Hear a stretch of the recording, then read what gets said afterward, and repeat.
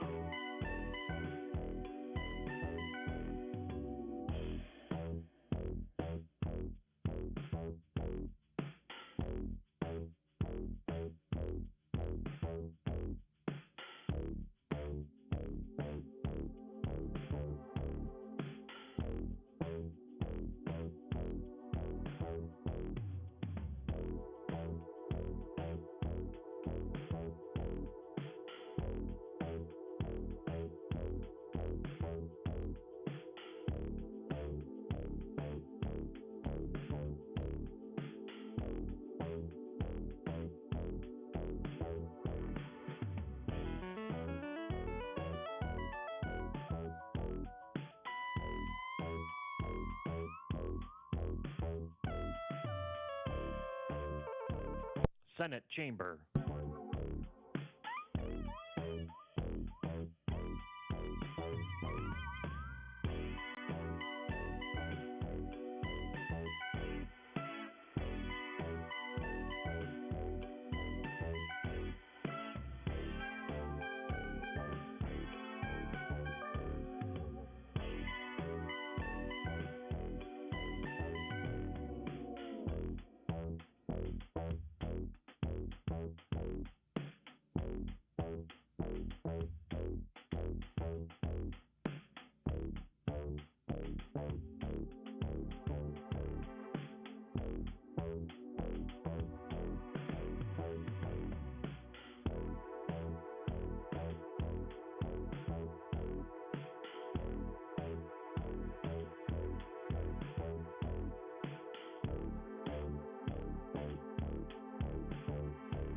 This is the Senate of Virginia, Richmond, Virginia.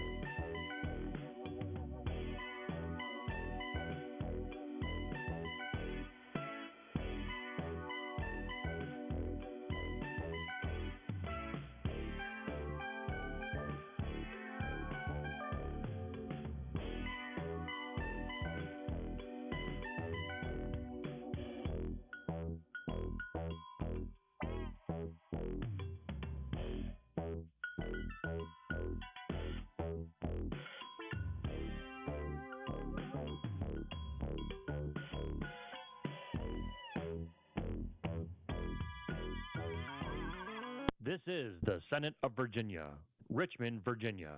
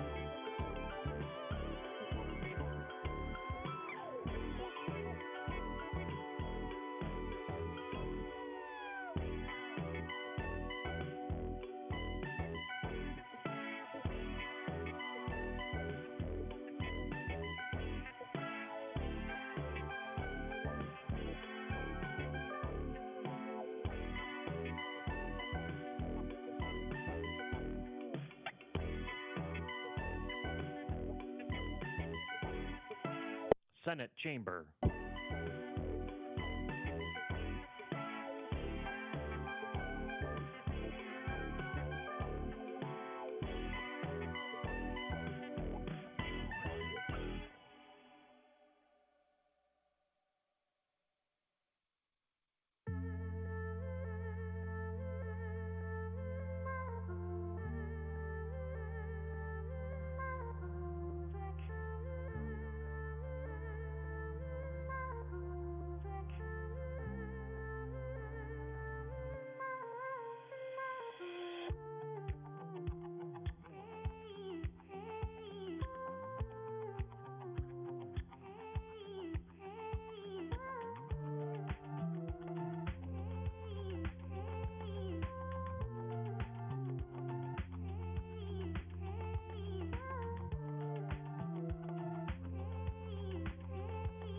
Did you know that you can watch the Senate live on YouTube?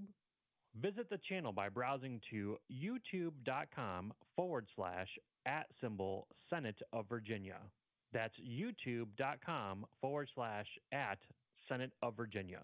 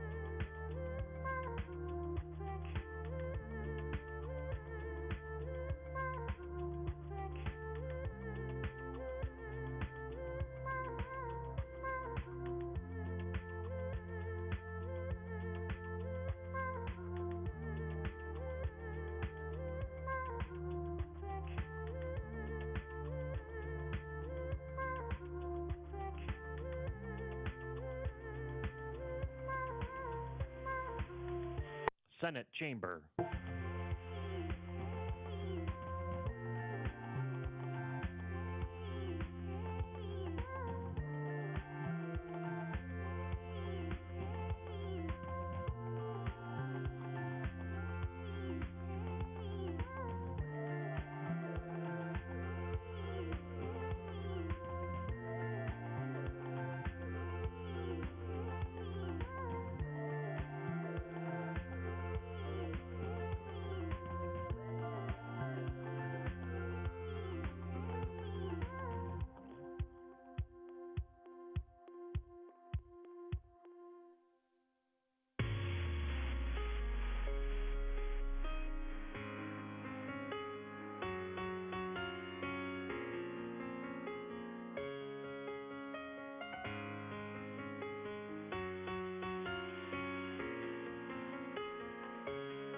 This is the Senate of Virginia, Richmond, Virginia.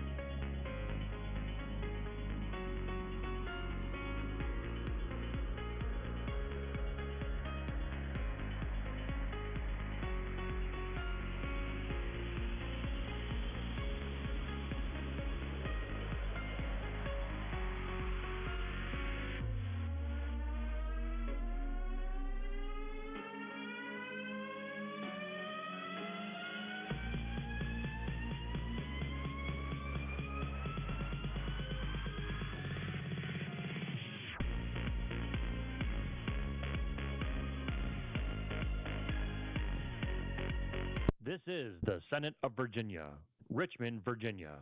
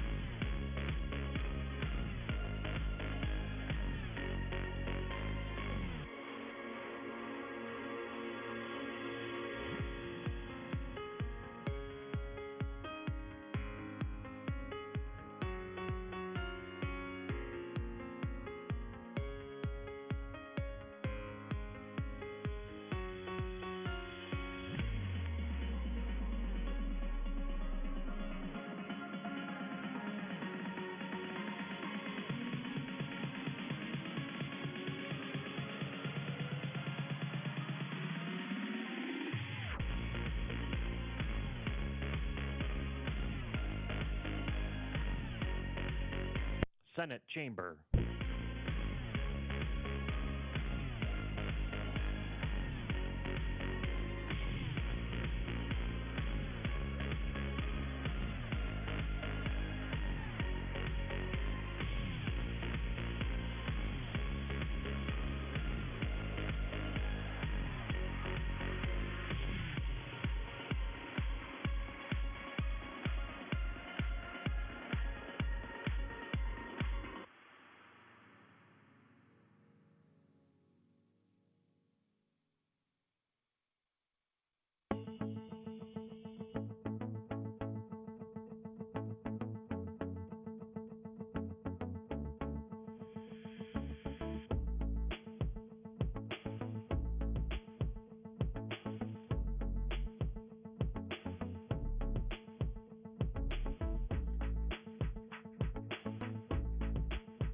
Did you know that you can watch the Senate live on YouTube?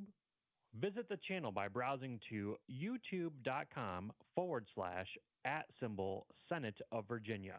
That's youtube.com/@Senate of Virginia.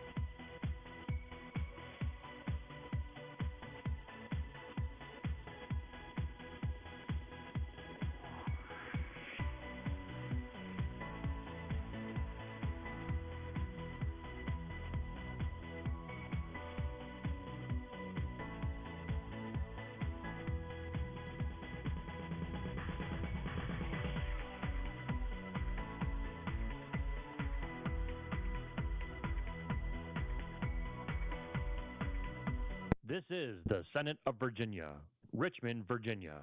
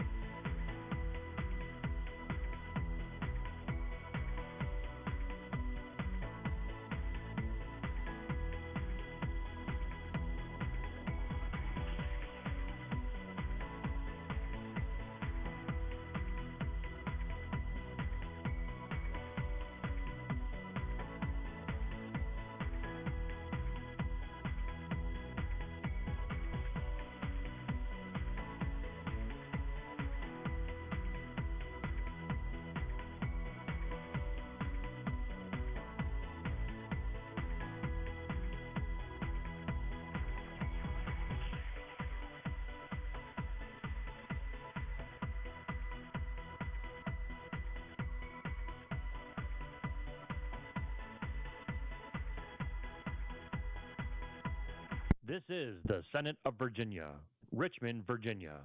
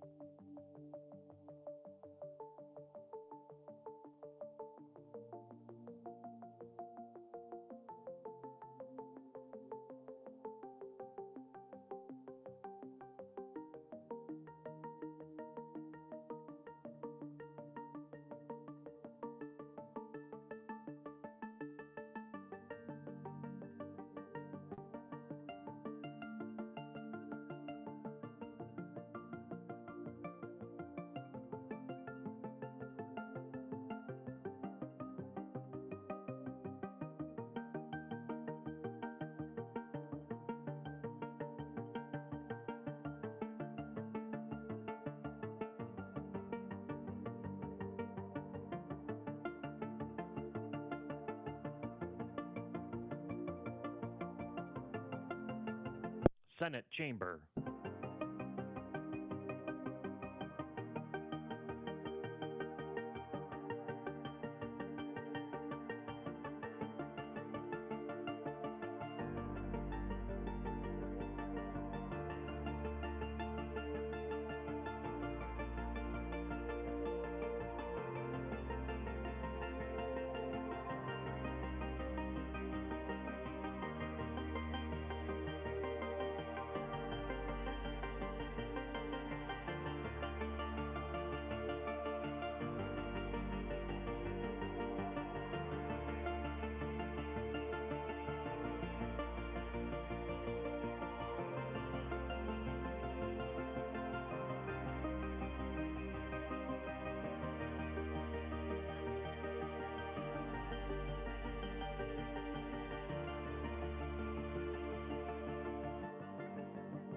Did you know that you can watch the Senate live on YouTube?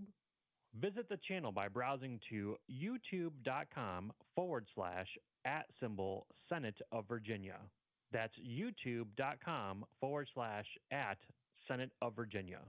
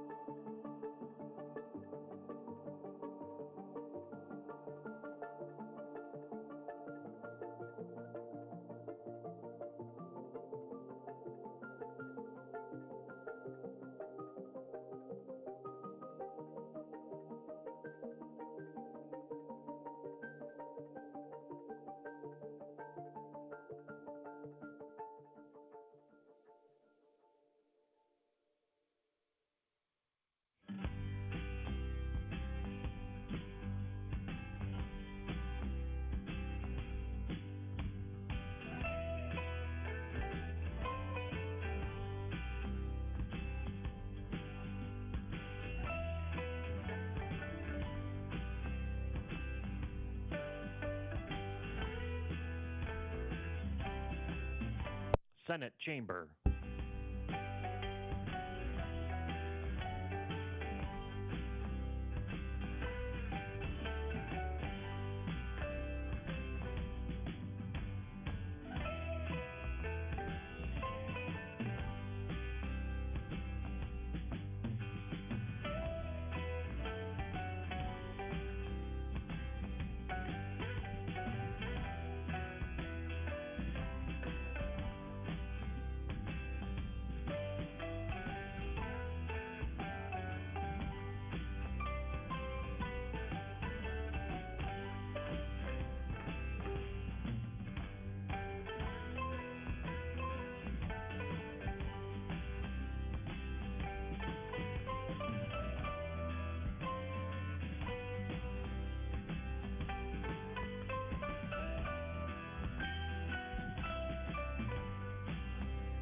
This is the Senate of Virginia, Richmond, Virginia.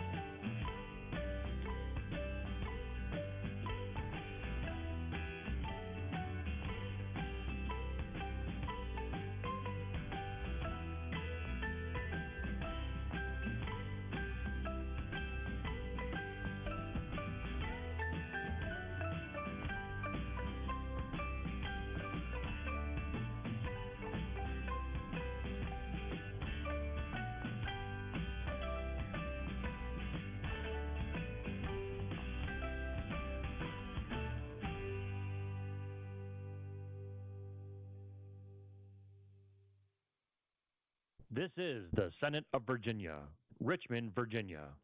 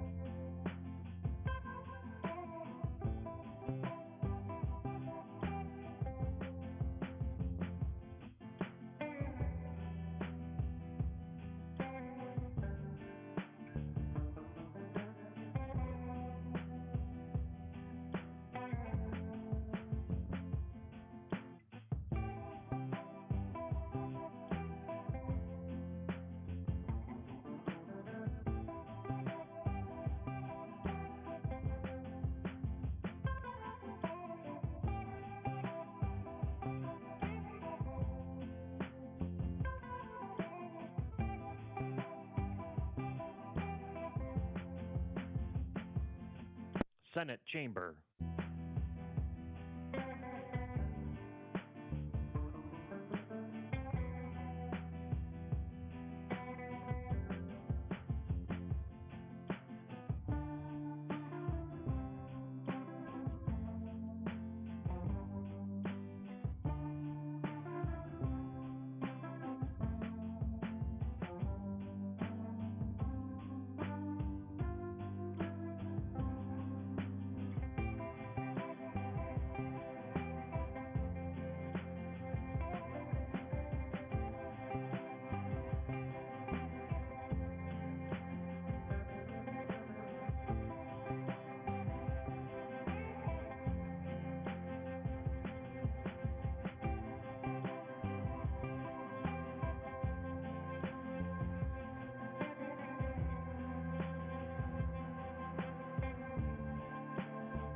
Did you know that you can watch the Senate live on YouTube? Visit the channel by browsing to youtube.com/@Senate of Virginia. That's youtube.com/@Senate of Virginia.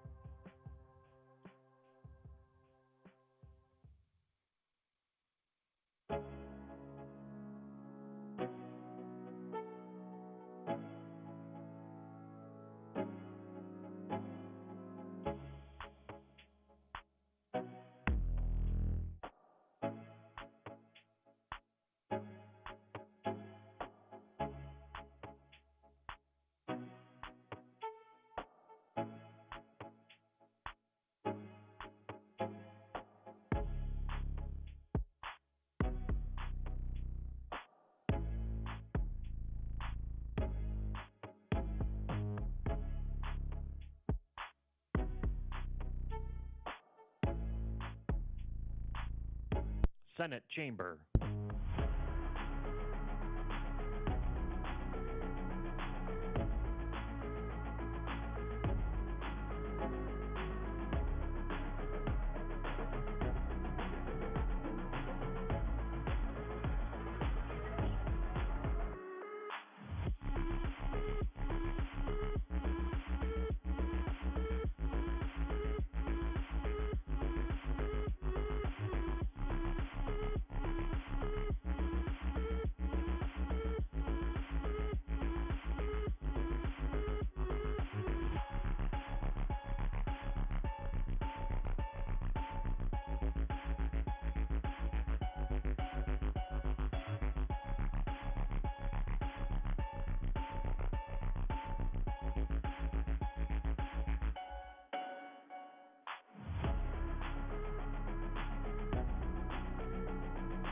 This is the Senate of Virginia, Richmond, Virginia.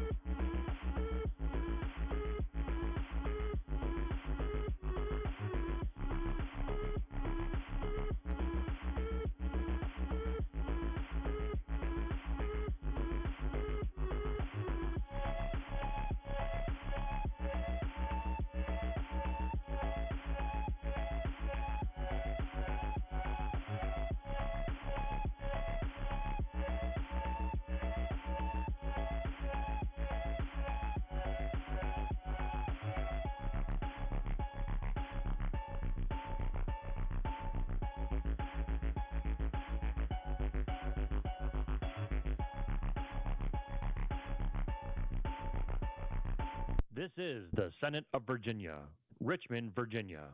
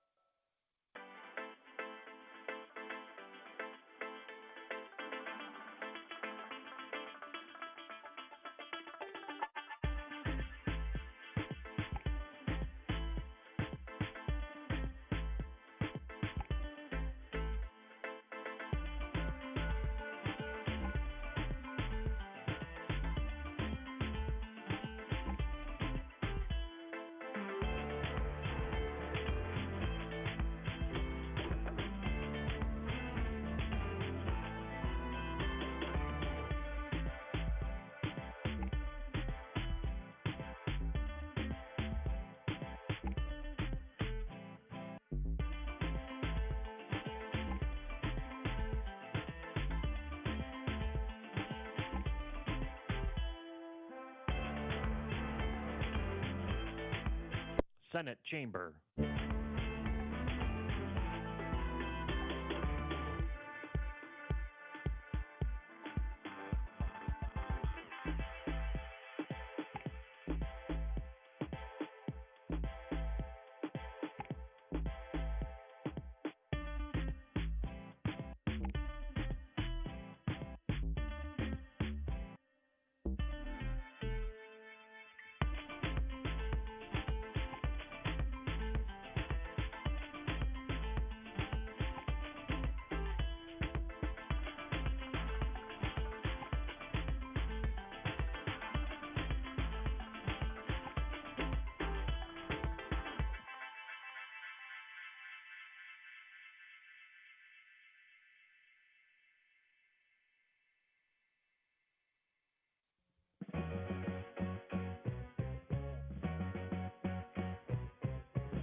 Did you know that you can watch the Senate live on YouTube?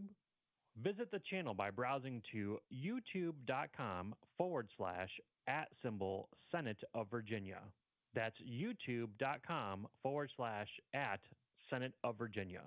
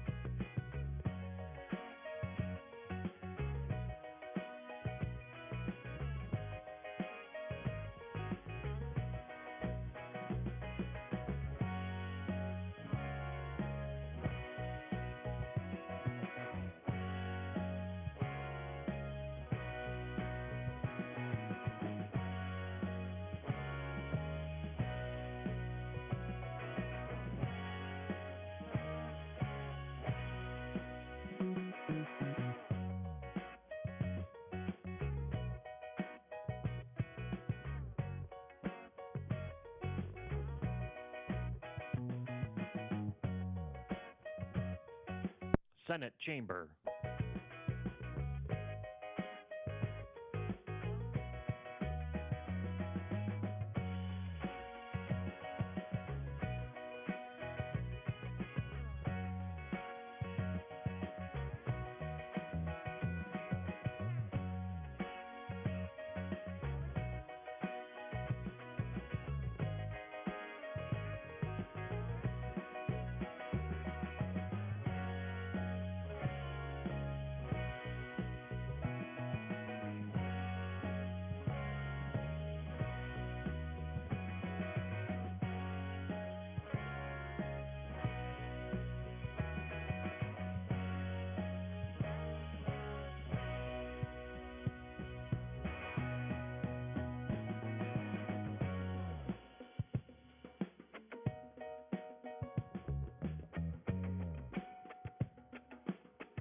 This is the Senate of Virginia, Richmond, Virginia.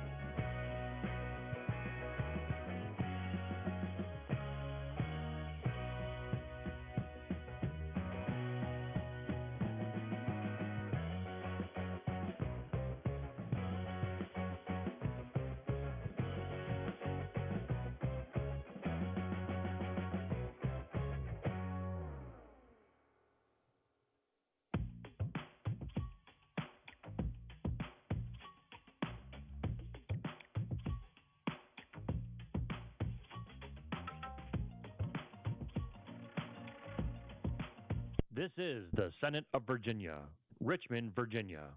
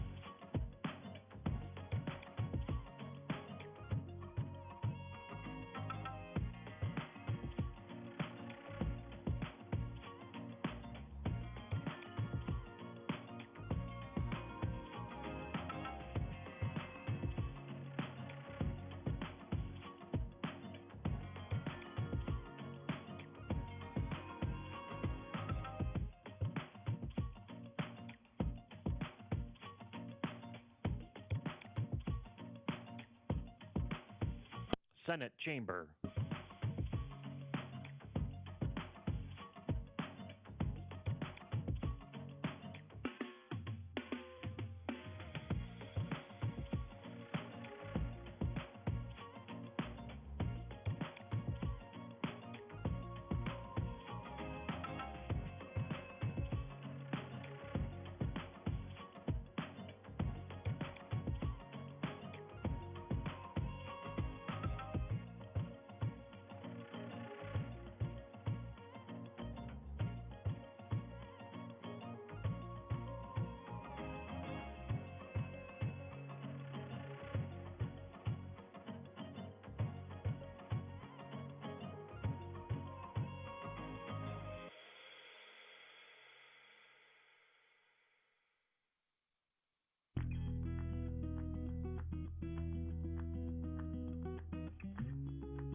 Did you know that you can watch the Senate live on YouTube? Visit the channel by browsing to youtube.com/@Senate of Virginia. That's youtube.com/@Senate of Virginia.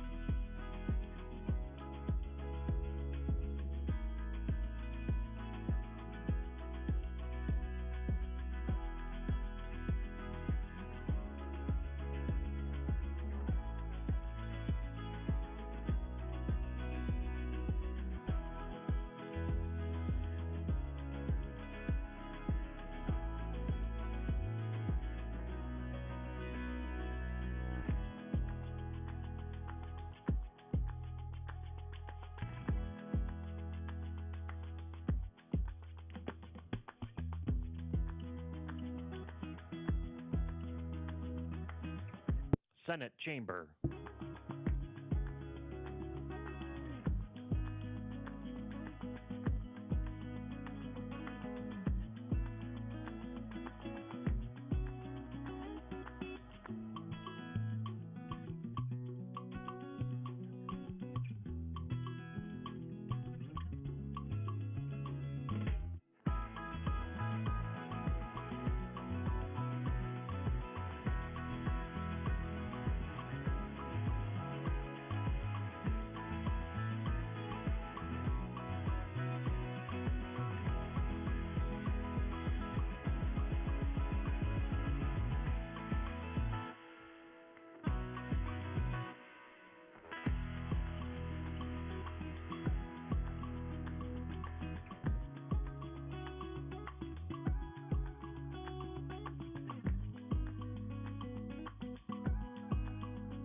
This is the Senate of Virginia, Richmond, Virginia.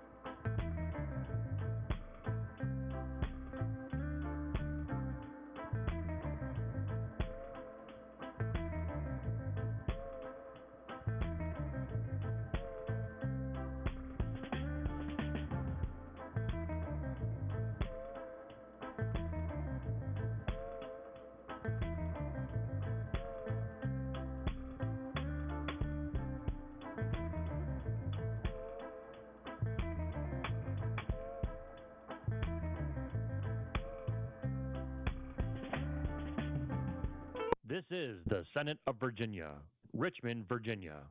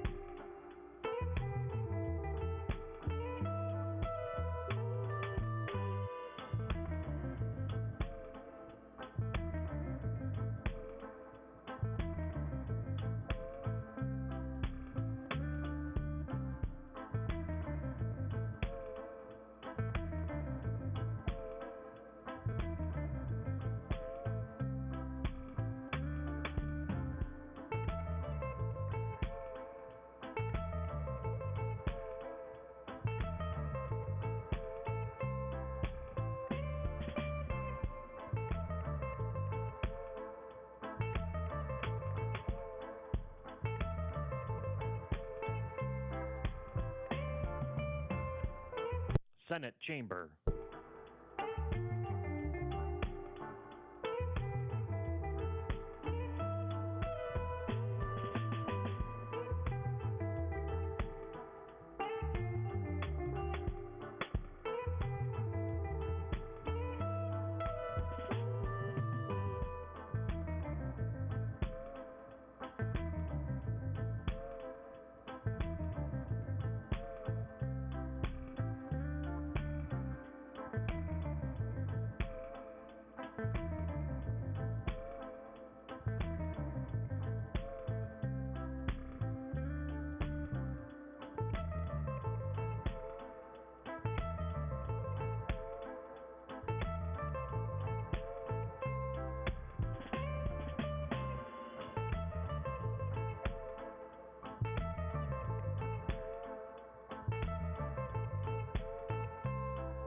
Did you know that you can watch the Senate live on YouTube?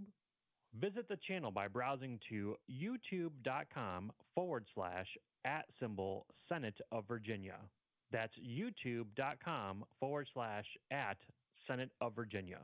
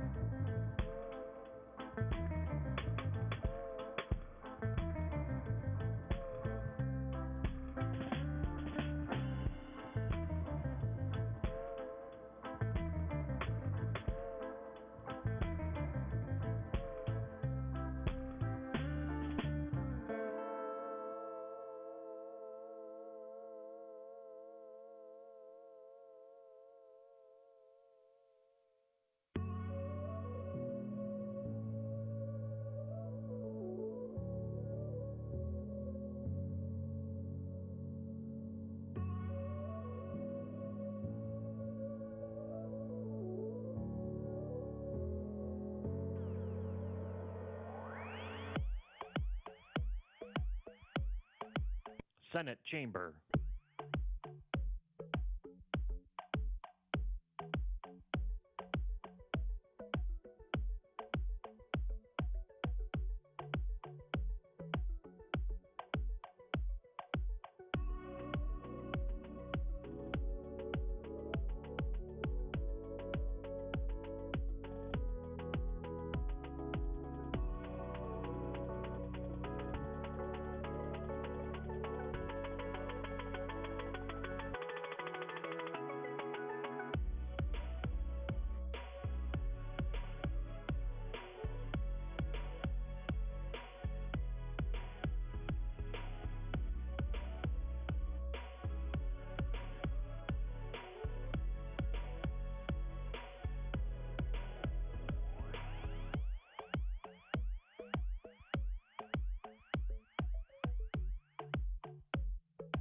This is the Senate of Virginia, Richmond, Virginia.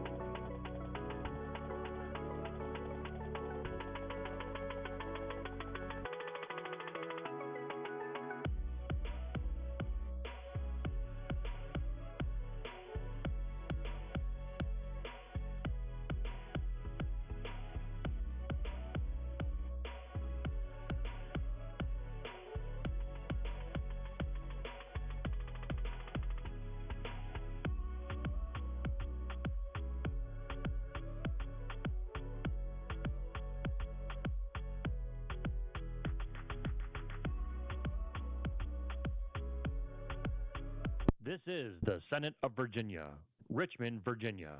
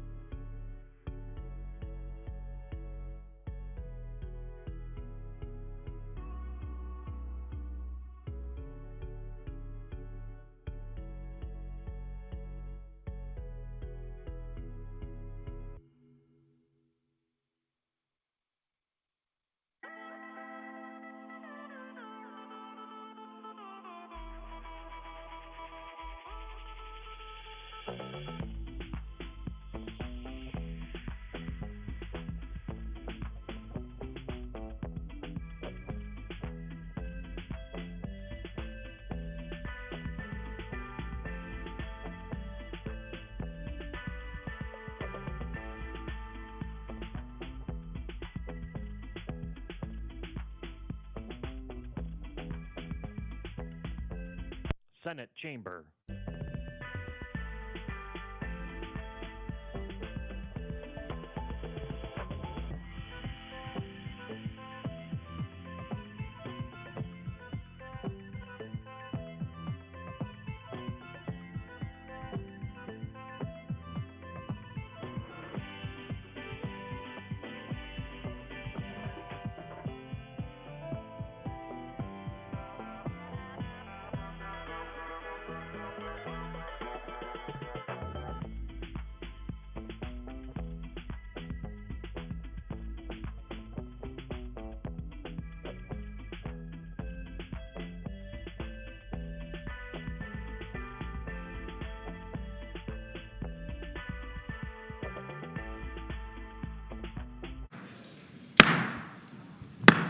The Senate will come to order.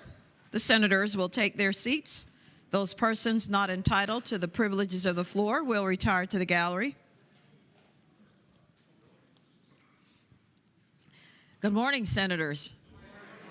Good morning, guests. The senators and those in attendance, if you are able, please rise. We will be led in prayer this morning by Pastor Keith Cross of Victory Church in Winchester.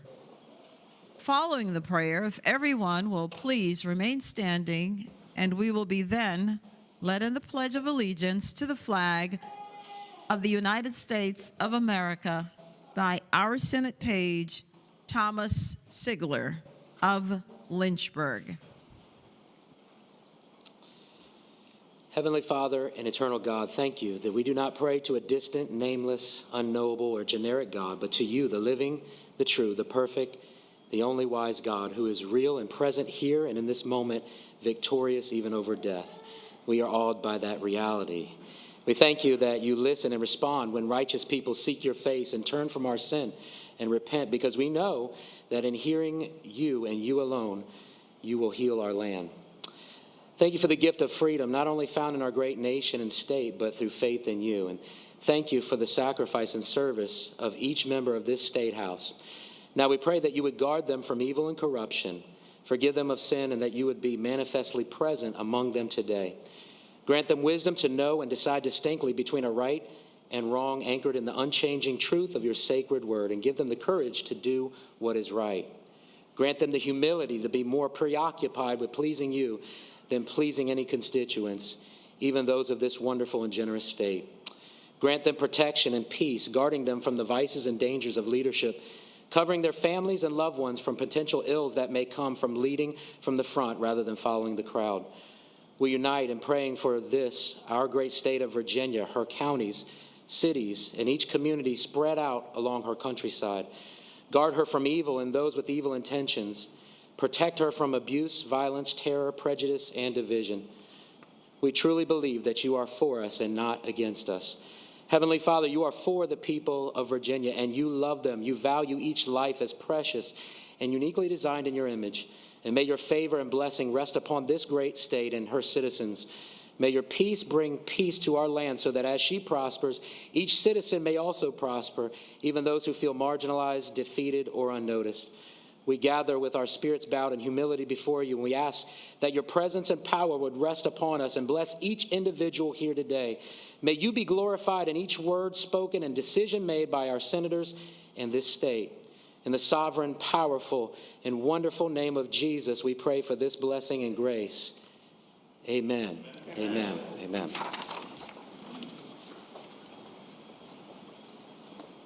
I pledge allegiance to the flag of the United States of America and to the republic for which it stands, one nation, under God, indivisible, with liberty and justice for all.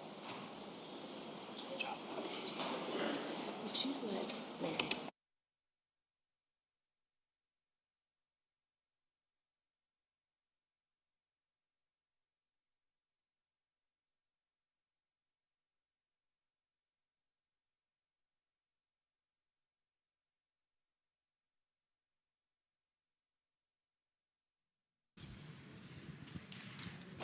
The clerk will call the roll. All those present, please vote aye. The clerk will close the roll. You have a quorum, Madam President. Senate Journal for Tuesday, February 18th, 2025. The senator from Arlington, Senator Favola, moves that the reading of the journal be waived. Those in favor of waiving the reading of the journal will record their votes aye. Those opposed, no. Are the senators ready to vote? Have all the senators voted? Does any senator desire to change their vote? The clerk will close the roll. Ayes 37, noes 3. Ayes 37, noes 3. The reading of the journal is waived. The clerk will report any communication from the House of Delegates. Senator Surville, the senator from Eastern Fairfax. Good morning, Madam President. Good morning. Madam President, I move to waive reading of the communication from the House of Delegates. The question is, shall the reading of the communication from the House of Delegates be waived? Those in favor will record their votes aye. Those opposed, no. Are the senators ready to vote? Have all the senators voted? Does any senator desire to change their vote? The clerk will close the roll. Ayes 38, noes 2. Ayes 38, noes 2. The reading of the communication from the House of Delegates is waived. The clerk will report any communications from the governor. I do not have any, Madam President. We are in our morning time, as we like to call it, and we will once again know who all of you are in our gallery. And my usual speech is that we will hear from your senator who you are, and if you'll rise at that time, then we will applaud you after I have officially welcomed you. And so I do now call on the senator from Shenandoah, Senator French. Madam President, I rise for an introduction. The senator has the floor. Madam President, it's my pleasure today to introduce Pastor Keith Cross, who gave us our prayer to start the day. Keith joined the staff of Victory Church in 2011. He first served as children's pastor before stepping into the role of the next-gen pastor, overseeing family ministry. Pastor Keith assumed the lead pastor position in May of 2020. He is passionate about growing the kingdom of God and works tirelessly to that end. Pastor Keith is quick to smile, and you can hear his car before you see him. I'd like to hear the rest of that story. He and his wife, Angela, have 2 children, Ava and Anthony. Madam President, please give Keith a warm welcome of the Senate. Well, I most certainly can, because you are my pastor. Thank you so much for coming in the snow, dedicated as always serving, always sacrificing. Thank you so much for what you do in our community, and I know elsewhere and globally. Senators, let us give him the warm welcome of his Senate.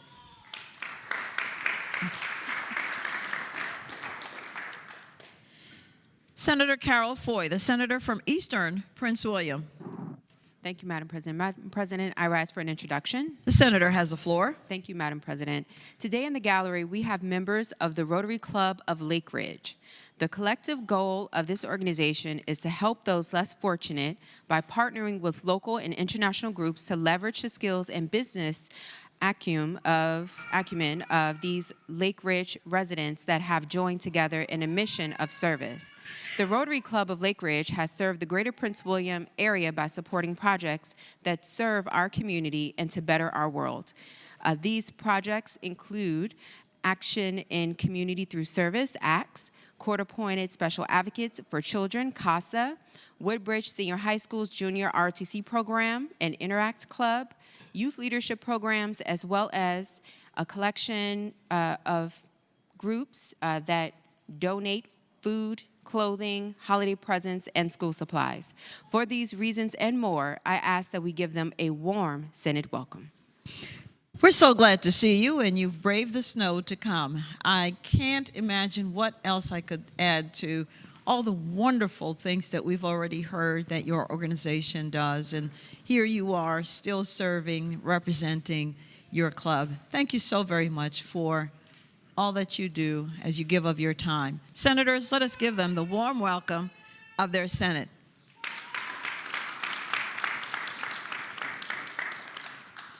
Senator Peake, the senator from Lynchburg. Thank you, Madam President. I rise for the purposes of an announcement. Senator has the floor. Thank you, Madam President. As you can see, a lot of people have been scared away by the weather, but not your hard-working, tough Lynchburgers.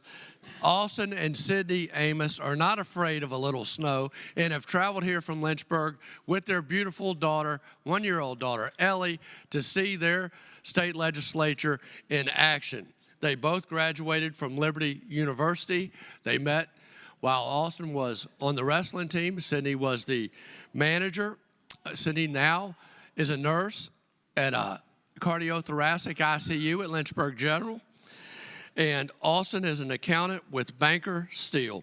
They have lived in Lynchburg since they graduated. You may have noticed the person holding their beautiful daughter, Ellie, on occasion is Senator from Tazewell's legislative assistant, Sarah Owen, who also happens to be up there with them and good friends with them from Lynchburg. I would ask that you please give Austin, Sydney, and Ellie the warm welcome of the Senate. Welcome to you. And Ellie has already been crying out to her senators. We've heard her. And we see she's been placated, as some of us have been want to do as well. We're so glad to see you, and thank you also for braving the snow, coming to see us in action. Senators, let us give her and them the warm welcome of their Senate.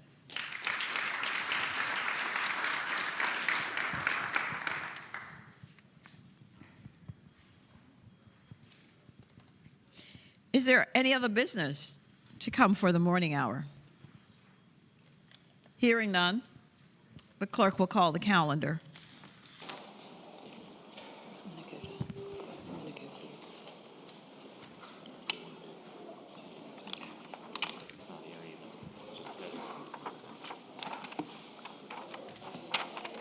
Senate calendar for Wednesday, February 19th, 2025. On page 5, unfinished business Senate. Senate Bill 1393 has passed the House with a substitute with amendment. Senator Williams Graves, the senator from Norfolk. Thank you, Madam President. I think we've got it right this time. I move that with the recommendation that we reject the House substitute, that we move the amendment. With explanation? Thank you, Madam President. There's some additional language that was put on the bill on the House side by Senate Finance, and so this amendment, this substitute, does not include that language. So we want to send it into conference in order to get all the language together so that both of the bills from the House and the Senate are in the same posture. With a recommendation that it be rejected, the question is, shall the Senate concur with the House substitute for Senate Bill 1393? Those in favor of that motion will record their votes aye. Those opposed, no. Are the senators ready to vote? Have all the senators voted? Does any senator desire to change their vote? The clerk will close the roll. Ayes 1, noes 38. Ayes 1, noes 38. The Senate does not concur. We are awaiting House action on the next section of the calendar.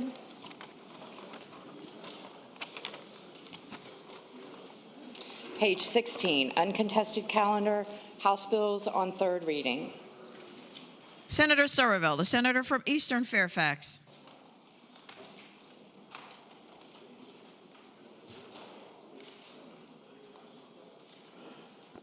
Madam President, could that bill go by temporarily? Block motion. The whole block, sir? All right. Madam President, I move that all the House bills on third reading on the uncontested calendar, pages 16 through 28, House bills 2252 to 2738, be advanced to their final passage in the block after the adoption of any amendments thereto. That any senator desiring to move bill from the block shall do so after the clerk has read the number of the bill.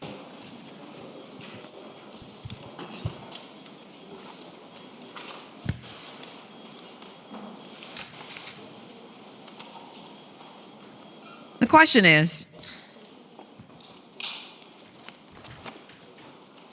shall House bills on the uncontested calendar, third reading, pages 16 through 28, House bills 2252 through House Bill 2738, be placed upon their final passage in the block after the adoption of any amendments thereto, with the understanding that any senator desiring a bill to be removed from the block will do so after the clerk has read the number of the bill. Those in favor of that motion will say aye. Those opposed, no. The ayes have it. The motion is agreed to. The bills are before us in the block. The clerk will now read the number of the bills. House Bill 2252. The committee substitute has been agreed to by the Senate.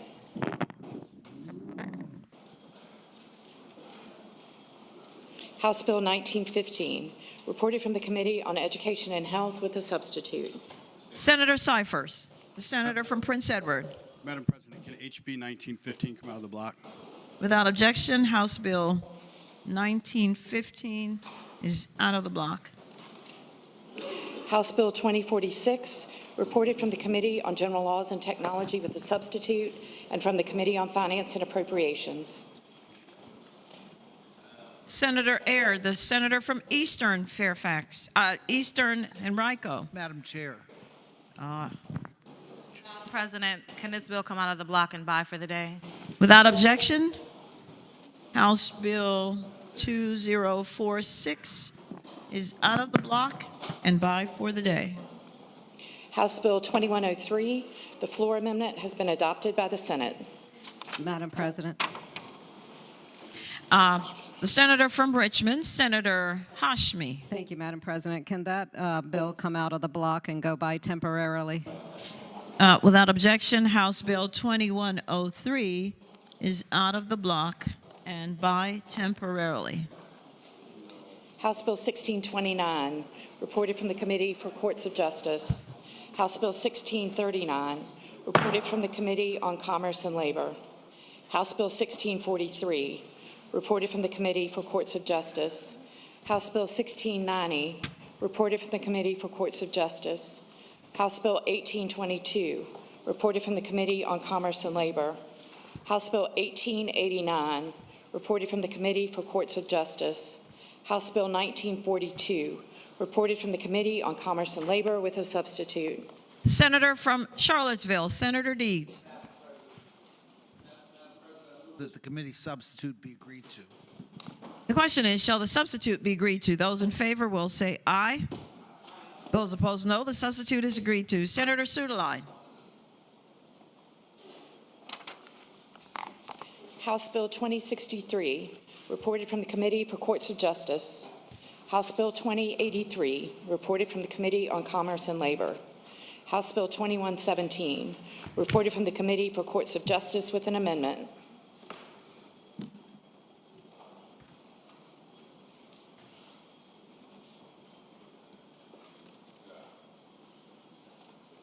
Senator Surville, the senator from Eastern Fairfax. Sorry, Madam President. I move the committee amendment. The question is, shall the committee amendment be agreed to? Those in favor will say aye. Those opposed, no. The amendment is agreed to. House Bill 2177, reported from the Committee for Courts of Justice with amendments. Again, Senator Surville. Move the committee amendments. The question is, shall the committee amendments be agreed to? Those in favor will say aye. Those opposed, no. The amendment is agreed to. House Bill 2242, reported from the Committee for Courts of Justice with amendments. Senator Surville. Move the committee amendments. The question is, shall the committee amendments be agreed to? Those in favor will say aye. Those opposed, no. The committee amendments are agreed to. House Bill 2258, reported from the Committee on Commerce and Labor. House Bill 2328, reported from the Committee for Courts of Justice. House Bill 2415, reported from the Committee for Courts of Justice with a substitute. Senator Surville. Move the committee substitute. The question is, shall the substitute be agreed to? Those in favor will say aye. Those opposed, no. The substitute is agreed to. House Bill 2441, reported from the Committee for Courts of Justice with amendment. Again, Senator Surville. Move the committee amendment. The question is, shall the committee amendment be agreed to? Those in favor will say aye. Those opposed, no. The amendment is agreed to. House Bill 2476, reported from the Committee for Courts of Justice with amendment. Popular, Senator Surville. The committee amendment. The question is, shall the committee amendment be agreed to? Those in favor will say aye. Those opposed, no. The committee amendment is agreed to. House Bill 2525, reported from the Committee on Commerce and Labor. House Bill 2536, reported from the Committee for Courts of Justice.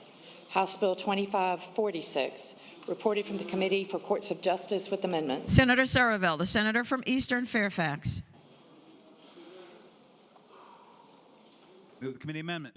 The question is, shall the committee amendment be agreed to? Those in favor will say aye. Those opposed, no. The amendment is agreed to. House Bill 2565, reported from the Committee for Courts of Justice with a substitute. Senator from Eastern Fairfax. Move the committee substitute. Question is, shall the substitute be agreed to? Those in favor will say aye. Those opposed, no. The substitute is agreed to. House Bill 2599, reported from the Committee for Courts of Justice with amendment. Senator Surville. Move the committee amendment. Question is, shall the amendment be agreed to? What is the pleasure of the body? Those opposed, no. The amendment is agreed to.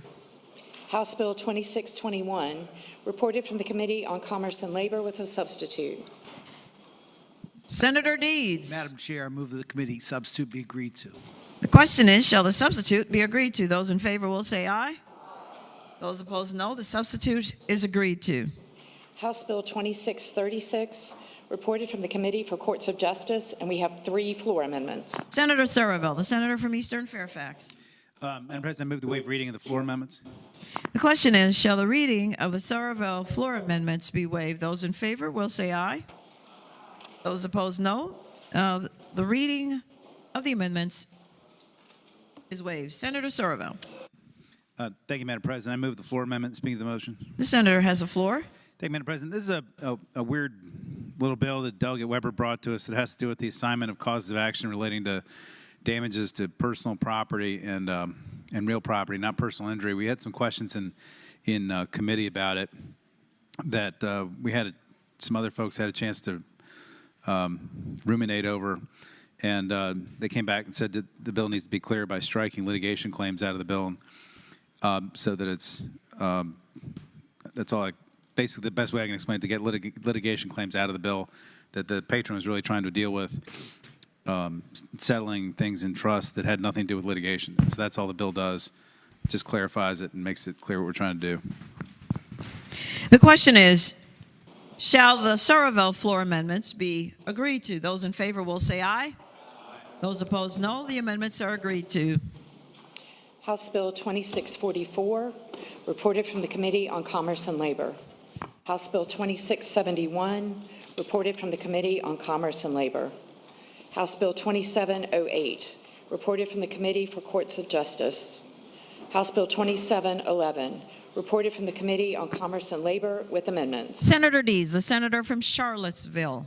Madam President, I move the committee amendments. The question is, shall the committee amendments be agreed to? Those in favor will say aye. Those opposed, no. The amendments are agreed to. House Bill 2725, reported from the Committee for Courts of Justice. House Bill 2738, reported from the Committee on Commerce and Labor with amendments. Again, Senator Deeds. President, I move the committee amendments. The question is, shall the committee amendments be agreed to? Those in favor will say aye. Those opposed, no. The amendments are agreed to.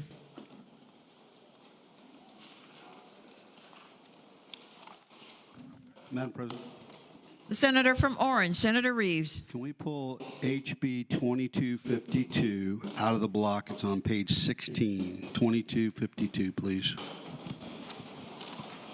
Without objection, House Bill 2252 is out of the block.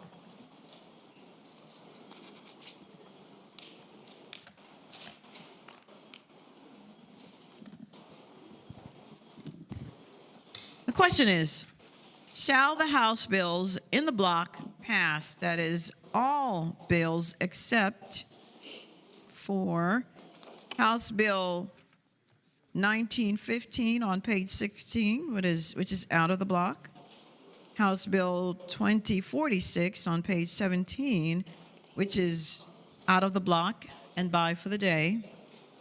House Bill 2103, which is on page 17, which is by temporarily. And House Bill 2252, also on page 16, which is out of the block. All in favor of the remaining bills will record their votes aye. Those opposed, no. Are the senators ready to vote? Have all the senators voted? Does any senator desire to change their vote? The clerk will close the roll. Ayes 40, no 0. Ayes 40, no 0. The bill's in the block passed. Senator Surville, the senator from Eastern Fairfax. Madam President, I have a motion. The senator has the floor. I would move that we suspend the rules and grant the privileges of the floor to a certain distinguished person. The question is, shall the rules be suspended and the privileges of the floor granted to a distinguished person? All in favor of that motion will record their votes aye. Those opposed, no. Are the senators ready to vote? Have all the senators voted? Does any senator desire to change their vote? The clerk will close the roll.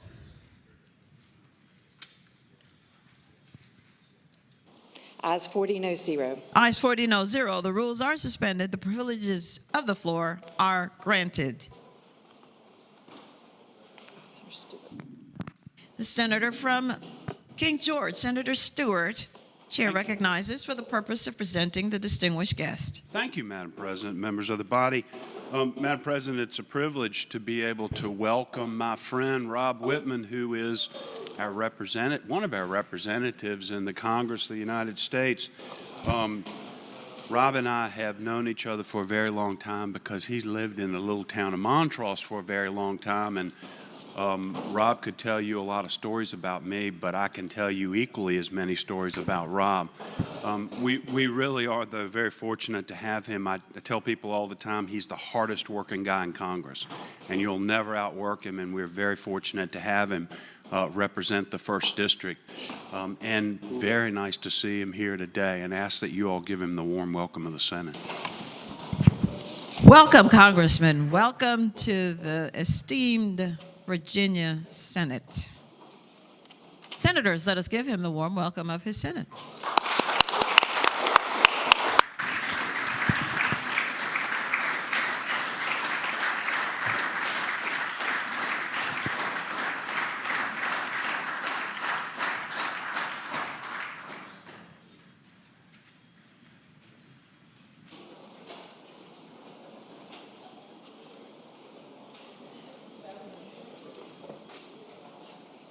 Returning to page 16, House Bill 2252. Senator Hashmi, the senator from Richmond. Senator Surville. Who? Senator Surville. Senator Surville, the senator from Eastern Fairfax. Thank you, Madam President. I move that House Bill 2252 pass. And speaking to that motion. If the Senate will please come to order, the senator may continue. Thank you, Madam President. This is a bill that came out of the Courts Committee, I believe, uncontested. And I'm going to try and wing this without my my floor report.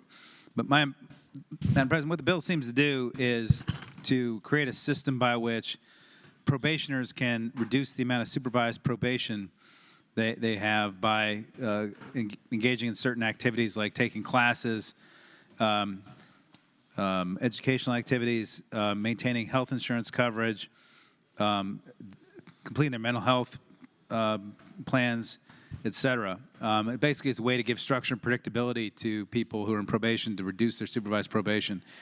And bill didn't have any opposition in committee, and no votes out of committee. There's issues with it. I don't know what they are, and I would hope we could pass the bill.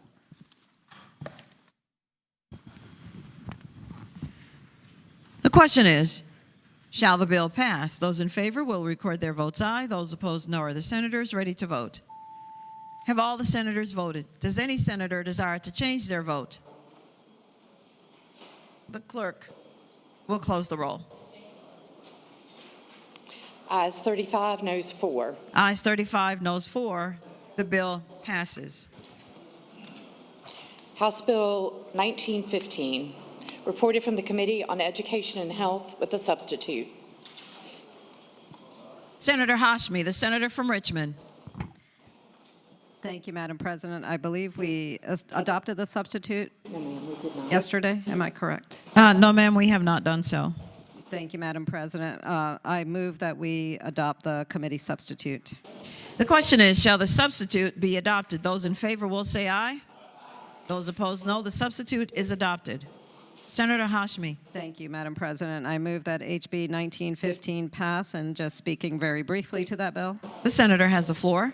Madam President, thank you. This bill is with regard to our public elementary and secondary schools and with their teachers in terms of employment. The only real change that's being made to the code is on line 20, that written notice of non-continuation of the contract must be signed by the teacher, must be given by June 15th, and that is the extent of the bill, Madam President.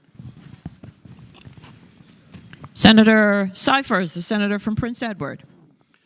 Madam President, asked if the senator would yield for a question. Will the senator from Richmond rise and yield for a question? Yes, Madam President. Senator from Richmond yields. The senator from Prince Edward has the floor. Madam President, Senator, the way that I read this, we are taking away the ability for a school board to make a discretionary decision seasonally to continue a contract. There's still provisions for cause or workforce reduction or budget reduction, but it seems that this does take away an ability of a school board to make a decision by striking both parties and changing it to just the teacher that can provide notice. I would ask the senator if that's correct. The senator from Richmond. Thank you, Madam President. School board retains the authority to make those decisions, but the written notice, this bill is focused on the issue of the written notice of non-continuation of the contract, that written notice must be provided by the teacher, must be given by June 15th, and I think that's the extent of the bill to my understanding. Senator Cyphers.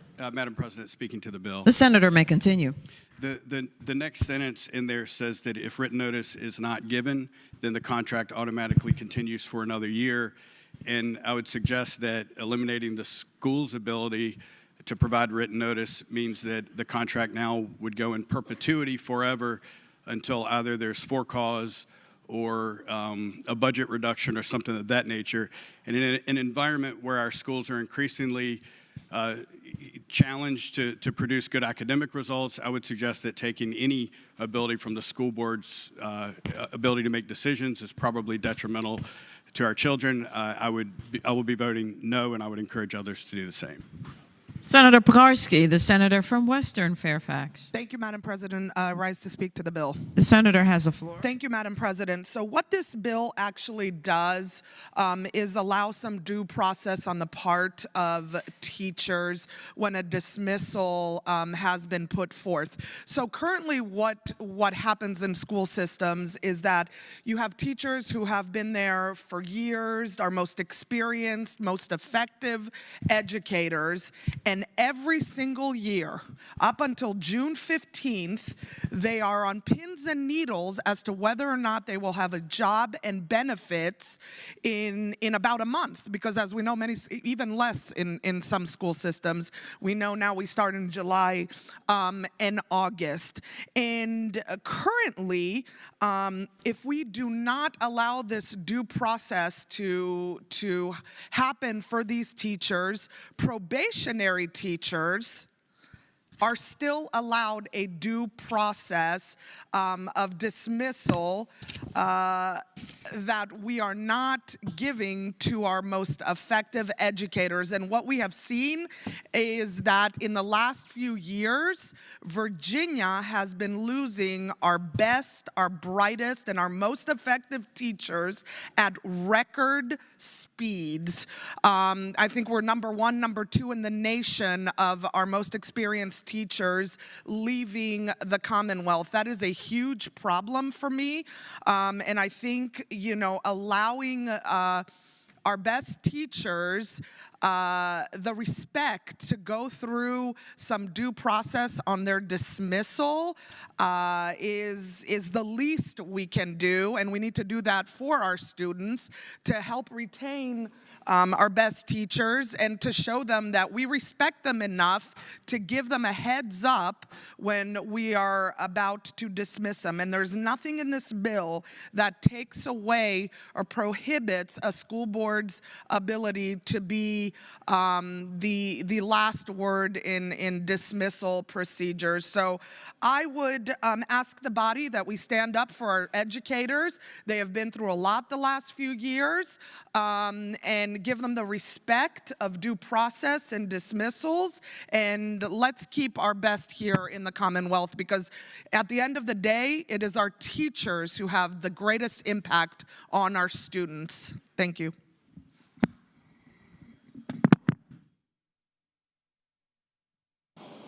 The question is, shall the bill pass? Those in favor will record their votes aye. Those opposed, no. Are the senators ready to vote? All the senators voted. Does any senator desire to change their vote? The clerk will close the roll. Ayes 24, no 16. Ayes 24, no 16. The bill passes. Page 17, House Bill 2103.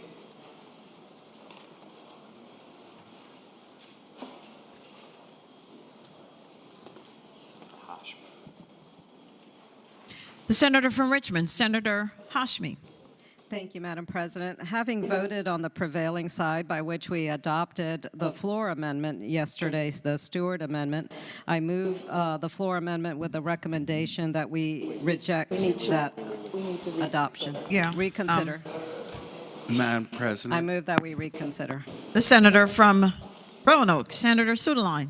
Madam President, the maker of that motion is stepped away for a moment. Would it be all right if that went by temporarily?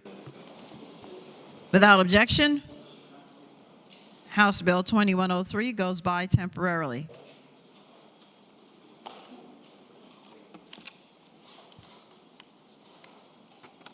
Going to page 5, we have a conference committee report on Senate Bill 1327.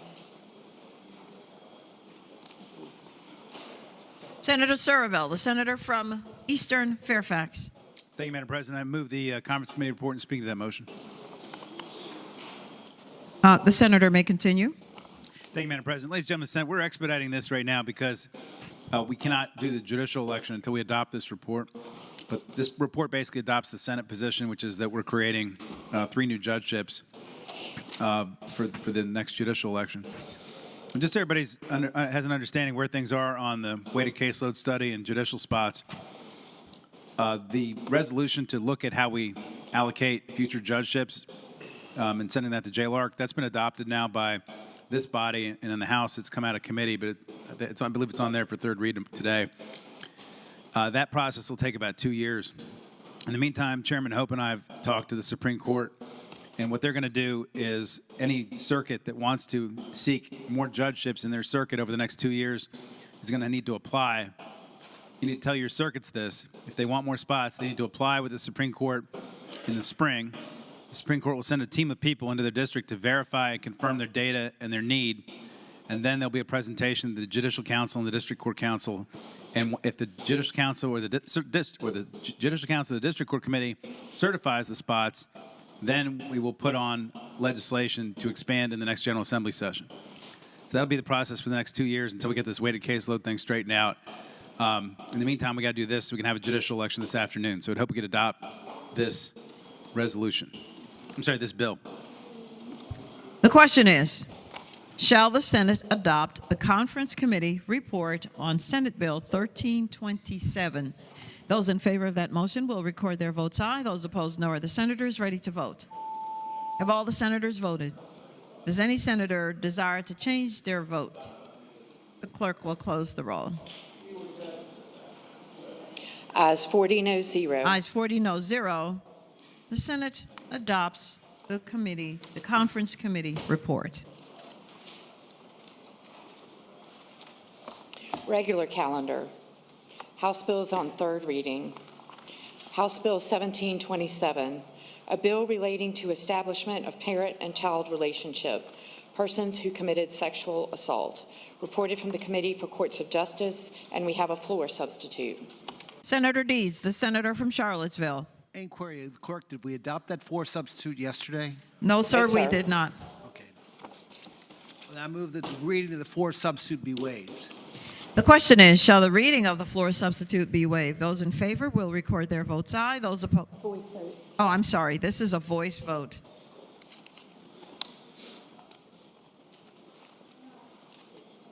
Those who agree to the waiving of the reading of the deeds floor substitute will say aye. Aye. Those opposed, no. The aye. The reading of the floor substitute is waived. Senator Deeds. Thank you. Okay. This is the bill we discussed somewhat yesterday, but we didn't have a real copy of the complete bill. Your motion, Senator? I move that the floor substitute be agreed to. I'd like to speak to that, please. The senator has the floor. Okay. This is the bill we talked about yesterday, but we had a substitute that was only partially printed for us. The delegates' bill sets up a process right now. A person who's convicted of rape or sexual assault, if a pregnancy occurs, that person, if they're convicted, they're excluded from parenting. They're out of the picture. What the delegate was trying to do was set up an alternative procedure where a pregnancy occurs via rape and there's no prosecution. She wants to make sure that there's no co-parenting involved, that the rapist is cut out from co-parenting. She set up a process where that person, if they're found to be guilty of or liable for sexual assault or rape, then in the juvenile court, their rights are terminated. The problem with the bill, as I saw, and this bill had the unusual step of had the Office of Executive Secretary of the Supreme Court say it wasn't a good idea, and the family law section of the state bar say it's not a good idea. In my view, what the problem was, this bill terminates parental rights and cuts the kids off from support, cuts the kids off from inheritance from a potential parent. So this bill allows the alternative procedure to go forward for the person who hasn't been convicted of rape to be not a person of interest. Look at page, the last page of the substitute, which is 11, on line 272, a person who's been found by clear and convincing evidence, which is a standard contained in the original bill, to have engaged in conduct prohibited by these sexual assault statutes. Whether or not that person has been charged or convicted of the alleged offense, they are not a person of interest, so they are not going to be involved in the raising of that child. It preserves, I think, the intent of the patron's bill, but it makes sure the child's best interests remain at the forefront. Now, a couple of things were said yesterday, and I want to make sure, I want some things to be straight. As I said, the Office of the Executive Secretary made the unusual step of coming out when the bill was being discussed and in committee and being against the bill. And there was a mention yesterday that I'm the one that calls this a quasi-criminal trial. The Executive Secretary wrote a note that said, we've had a chance to review the floor amendment in the nature of a substitute and offer the following comment on behalf of the Office of the Executive Secretary. The proposed substitute is an improvement from the original bill, although it still includes what the judges saw as the irregular process of holding a trial to prove the elements of an uncharged crime in the context of the case. So it sets up a quasi-criminal trial, and that's not just my view. The second thing, the substitute language is not just my language.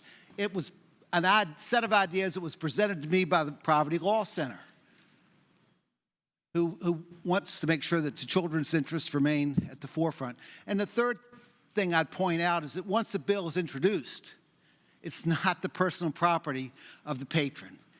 It's part of the process. Each one of us has an obligation to look at the product and come up with the best idea, our best work for the people we represent and the people of the Commonwealth of Virginia. This bill belongs to the process, and I hope you will adopt the floor substitute. Madam President. The senior senator from Loudoun. Thank you, Madam President. Madam President, I rise to speak in opposition to the floor substitute, the deeds floor substitute. The senator has the floor. Thank you, Madam President. Madam President, members of the body, we spoke about this floor amendment a little bit yesterday, and I just want to start by talking about some of the things that the senator from Charlottesville mentioned here. I agree with the senator from Charlottesville that a bill does not belong to a senator or a delegate. I agree with him that it becomes the bill of the body, and it is the will of the body that moves or does not move a bill or a substitute. But I do think it's important for the person who wrote the bill and the people who push forward the bill, in this case, RAIN, which is the group that supports victims and survivors of sexual abuse in particular. And I think if you take the time to look through the delegate's bill and the deed substitute, you'll see that the deed substitute is a complete and total gutting of the original bill.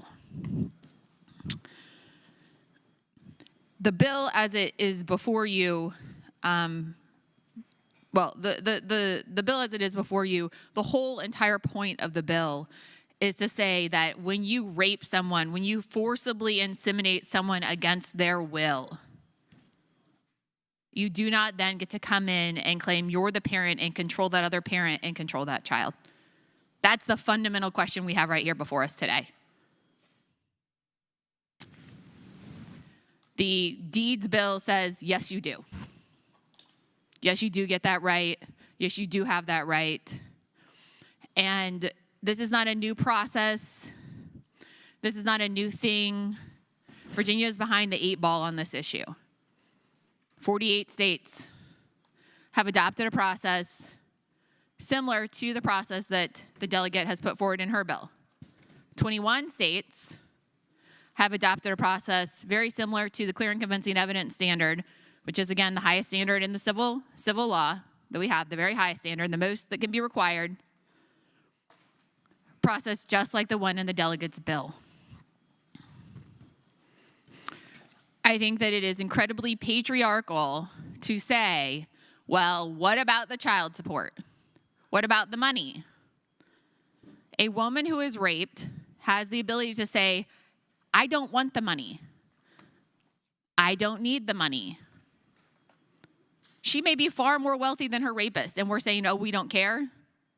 You don't get to make that decision. How many decisions does she not get to make in this process out of curiosity? We're going to take that one from her too? To say that the law requires or allows for a process at the point of conviction, I think is a total lack of talking about what it requires for a conviction. For a conviction in these types of cases, for rape cases, the 3 types of cases that are here, right? Rape, forcibly having sex with someone, right? 2, 18263, which is having sex with a child who's under the age of 15, so you're 13 and 14-year-olds. Or 3, incest, 182,366. Those are the 3 statutes that are covered here. In some of these cases, you're talking about children. You're forcing a child to parent with an adult. Just to be totally clear here.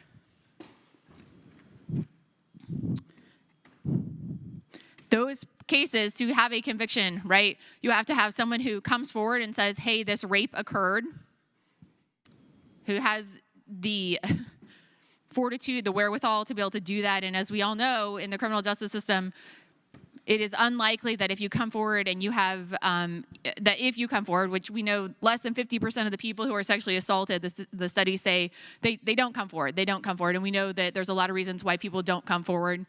But a lot of it has to do with the process of having to sit through a trial, having a child potentially get up there on the stand and sit through a trial and sit there and look at her accuser and talk about some of the most horrific things that have ever happened in her life, to be cross-examined about those things and have to explain and beg for people to believe her. Process I don't think anyone looks forward to or expects, right? We have to have that. We have to have a prosecutor who's willing to bring the charges. We have to have a trial. Then we have appeals. Years and years and years through that entire time, she would be forced to co-parent with a person who raped her. If we want to be serious about, hey, if you were raped, then you have a legitimate choice about whether or not you want to keep that child, then I think we have every obligation to stand up and say, you do have a choice about whether or not you want to keep that child, and you have a choice about whether or not you want to co-parent with that other person.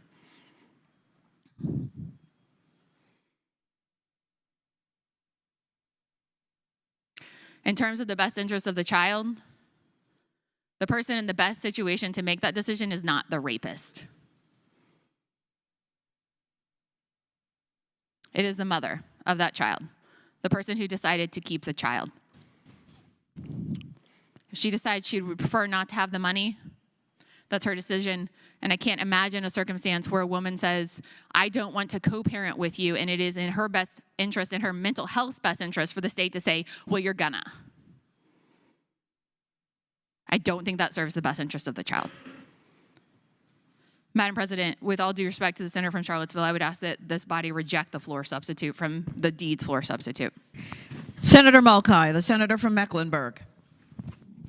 Thank you, Madam President. Speaking to the deeds floor amendment. The Substitute. senator has the floor. I can't compete with all the argument about the legal justifications for either bill, the substitute or the original bill, but I come to speak for the victims. What I can tell you for sure, because I know firsthand, is that when I have consultants for my nonprofit that deals with victims of sexual and domestic violence, and my legal consultants, when looking over these two versions, and I concur that it looks like what the deeds substitute is trying to do is help out the financial situations of these victims and making sure that they're compensated if there's a way that they can have compensation after the fact. And what I can tell you for absolute sure is that the money does not matter. I walked away from everything I ever worked for 30 years with zero and starting over at the age of 48, 10 years ago. And I can tell you the money did not matter. You cannot compensate for the crime. And if we have any way to protect victims from never having to deal with their abuser or the person that sexually assaulted them, even and especially for the children, whether they're the child from the rape or the child that was raped, we need to protect those children. That's why I beg you to vote no on this floor substitute. Thank you. Senator Favola, the senator from Arlington. Thank you, Madam President. Madam President, I rise to speak to the floor amendment, and I would request that opportunity. The senator has the floor. Thank you, Madam President. I rise to speak in opposition to the floor amendment, but I understand that this is a very complicated question. I just think the body should be aware of some of the testimony that we heard in the courts committee. And we heard from speakers who came forward and said, women have many reasons for not desiring to co-parent with their rapists. Oftentimes, if a rapist learns the woman is pregnant, they're using that knowledge to dissuade them from reporting the rape. They're using that knowledge to retaliate against them. They're using that knowledge to harass, intimidate, or manipulate them, or to trap them into an ongoing relationship with which the woman cannot escape. It is incredibly important for us to realize that the mother is in the best position to decide the best interest of the child. And the underlying bill gives that woman the opportunity to decide what's in the best interest after due process is given to the alleged rapist. We have that clear and convincing standard, which is the highest standard, the attorneys tell me, that we have on the books. So this is not a willy-nilly, the rapist doesn't have any rights. There is due process in the underlying bill. But what the underlying bill does is it allows the woman up front to say, I don't want to go through a co-parenting relationship with somebody who so drastically, forcefully, and offensively violated me. We need to stand with the women on this issue. I think the point was made. 48 other states do have similar laws on the books. 21 states have that clear and convincing evidence standard. So the underlying bill is workable.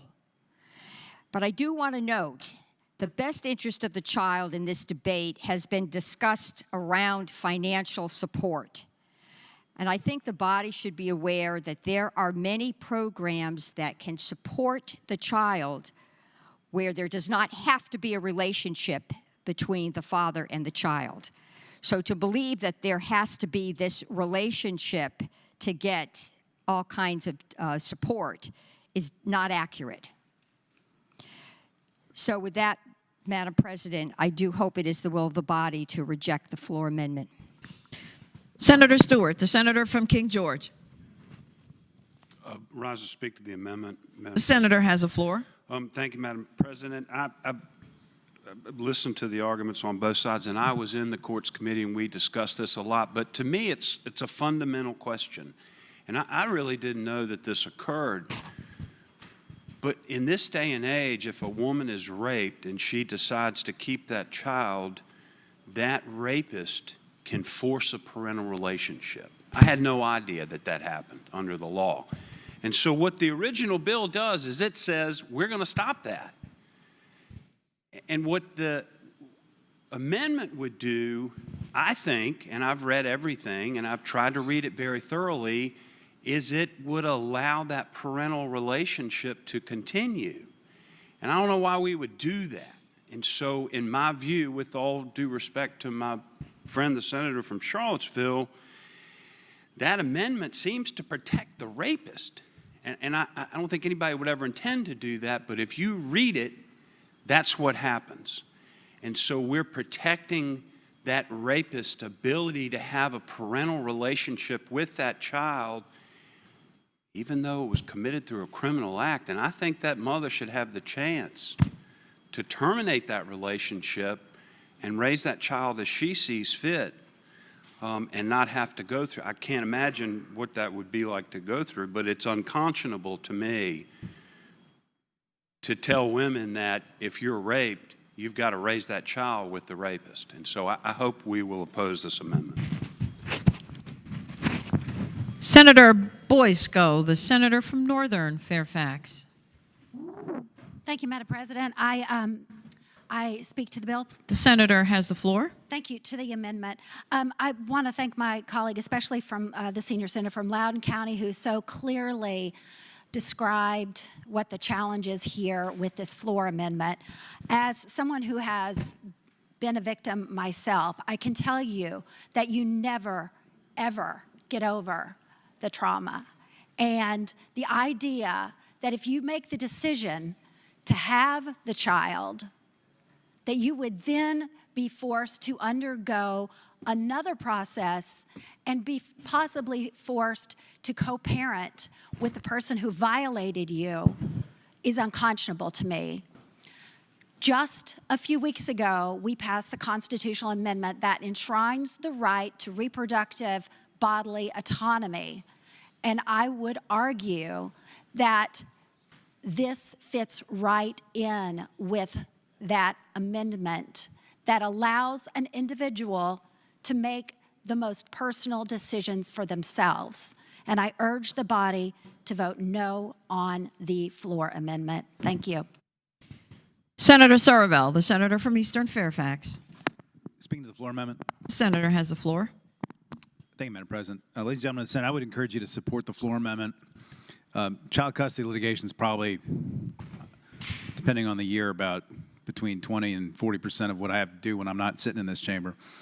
And for people that don't do it for a living, it's often hard to understand what the process actually is. But I'll tell you that one of the first things you have to do when somebody comes in and the parents are in conflict about custody is you have to remind the parent that as far as the law is concerned, the case is not about the husband, the father's rights to the child or the mother's rights to the child. What the court and what all judges feel like is they are the only one that's there for the child, look out for the child's interest. And you have to talk to your client about why it is that nobody cares about how much time they get with the kid. The issue is how much time the kid gets with them. Because it's the child's interests that are supposed to be the lodestar of what the court is looking out for. It's not about the parents, it's about the kid. And it often takes a lot of time, and many people actually don't adjust their mindset to that. They continue to think about, this is my child and it's about him or her or whatever. And that's not what it's about, although it often feels that way. This bill was looked at by the Family Law Coalition. This is the group of lawyers, which is about, I think they have about 12 or 15 lawyers that represent people that do family law all across the Commonwealth. There's representation from DSS in there. It's the people that do abuse and neglect petitions. It's a very broad coalition that we in the Courts Committee rely upon to give us feedback on any bills that relate to family law. They do not support the underlying bill. They say if we are going to act in this policy area, that this floor amendment is the way to go. There's been some talk about child support. I want to also make clear, not everybody has the right to decide whether or not they want to seek child support. If you are a parent and you need support from the government, if you need temporary aid for needy families, if you want to get TANF, the government requires you to file for child support. It is a requirement. And if the father doesn't pay it, the state advances it, and then the state goes and collects that child support from the father. So it's not always an option, but most of the time it is. I would agree that most of the time child support is an option. But I'll also point out the other thing that has been mentioned here is that the underlying bill, unlike the floor sub, also cuts off the child's right to inherit. And what this does is it gives a parent, the mother, in most cases probably, the right to cut off a child's inheritance rights, which often you don't know what that's going to be in the future. You have no idea how much money somebody's going to have in 20 years or 30 years or 40 years. But we normally don't give a parent the right to cut off that child's inheritance rights.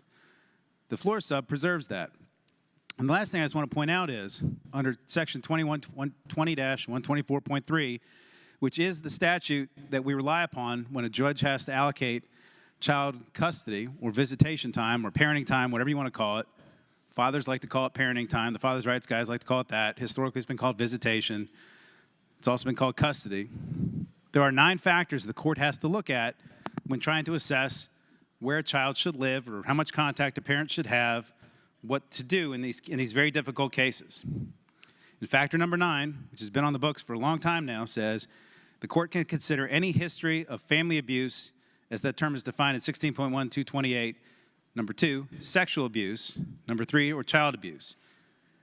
That's always something the court can consider in any case, any circumstance, all the way back to the beginning of time. And so if somebody has evidence that one of the parents was raped or that a child was produced by a rape, that has always been evidence that has always been presented. It's always something a judge can take into account. It's always something that a judge can consider in deciding whether the kid ought to see the parent or not. What this does is the underlying bill, unlike the floor sub, the underlying bill creates this whole separate process, which could, from my perspective, if every time I do a custody intake, from now on, I got to ask my client, by the way, so I don't commit malpractice, was this child conceived by rape? And the client will say, why? Well, if you do that, we cut off their rights. What is that? It's an incentive. It's an incentive to make these claims, to make these cases even more complicated, which is why the Family Law Coalition doesn't like the bill. So I just submit, I understand these are very difficult cases. All custody cases are hard. Some are harder than others. These ones where there's rape involved, I've never had one, thank God, are probably some of the worst. But the law right now is working. I haven't heard of a situation cited in Virginia that resulted in a bad outcome or a poor outcome where somebody came to us and said, this is what happened, and the judge didn't listen. We presented the case, it didn't work. We need this tool. And I know this is a trend in other states. Just because other states are doing it doesn't mean we have to. And I would hope we would adopt the floor sub, because I think it's the best we can make of this policy. Senator Hashmi, the senator from Richmond. Thank you, Madam President. Would the senator from Charlottesville rise for a question? Will the senator from Charlottesville rise and yield for a question? The senator from Charlottesville yields. The senator from Richmond has the floor. Thank you, Madam President. I've been listening carefully to the various attorneys and trying to determine my own thoughts on this particular floor amendment. And I think it boils down for me to one question, and I'm hoping that the senator from Charlottesville can respond to this with a yes or no. So my question is, Senator, does your amendment prevent a person who's convicted of or found by clear and convincing evidence to have committed a rape that caused the conception of a child from filing for custody or visitation? Does your amendment prevent that? The senator from Charlottesville. Does my amendment prevent a person who has been convicted of rape or found by clear and convincing evidence of rape from co-parenting? It doesn't prevent that. No. What the law already, if you look at line 264 through 275 of the substitute, some of that, except the underline, is their existing code sections. So if a person's convicted of rape already, that person is not going to, they're not going to be allowed to be a co-parent. And the bill preserves the part of the patron's bill that allows a process to be set up whereby if one is found by clear and convincing evidence to have engaged in the sexual assault, they're also prohibited from co-parenting. The court does that. What this bill does, the substitute does, is exactly as the senator from Eastern Fairfax said. It preserves the right of the child to receive child support or to be to inherit. I thank the senator from Charlottesville. Senator Peake, the senator from Lynchburg.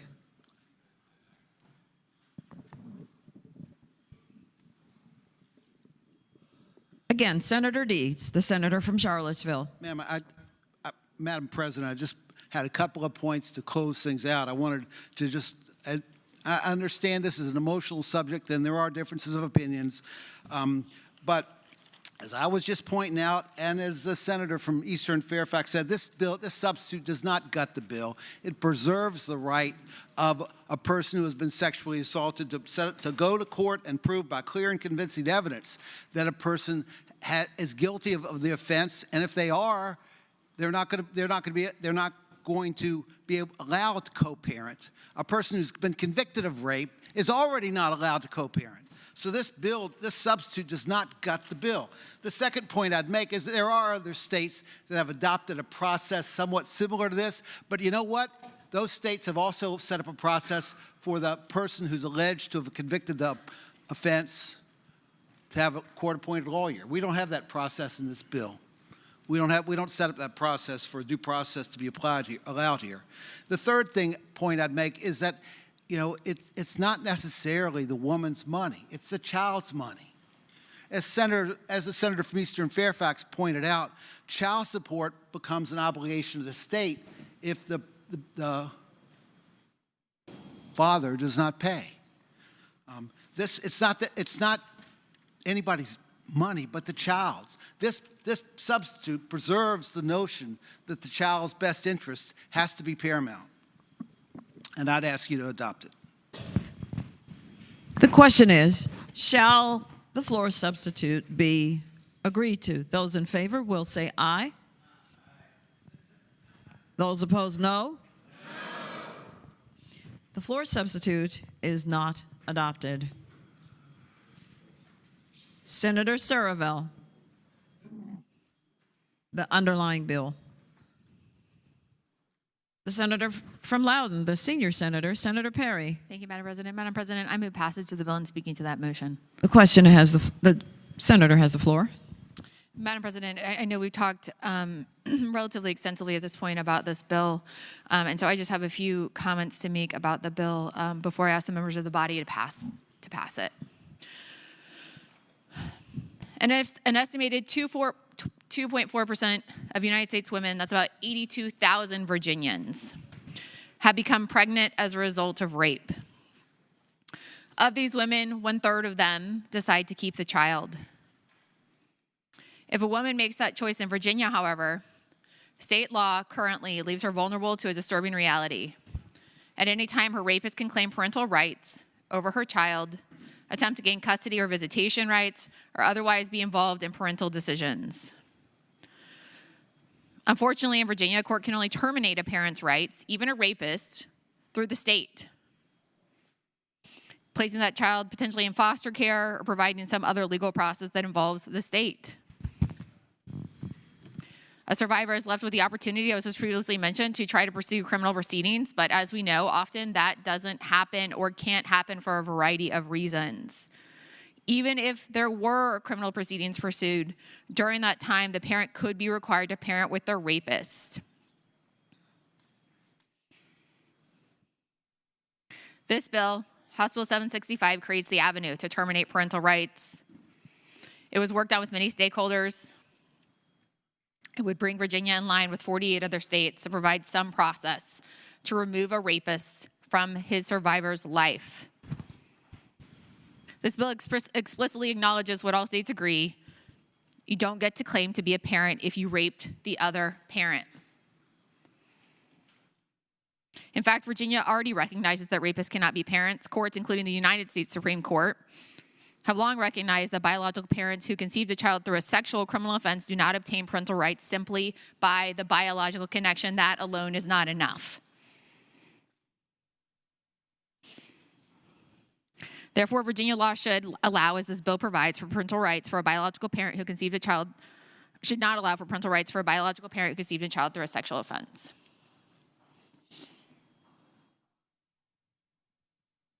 This bill clarifies that at the point of birth, the rapist parent has no right to claim.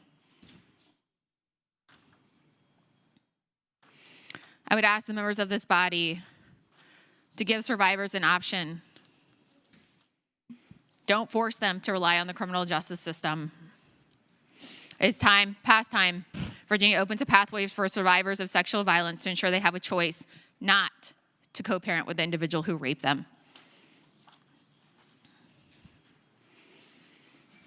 When a child is conceived without consent, this bill makes clear that the rapist parent does not get parental rights solely as a reward for committing their crime. And I'd ask the members of this body to stand with women who have been raped and decided to keep their child, give her a way to continue to parent that child, and pass the bill. The question is, shall the bill pass? Those in favor will record their votes aye. Those opposed, no. Are the senators ready to vote? Have all the senators voted? Does any senator desire to change their vote? The clerk will close the roll. Ayes 38, noes 2. Ayes 38, noes 2. The bill passes. House Bill 1766, a bill relating to unemployment compensation, increased weekly benefit amounts, work group report. Reported from the Committee on Commerce and Labor with a substitute, and from the Committee on Finance and Appropriations. Senator Deeds, the senator from Charlottesville. Madam Chair, I move that the committee's substitute be agreed to. The question is, shall the committee's substitute be agreed to? Those in favor will say aye. Aye. Those opposed, no. The substitute is agreed to. Senator Deeds. Madam President, I move that the bill pass, and speaking to that. The senator has the floor. This bill, as it started out, was similar to Senator Evans' bill 1056, which passed here 40-0. Now it's that I think the substitute made it identical to Senator Evans' bill.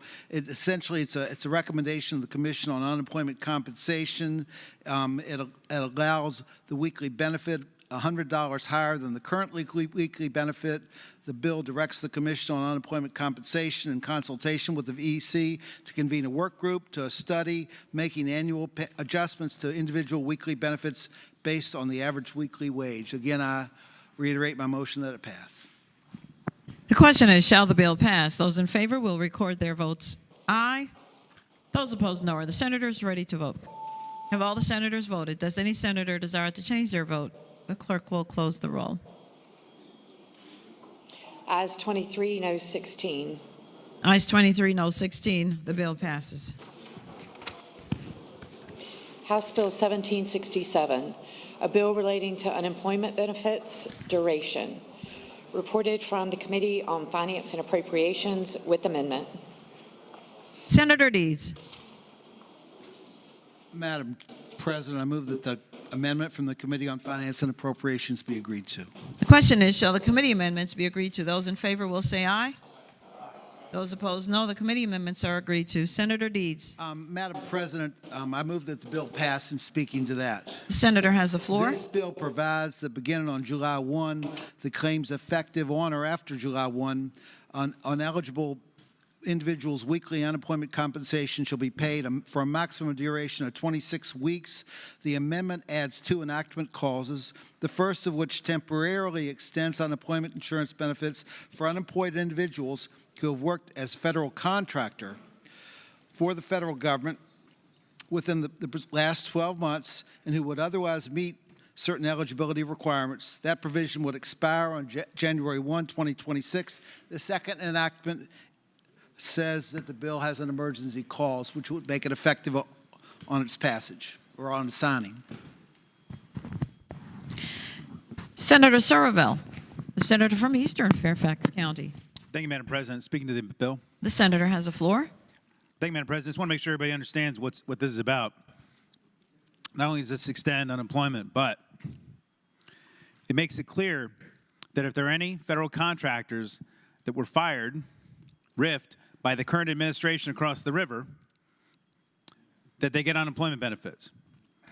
Right now, if you are a federal contractor, you do not get unemployment benefits. We temporarily extended those unemployment benefits during the pandemic to independent contractors. And those of us who represent Northern Virginia have been getting email after email after email from RIFed federal workers who are not able to apply for unemployment because they were contractors for the USAID or other federal entities. And if there's one thing we can do to deal with what's happening across the river right now is to extend unemployment aid to help people who are losing their jobs because of the political games that are being played across the river. I would hope we could pass this bill and give those people their much-needed help. Madam President. The senator from Hanover, Senator McDougall. Madam President, would the senator yield for a question? Will the senator from Eastern Fairfax yield? I'll yield. The senator yields. The senator from Hanover has the floor. Madam President, I'd ask the senator, do we give unemployment benefits to any independent contractors in the Commonwealth of Virginia now? The senator from Eastern Fairfax has the floor. Not since the pandemic relief program was over. Madam President. Senator McDougall. Would the senator yield for additional questions? Will the senator from Eastern Fairfax yield? Sure. The senator yields. The senator from Hanover has the floor. Madam President, would the senator agree that if we were to extend unemployment benefits to independent contractors, it would either have to be the taxpayers that are picking up that bill because it is not permitted under the federal unemployment program? The senator from Eastern Fairfax. Madam President, I would agree with the senator that the federal unemployment program typically does not cover unemployment for independent contractors. And when the state has to advance those funds, it comes out of the Federal Unemployment Trust, which does not cover that. So the way for the state to cover it is we would have to use general fund dollars in order to underwrite that unemployment program or the unemployment advancement temporarily, and then we could recover that from employers over time with premiums, which is, I believe, how we did it during the pandemic. I would submit that the devastating impact that federal job cuts are going to have on the Northern Virginia economy, if you just want to go and see how many homes are being put up for sale right now and all the layoff notices that we're getting in the papers every day, people need this relief, and it's needed to help soften the blow in our budget, which is what Elon Musk and the Doge group or whatever they're doing on our economy right now. Madam President, speaking to the bill. The senator from Hanover has the floor. Madam President, I think what you heard there at the end was, yes, Virginia taxpayers are going to have to pick up the bill. This is another tax on Virginians. So, Madam President, this adds to the list. We talked about this a couple weeks ago that are literally billions and billions of dollars Virginians are picking up the tab for. And this is another one. Madam President, I hope that the body would not move this motion forward. Senator from Eastern Fairfax. Speaking to the bill. The senator has the floor. Thank you, Madam President. I just want to point out a couple things. You know, Virginians didn't vote for what's happening across the river right now. I think the current president lost this state by 250,000 votes. And by the way, he also didn't get a majority of the country either. He only got 49%. But people didn't vote for this. There's no mandate for it. Virginia is one of the most exposed states to what's happening right now at the federal level. I think we're number 3 in federal employment. We're probably number 1 in government contracting. I also just want to make clear, this amendment doesn't just help folks in the I-95 corridor. It helps people all across the Commonwealth. There are federal workers all across the Commonwealth, contractors who are having their jobs terminated. So this isn't just a Northern Virginia thing, it's an everybody thing. And I'm telling you, when the consequences of all these layoffs come down, and you see what the impact is on our general fund, we come back next year, or maybe I think we might even be back for a special session, given all the nonsense that's going on right now. We're going to learn that the carnage that's inflicted on the Virginia economy is massive.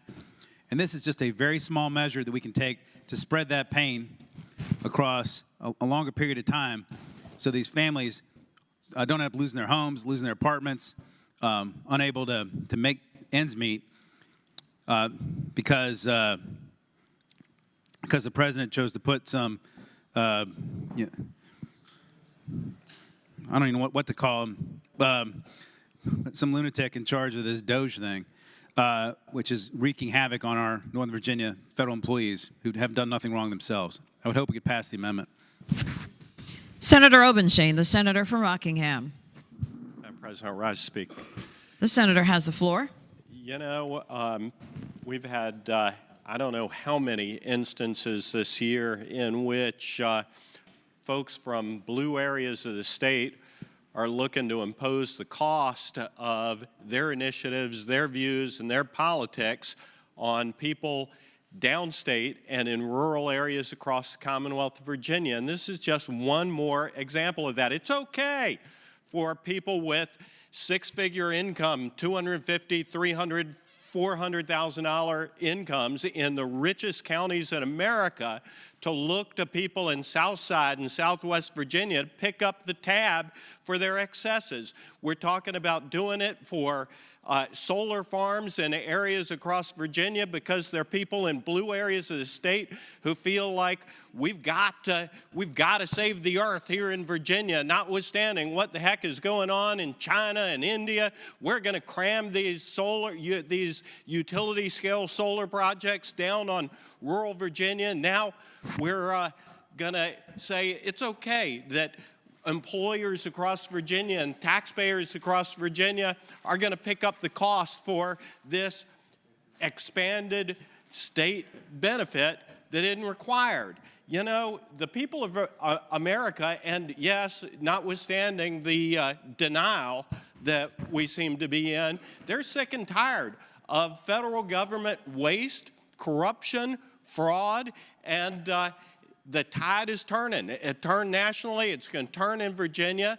And I just, you know, we can call names all we want. Call people lunatics, call people criminals.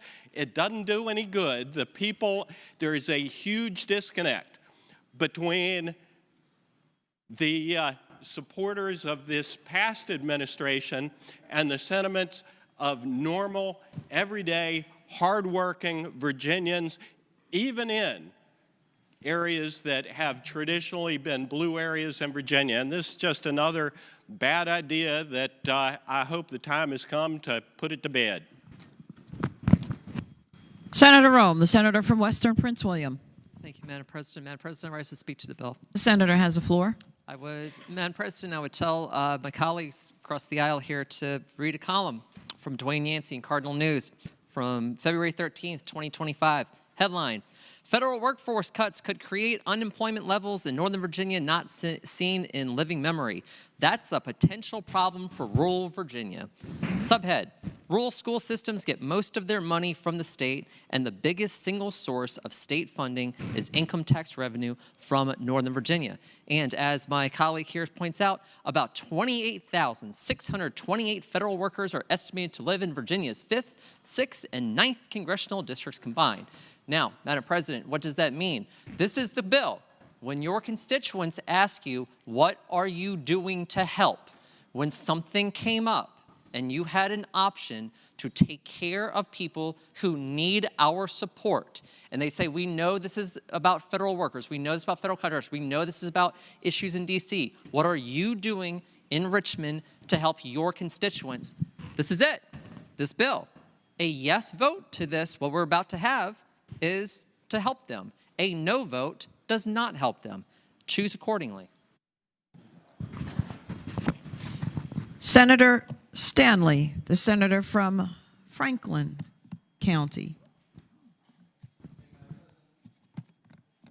Thank you, Madam President. Speaking against HB 1767. The senator has the floor. You know, I sit here and I have this split personality, Madam President. I was raised against my will in Northern Virginia because my dad was in the military. From Southside Virginia, families in Southwest Virginia. But I watched as Northern Virginia grew, and it grew on the excess, quite frankly, of the government itself. When I lived there, way back when, west of Vienna was a small farms and football fields and not much there. When these companies started coming in, because they knew they could feed off the trough of an endless spending of a bloated government. What we've been seeing here, and it's unfortunate that we have a belief system that is the government should just grow bigger and spend more of your money. The government is not a job. The government does not make money except by taking yours when you make it. And when you saw Northern Virginia grow, it grew with one of the biggest things, which is I can start my own business a lot of times after they left government service or the military, and I can become a government contractor. And then I serve a certain function that the government either delegates to me or allows me to fulfill, and I can get paid for it. But what this bill fails to realize is when you say government contractor, you mean independent contractor, small business owner who does business with the government. I'm a small business. I represent these government contractors on occasion. I've talked to them a lot. The thing is if they lose their contract, then go get another contract from some other entity.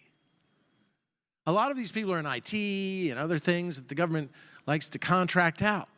And if the government is cutting waste and no longer finds their services necessary and needed, it should have the power to say so and to do so because ultimately it's saving our money in the process. And that independent government contractor then should be able to go find another entity that wants to take them in. And I know I've seen all these houses going on the market in Alexandria, Arlington, Fairfax, Madam President, 1 million, 1.5, 2 million. I remember when my house, I had a townhouse in Fairfax City when I first started there, tripled in value in 4 years. There's equity there. So they're not being robbed of their place of dwelling.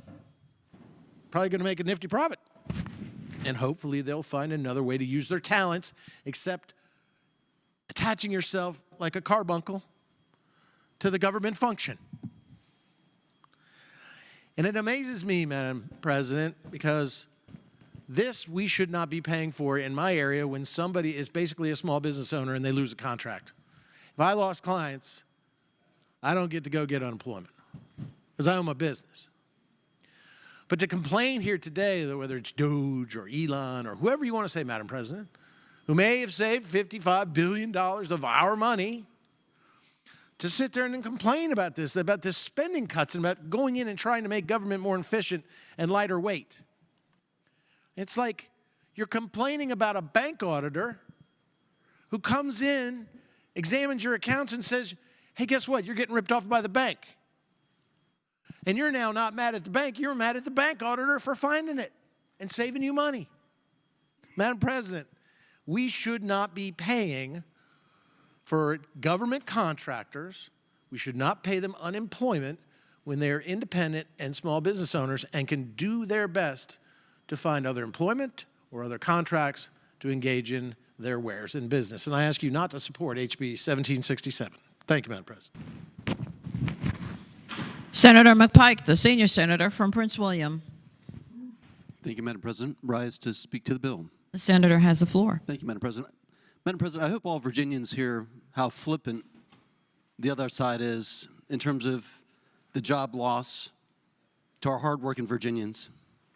Whether you're a VA nurse helping our veterans, whether you're an agriculture safety worker, whether you're a nuclear safety worker, NIH workers working on cancer, solving real-world solutions that impact not just Virginians, but the entire world.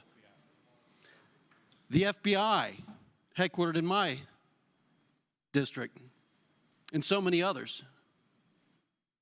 It's unbelievable, some of the words being spoken about our Virginians' families and their kids. It dominoes, it impacts. It's not just numbers and largesse and excess. 1/3 of all these workers are veterans who wore the cloth of this country, who decided to continue that service because they're proud of what they do. They're proud of the dedication they bring. They're proud of being a Virginian. They're proud of being American. Some have relocated just in the probationary period, let off with no warning, relocated from other parts of the country. You see that time and time again. People who had the good faith and trust. What does this say about the United States' good faith and credit? Systematic demoralization of its employees. It's a disgrace. And I hope all Virginians see what the other side of the aisle has done today.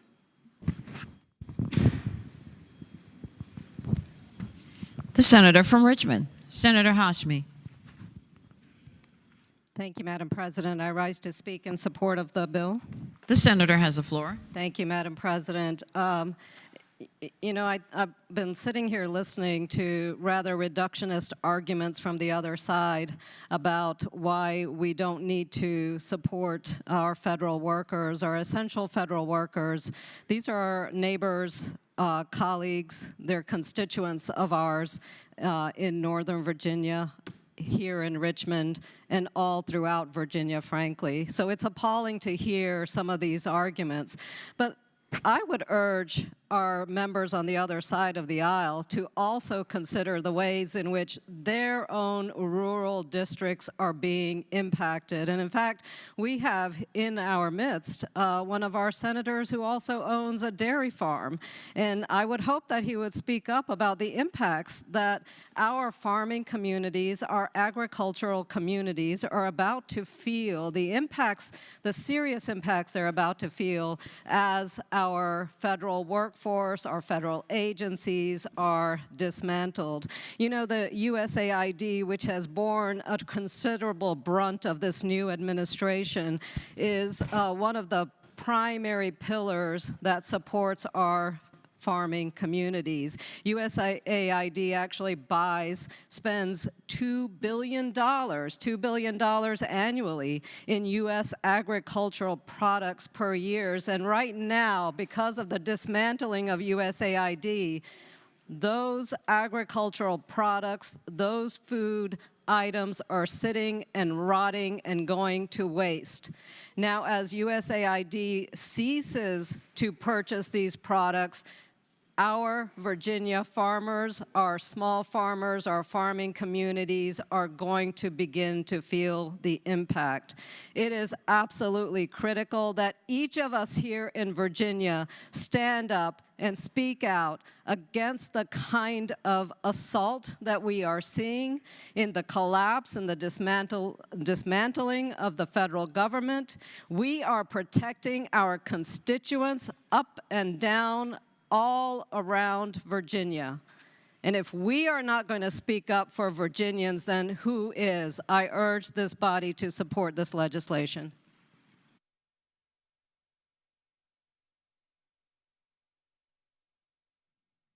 Senator Hackworth, the senator from Tazewell. Thank you, Madam President. Speaking to the bill. The senator has the floor.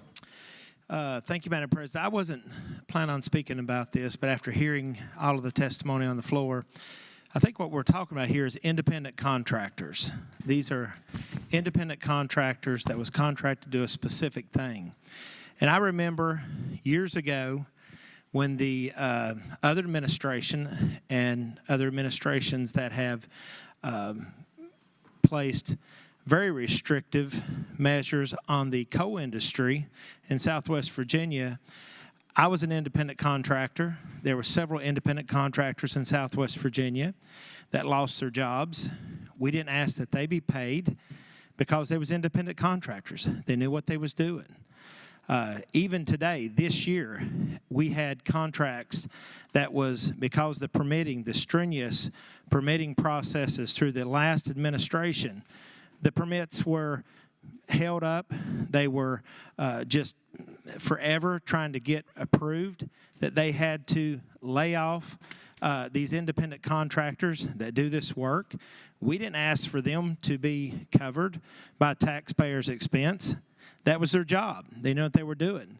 So I think when we look at Northern Virginia, yes, there is a lot of population there. Yes, there is a lot of independent contractors.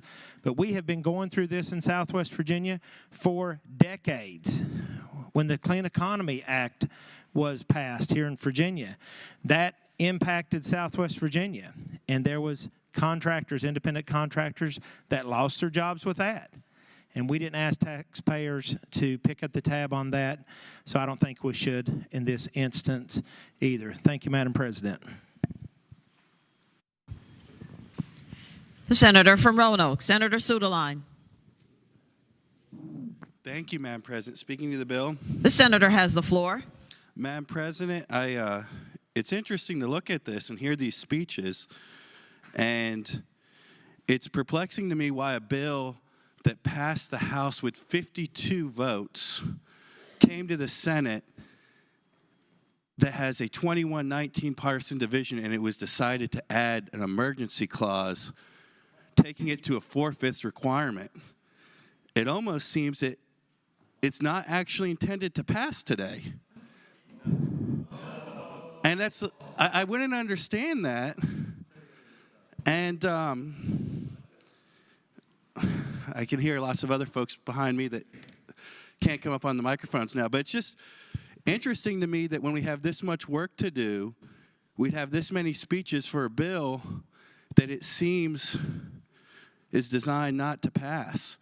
So, Madam President, I'd be happy to vote for a reconsideration to take this emergency clause off, and happy to vote for the bill to continue it along on its way. And I'd be interested to see if that's open to anyone else. Madam President, gentleman yield for a question. Well, the senator from, all right, I have a job to do as well. The senator from Eastern Fairfax County, Senator Surville. Thank you, Madam President. First of all, I'd ask the senator from Roanoke County. Is the senator aware of the fact that all this Doge stuff and the USAID cuts and all these federal layoffs, that none of it was announced until after our bill drafting deadline, our bill filing deadline had passed? Is the senator aware of that, or does he agree with that? The senator from Roanoke has the floor. Madam President, I would tell the majority leader that the governor can put an emergency clause on a bill, and if we wanted to get this to his desk, that would seem to be what we ought to do. And it's perplexing to me why it would be added right now. Will the senator yield for another question? Senator Surville, the senator from Roanoke. Yes, Madam President. Senator Surville has the floor. I know that the senator has some federal workers, but probably not nearly as high a proportion or percentage as many of us do. But does the, for example, the VA or, and I know Roanoke has some area has some national parks that are near there, et cetera. But does the senator not feel that the unprecedented nature of the current number of federal layoffs that are occurring, that were in many ways unanticipated, especially the timing of them, that this whole situation doesn't present some urgency, the need to resolve this now instead of wait until July 1 for these people to be able to apply for benefits? Senator from Roanoke has the floor. Thank you, Madam President. I would tell the majority leader a few things in response to that question. First of all, we have a very large Veterans Hospital in Salem that was inaugurated by President Roosevelt because he knew there was going to be a tremendous need, and it continues to serve a lot of folks in the western part of the state and some of our neighboring states. They come to Salem for care, and I'm honored to represent a lot of the people that provide that care. And also, Madam President, I would tell the Majority Leader, I don't know if I was clear, but I plan to vote for the bill. I just said that, and I'd be happy to take it back so that it actually could advance today. And so I don't understand why it's positioned this way if the goal is actually to make this happen. So that's why I asked if there was an appetite to remove the emergency clause. The senator from Eastern Fairfax. Will Senator yield for another question? Will the senator from Roanoke yield? Yes, Madam President. I hope I get to talk about Salem again, though. The senator from Eastern Fairfax. Thank you, Madam President. I appreciate the senator's willingness to engage in this colloquy because I've already spoken twice, so this is the only way I'm allowed to speak.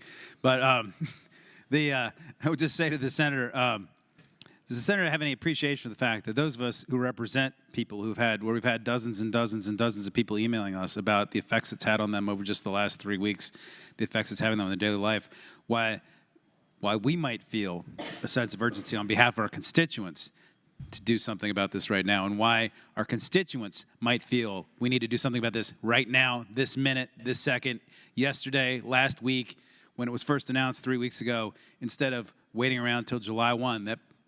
That the need and the pressure to do it on many of us is to get it done right now as an emergency. Does the senator appreciate that? The senator from Roanoke. Madam President, thank you. I'm a little reluctant to share this answer with the Majority Leader because I know I'm only going to tell him things he already knows. But crossover was such that this bill could have been docketed immediately, sent to the governor as a 7-day bill, and we could have had the discussion about emergency clause then. Instead, we find this here late in session. You know that the governor will now have several weeks, even if it gets to him, but instead, the highest hurdle possible of an emergency clause, beyond the supermajority, the highest supermajority, and it's just perplexing to me why, when there's this serious concern, why you would put the highest hurdle in front of it. I told you I'm planning to vote for it today to send it along its way, but with this emergency clause, after hearing the conversations, it's clear it's not going to get to that threshold. So again, I ask, is there any interest in removing the emergency clause so that this could seriously be discussed, or is this just about a press release that's going to go out in minutes? I thank the senator for answering my questions. The senator from Arlington, Senator Favola. Thank you, Madam President. Speaking to the bill. The senator has the floor. Thank you, Madam President. This really is very urgent, and every senator should understand. Second to California, Northern Virginia receives the most in defense spending for contract work. 90% of the workers on contract in our regions, and it's not just Northern Virginia, we also pick up Virginia Beach and Norfolk and other jurisdictions, they're doing defense work. So at the end of the day, individuals who are going to be laid off actually will have a significant impact on our safety and security. And they are asking us to do something to help them. And they have been working diligently for many years, protecting us, working on national security issues. This is an issue that's important to everybody. I guess we don't remember. Several years ago, there was wide sequestration. Federal government under President Clinton, federal government under subsequent presidents said, we're going to reduce the federal workforce. We have to have a reduction. It's bloated. Well, if you reduce the federal workforce, there's still a core amount of work that must get done for the safety and security of Virginians and for the safety and security of Americans. And that work is being done by contractors. We owe our contractors some respect. They live in our communities. They have been working to serve us, and we are stepping up. And by the way, the economy of Northern Virginia, Hampton Roads, Virginia Beach, the Tidewater area is driving the state. And all parts of Virginia need the money that economic growth, or shall I say, economic opportunities might provide. We have to have a safety net for these workers. Thank you, Madam President. Madam President, For what purpose does the senator from Botetourt rise? would the senator yield for a question? Will the senator from Arlington rise and yield for a question? Yes, I will. Senator from Arlington yields. The senator from Botetourt has the floor. Thank you, Madam President. I would ask the senator from Arlington if you understand that an independent contractor who is an individual already would not qualify for this, but if people are working for a company, are they not rather employees of that company? The senator from Arlington. Thank you, Madam President. I am not sure what the status of the individual employee might be. Some of them are on 1099s. There are a lot of subcontractors, so I can't answer whether or not a specific employee would necessarily be covered by his or her company. Okay. Senator from Botetourt. Madam President, speaking to the bill. The senator has the floor. Thank you, Madam President. This is where we get really tangled up in the classification of employees. And if you've got subcontractors that are working for a contractor, working for another subcontractor, and so on and so forth, then yeah, they're all 1099 employees, and that's a nice way to avoid paying in unemployment tax, and also a nice way to avoid paying in the unemployment insurance that employers are supposed to have. You also have a lot of concern, and it's being investigated right now, about misclassification of employees. As a matter of fact, I think coming up, you've got a bill that talks about that very thing. I'm not a fan of that bill, but talks about the very thing about misclassification of employees. But if you are, in fact, a contractor company, and you employ people to do the work, and those people, because of a loss of a government contract, lose their job, and you're an employee of that company, and it's a Virginia company, then that company, unless they're violating the law, has been paying into the Employment Trust Fund, and as a result of that, those employees would already qualify for unemployment insurance because they're employees of that company. The individual contractor would not, nor should they, under any circumstances, because that's why they chose to be independent contractors. Part of owning a business, I've been an independent business owner out there on my own for nearly 25 years. Part of owning that business is taking the risk. The reward is greater, but the risk is also greater when the people that you are doing business with, for whatever reason, no longer are there. In my case, I lose clients almost every week because they pass away, because I'm dealing with senior adults. I don't get to claim unemployment for them, and I have to take care of the employees that were working there. This is the world that we live in, and it is absolutely unthinkable, particularly with the rather cavalier response that we've gotten about how critical it is to protect people that are apoplectic and clutching at pearls over an administration that is finally looking at massive government waste and uncovering things you've got apoplexy over the fact that in some cases we're just tapping the brakes on funding on things, not just necessarily eliminating it altogether. And in some cases, we're going to eliminate it altogether, and I think that's a good thing because there's a significant amount of government waste that's going on, and that's what the people of the nation voted for. But qualifying for unemployment is absolutely unthinkable. And as my colleague, Senator Hackworth pointed out, it's been done to the folks out our way by the folks on the other side of the aisle for the last 30 years, and nobody seemed to care about our folks.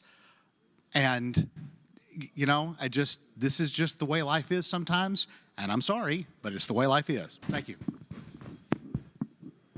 The senator from Colonial Heights, Senator Sturdivant. Madam President, speaking to the bill. The senator has the floor. Thank you, Madam President. I'm not sure how this bill is going to fare, given that there's an emergency clause, and I appreciated the senator from Roanoke's proposal to remove the emergency clause, and perhaps there'd be a better opportunity for this bill.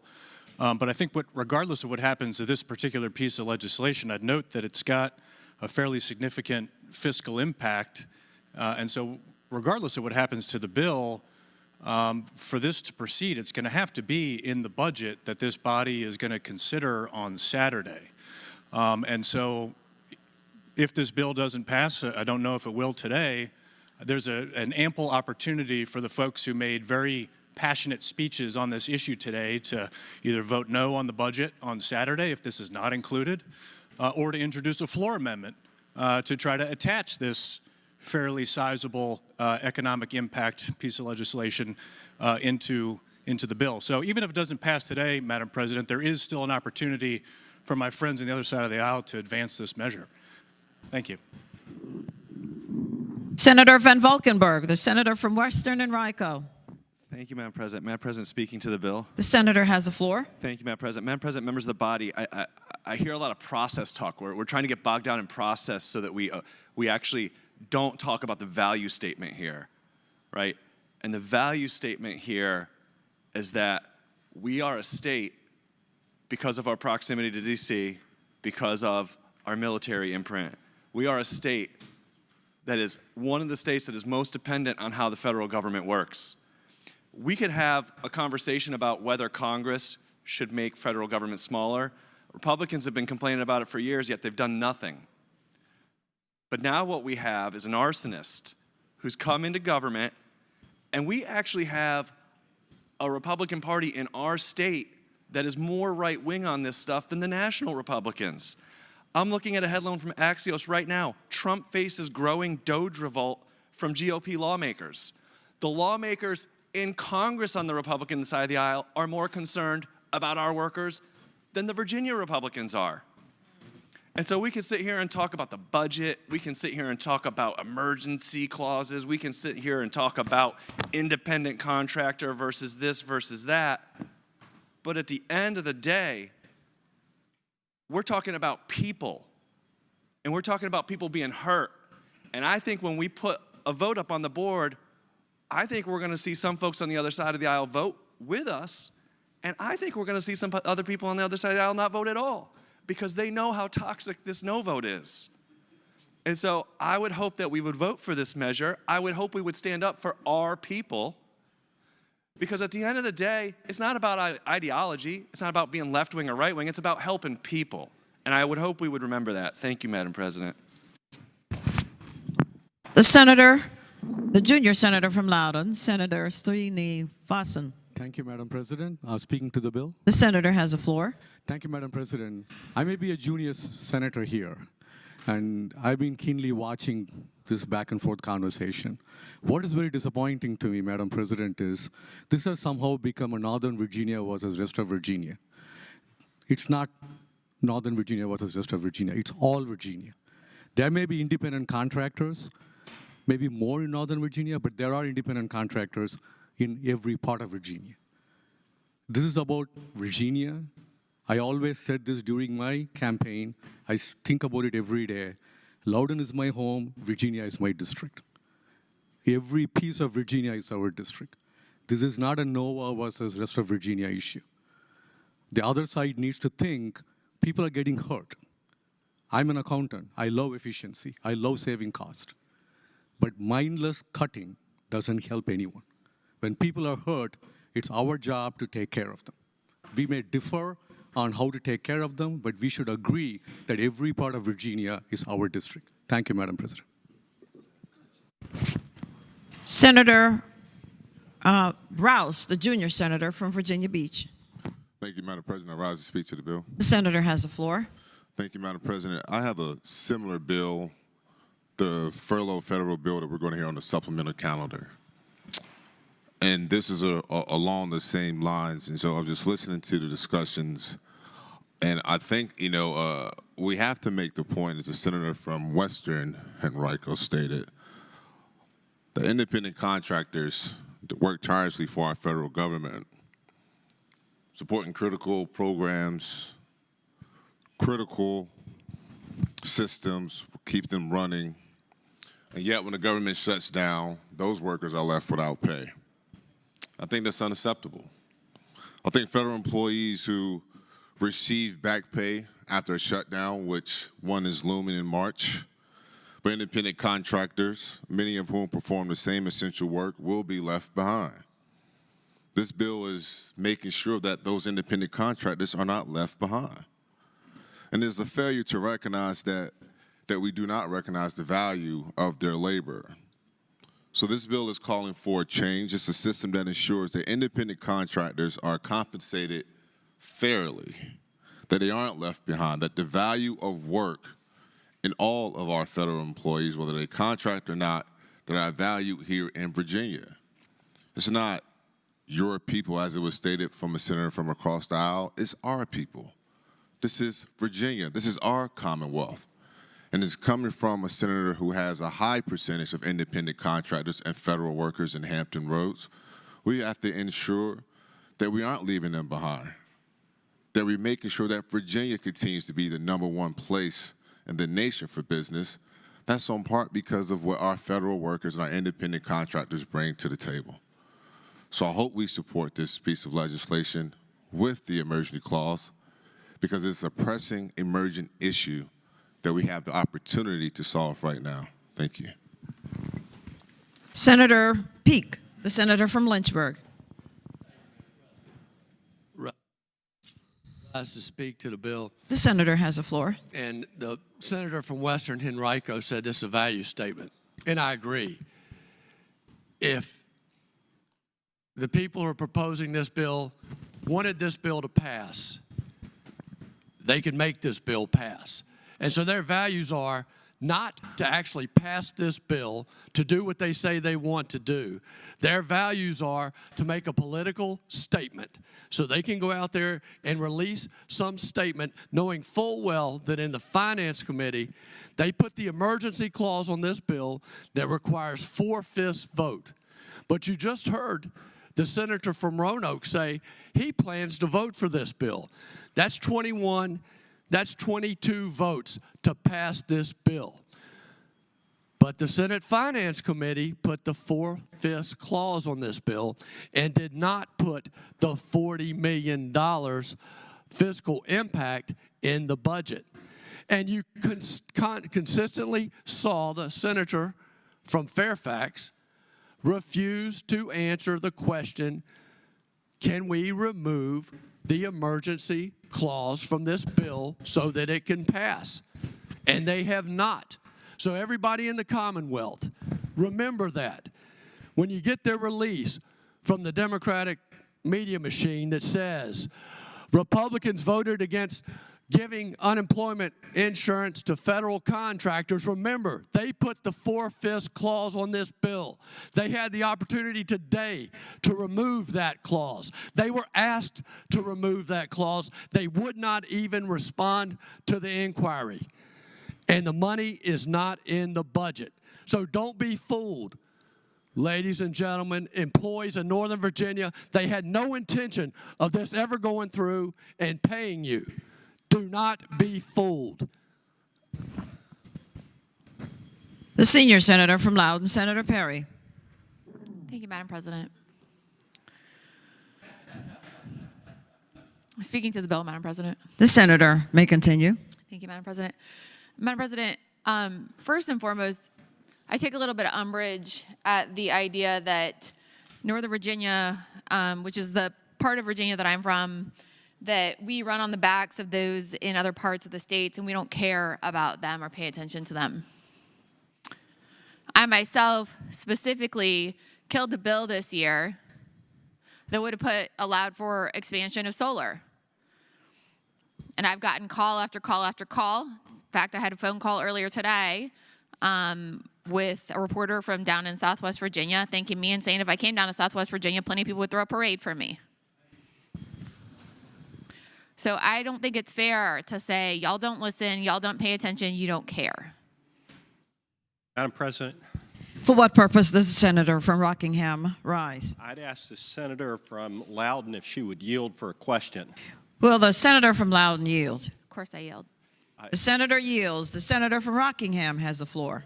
is my memory faulty, or did not the members on the other side of the aisle elect to punish Warren County and Front Royal, a part of the state, because people over here didn't agree with them, with the people on the other side on a bill? Did the people on that side of the aisle choose to engage in political punishment aimed at a small rural county? Sorry, Madam President, point of order. The senator may state it. Does that have anything to do with this bill? I mean, are we debating this bill anymore? The senator may state any reason he wishes to question the senator, as long as the senator yields for the question and wishes to answer the question. It is the prerogative of the answeree. Is my memory in error? The senior senator from Loudoun has the floor. Madam President, I actually think that the senator from Rockingham's point is a good point. Thank you. What I think about that question is that I think, much like the bill from I believe what the senator is referring to, and I wasn't part of that debate, but I think what the senator from Rockingham is referring to is related to the junior senator from Virginia Beach's bill, and then the other bill from the other house that had to do with I think in the senator from Rockingham's out in that part of the state. Weren't in Front Royal, and I think that's right. I think that it was. I think that we have an obligation to look out for people from across the state in all parts. And I think the members of Virginia would be well served if all of us took that to heart and spent some more time working on that particular issue. But the point that I was trying to make, Madam President, is that I don't think that it's fair to say the people in Northern Virginia, they don't care about the rest of the state. I don't think that's fair. And I think there are specific votes that can be pointed to across the session that reflect otherwise. I also want to point out that when we have this conversation about independent contractors, should we care about them? Should we care about their unemployment benefits? I spent some time working at the Central Intelligence Agency. And at the Central Intelligence Agency, we have lots of contractors. And they work hand in hand with the regular government employees to perform the duties that keep our country safe.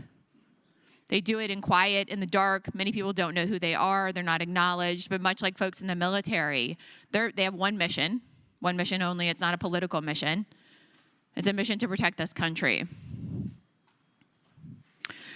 And what we are seeing right now is unprecedented. And I believe that there is government inefficiency.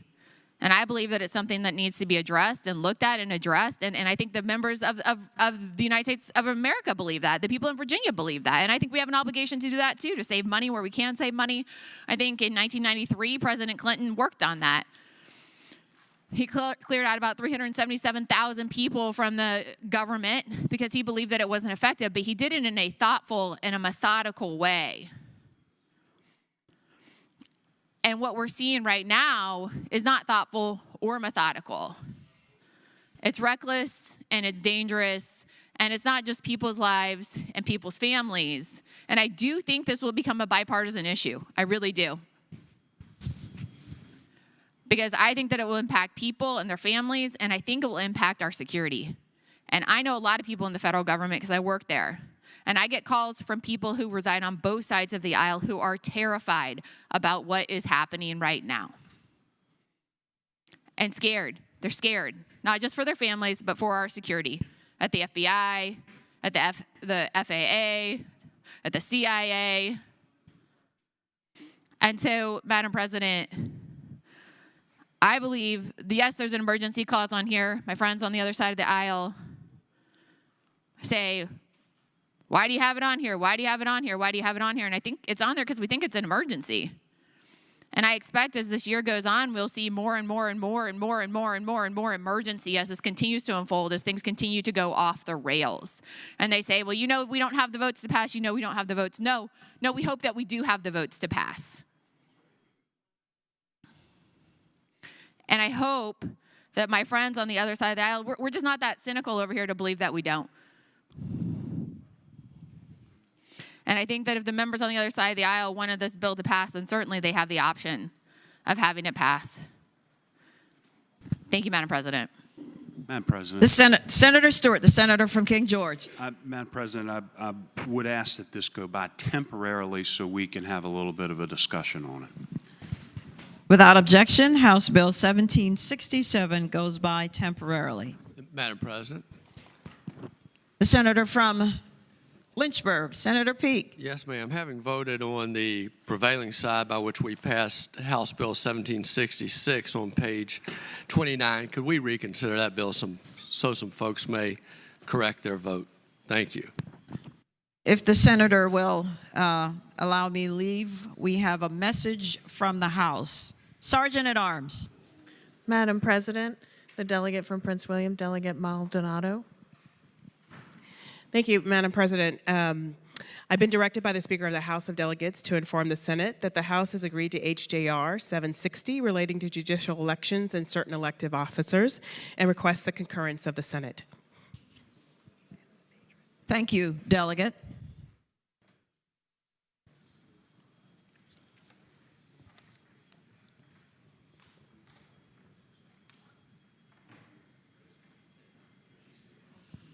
The question is, shall the vote by which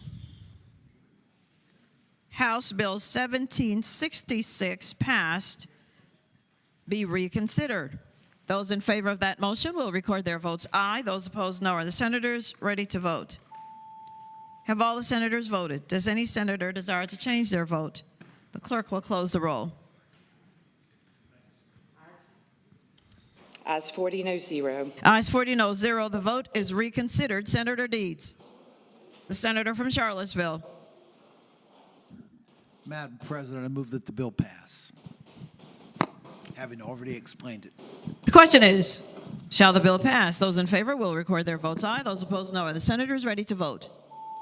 Have all the senators voted? Does any senator desire to change their vote? The clerk will close the roll. Ayes 27, noes 13. Ayes 27, noes 13. The bill passes.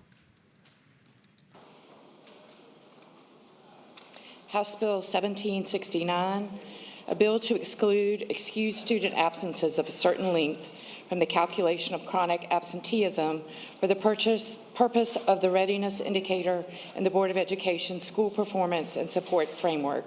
Reported from the Committee on Education and Health with the substitute. Senator Hashmi, the senator from Richmond. Thank you, Madam President. I move the committee substitute be agreed to. The question is, shall the substitute be agreed to? Those in favor will say aye. Those opposed, no. The substitute is agreed to. Senator Hashmi. Thank you, Madam President. With the substitute now, HB 1769 establishes... Your motion, Senator? Thank you, Madam President. I move that HB 1769 pass, and speaking briefly to that. The senator may continue. With the substitute now, this particular bill asks that the Task Force for Chronic Absenteeism convene a group of stakeholders and assess the impact of excluding excused student absences from that calculation, and to provide some recommendations by November 2025. And that's the extent of the bill, Madam President, and I move again that we pass. The question is, shall the bill pass? Those in favor will record their votes aye. Those opposed, no. Are the senators ready to vote? Have all the senators voted? Does any senator desire to change their vote? The clerk will close the roll. Ayes 37, noes 3. Ayes 37, noes 3. The bill passes. House Bill 1791, a bill relating to electric vehicle rural infrastructure program and fund created. Reported from the Committee on Commerce and Labor with the substitute, and from the Committee on Finance and Appropriations. Senator Deeds, the senator from Charlottesville. Madam President, I move that the committee substitute be agreed to. Question is, shall the substitute be agreed to? Those in favor will say aye. Aye. Those opposed, no. The substitute is agreed to. Senator Deeds. Madam President, I move that the bill pass, and I'd like to speak to that. The senator has the floor. Madam President, House Bill 1791 creates the Electric Vehicle Rural Infrastructure Program and Fund to assist private developers with non-utility costs related to the installation of electric vehicle charging stations in, as amended, rural and underserved localities and on public land as defined in the bill or within 1 mile of the boundary of eligible public land. The bill provides that a private developer may apply for a grant on in an amount equal to 70% of the private developer's non-utility costs for the installation of such public electric vehicle charging stations. The bill has an expiration date of July 1, 2030. I reiterate my motion that the bill pass. The question is, shall the bill pass? Those in favor will record their votes aye. Those opposed, no. Are the senators ready to vote? Have all the senators voted? Does any senator desire to change their vote? The clerk will close the roll. Ayes 21, noes 19. Ayes 21, noes 19. The bill passes. House Bill 1824, a bill relating to high school graduation requirements, history and social studies credits, certain substitutions permitted. Reported from the Committee on Education and Health with amendments. Senator Hashmi, the senator from Richmond. Thank you, Madam President. I move the committee amendments be agreed to. Question is, shall the committee amendments be agreed to? Those in favor will say aye. Those opposed, no. The committee amendments are agreed to. Senator Hashmi. Thank you, Madam President. I move the bill pass and speaking to that motion. Senator has the floor. Thank you, Madam President. HB 1824 is identical now to the bill that we've passed out of the Senate. The senior senator from Henrico's bill. This is allowing for substitutions in our history courses and ask that we can give permission to substitute Virginia and U.S. history with courses in World War I history as well as world geography. And again, I renew my motion that this bill pass. The question is, shall the bill pass? Those in favor will record their votes aye. Those opposed, no. Are the senators ready to vote? Have all the senators voted? Does any senator desire to change their vote? The clerk will close the roll. Ayes 24, noes 16. Ayes 24, noes 16. The bill passes. House Bill 1830, a bill relating to school board policies, unpaid educational leave for certain employee association officers, purchase of service credit. Reported from the Committee on Education and Health. Senator Hashmi, the senator from Richmond. Thank you, Madam President. I move that HB 1830 pass and speaking to that motion. Senator has the floor. Thank you, Madam President. This particular bill requires that each school board adopt a policy that requires the school board to approve unpaid educational leave for school board employees who are state employee association officers, and for at least 2 school board employees who are local employee association officers for a maximum of 4 years per officers. And that is the nature of the bill, and I renew my motion that it pass. The senator from Lynchburg, Senator Peake. Thank you, Madam President. I rise to speak against the bill. The senator has the floor. Ladies and gentlemen of the Senate, this is a terrible bill. It's a union bill. And as the senator from Western Fairfax said earlier on some other bills, we have a shortage of teachers right now. Really a severe lack of teachers. What this bill will do in those counties or in cities where, thanks to the senator from Eastern Fairfax's bill, they have collective bargaining now and they have unions, this will allow teachers in those counties to leave for up to 4 years to pursue their union duties, not teach at all at the school. Their jobs will be held open for them to return. So the school board, the school district can hire somebody to replace them while they're gone. Therefore, have 2 teachers, but then have another one come back in 4 years while they pursue union activities. This has nothing to do with providing good education or providing good teachers to our schools. I'd ask that you reject this bill. The question is, shall the bill pass? Those in favor will record their votes aye. Those opposed, no. Are the senators ready to vote? Have all the senators voted? Does any senator desire to change their vote? The clerk will close the roll. Ayes 21, noes 19. Ayes 21, noes 19. The bill passes. House Bill 1924, a bill relating to school boards, prohibition against hiring or contracting for the services of certain individuals, certain criminal convictions, reported from the Committee on Education and Health. Senator Deeds, the senator from Charlottesville. Senator. I just need to know who to call on. Senator Hashmi, the senator from Richmond. Thank you, Madam President. I move that HB 1924 pass, and speaking to that motion. The senator has the floor. Thank you, Madam President. HB 1924 prohibits every school board from employing or contracting for the services of any individual who has been convicted of any felony crime of violence as it's defined, or any offense involving a child. Current law prohibits each school board from employing or contracting for the services of any individual who has been convicted of a violent felony set forth in certain statutory definitions, but this bill expands that to include any other offenses that are outlined in the legislation. And I renew my motion that this bill pass. The question is, shall the bill pass? Those in favor will record their votes aye. Those opposed, no. Are the senators ready to vote?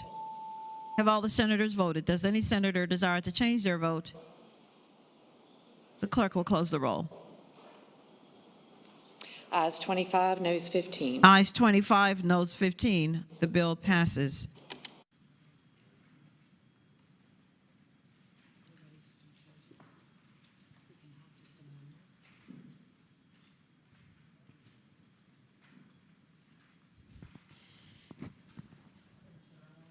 For the purpose of judges, Senator Surville, the senator from Eastern Fairfax County.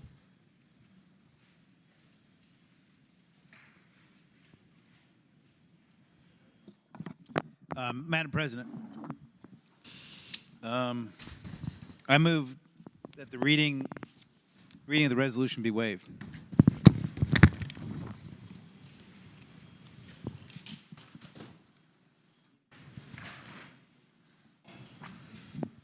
Madam President, parliamentary inquiry. The senator may state it. Have we now come to the time of the joint and continuing order for the election of judges? Yes, sir. Okay. We are at that time. The question is, shall the reading of the resolution be waived? All in favor of the motion will say aye. Aye. Those opposed, no. The ayes have it. The reading is waived. Chair again recognizes Senator Surville. Madam President, I move the rules be suspended and the House Joint Resolution 760 be taken up for immediate consideration. The question is, shall the rules be suspended and House Joint Resolution number 760 be taken up for immediate consideration? All in favor of the motion will record their votes aye. Those opposed, no. Are the senators ready to vote? Have all the senators voted? Does any senator desire to change their vote? The clerk will close the roll. Ayes 40, noes 0. Ayes 40, no 0. The rules are suspended to take up House Joint Resolution 760 for immediate consideration. Senator Surville. Madam President, I move that the resolution be agreed to. The question is, shall the resolution be agreed to? All in favor of the motion will record their votes aye. Those opposed, no. Are the senators ready to vote? Have all the senators voted? Does any senator desire to change their vote? The clerk will close the roll. Ayes 40, noes 0. Ayes 40, no 0. The resolution is agreed to. The chair directs the senator from Eastern Fairfax County, Senator Surville, to inform the House of Delegates of the action of the Senate. The Senate will be at ease until the return of the senator from Eastern Fairfax County.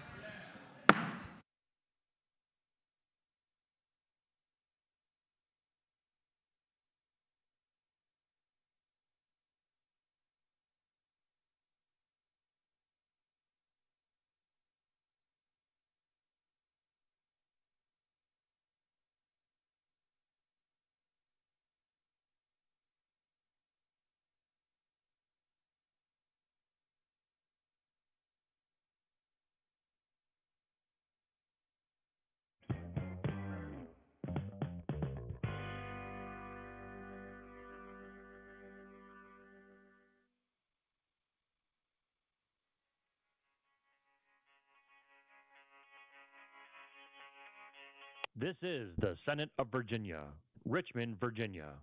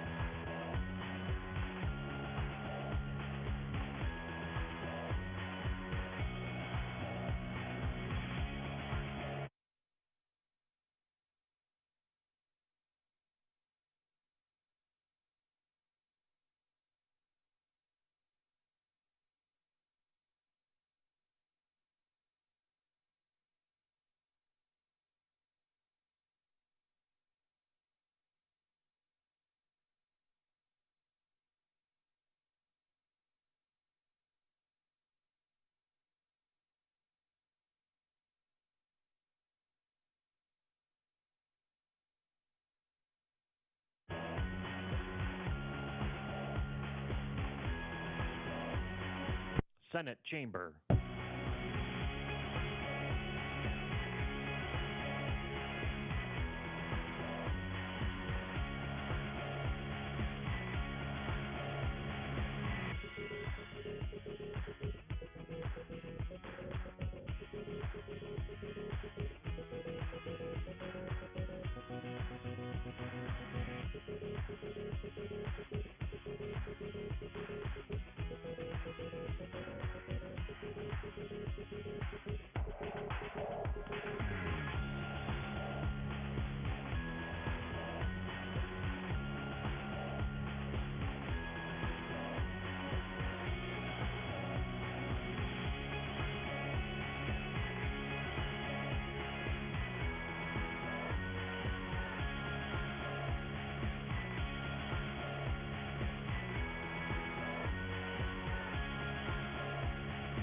Did you know that you can watch the Senate live on YouTube? Visit the channel by browsing to youtube.com/@Senate of Virginia. That's youtube.com/@Senate of Virginia.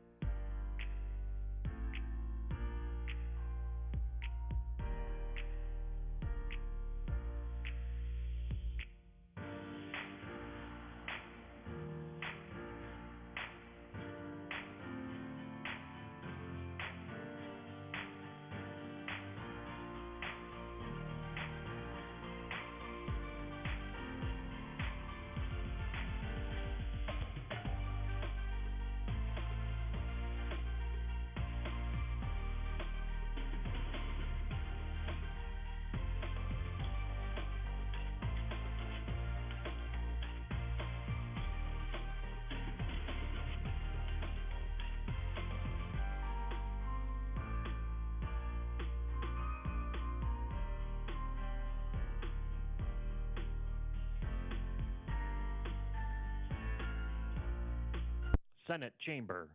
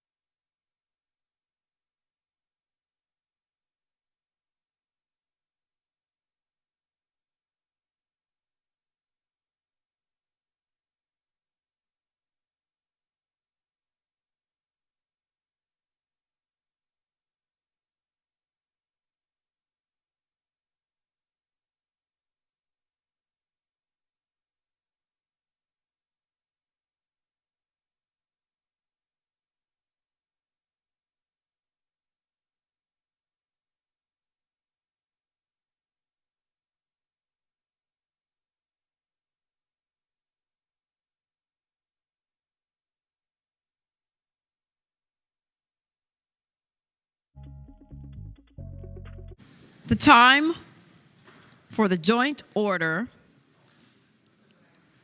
The senators will take their seats. The time for the joint order for certain judicial elections has arrived, and the Senate, on its part, is ready to proceed with the execution of House Joint Resolution number 760. Nominations are now in order for judges of the respective circuit courts. Chair then recognizes the senator from Eastern Fairfax County, Senator Surville. Madam President, I move the rules to be suspended, the Committee of Courts of Justice be discharged, and further consideration of the resolution, the readings and the title and the engrossment be waived, and the Senate Resolution number 290 be taken up for immediate consideration.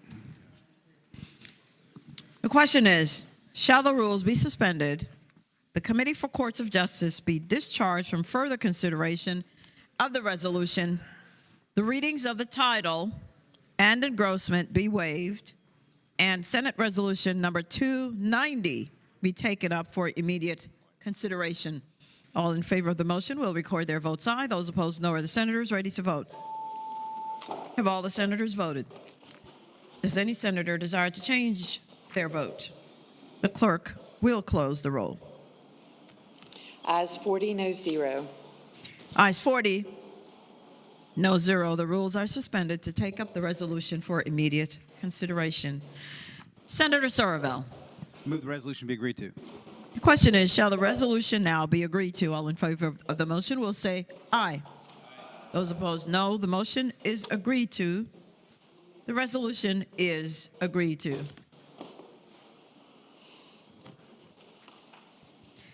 Nominations are now in order for judges of the respective general district courts. Again, Senator Surville, the senator from Eastern Fairfax County. Madam President, I move that the rules be suspended, the Committee of Courts of Justice be discharged, and further consideration of the resolution, the reading of the title and engrossment be waived, and that the Senate Resolution number 291 be taken up for immediate consideration. The question is, shall the rules be suspended, the Committee for Courts of Justice be discharged from further consideration of the resolution, the readings of the title and engrossment be waived, and Senate Resolution number 291 be taken up for immediate consideration? As many as are in favor of that motion will record their votes aye. Those opposed, no. Are the senators ready to vote? Have all the senators voted? Does any senator desire to change their vote? The clerk will close the roll. Ayes 40, no 0. Ayes 40, no 0. The rules are suspended to take up the resolution for immediate consideration. Chair again recognizes Senator Surville. Madam President, I move that the rules be suspended, the Committee of Courts of Justice be discharged from further consideration of the resolution, the reading of the title and engrossment be waived, and Senate Resolution number 290. I'm sorry. I move the resolution be agreed to. The question is, shall the resolution be agreed to? Those in favor of that motion will say aye. Aye. Those opposed, no. The ayes have it. The resolution is agreed to. Now then, nominations are now in order for judges of the respective juvenile and domestic relations district courts. Senator Surville. Sorry, now, Madam President, I move that the rules be suspended, the Committee of Courts of Justice be discharged from further consideration, that the reading of the titles and engrossment be waived, and the Senate Resolution number 292 be taken up for immediate consideration. The question is, shall the rules be suspended, the Committee for Courts of Justice be discharged from further consideration of the resolution, the readings of the title and engrossment be waived, and Senate Resolution now number 292 be taken up for immediate consideration? As many as are in favor of that motion will record their votes aye. Those opposed, no. Are the senators ready to vote? Have all the senators voted? Does any senator desire to change their vote? The clerk will close the roll. Ayes 40, no 0. Ayes 40, no 0. The rules are suspended to take up the resolution for immediate consideration. Senator Surville. Madam President, I move that the resolution be agreed to. The question is, shall the resolution be agreed to? Those in favor will say aye. Aye. Those opposed, no. The ayes have it. The resolution is agreed to.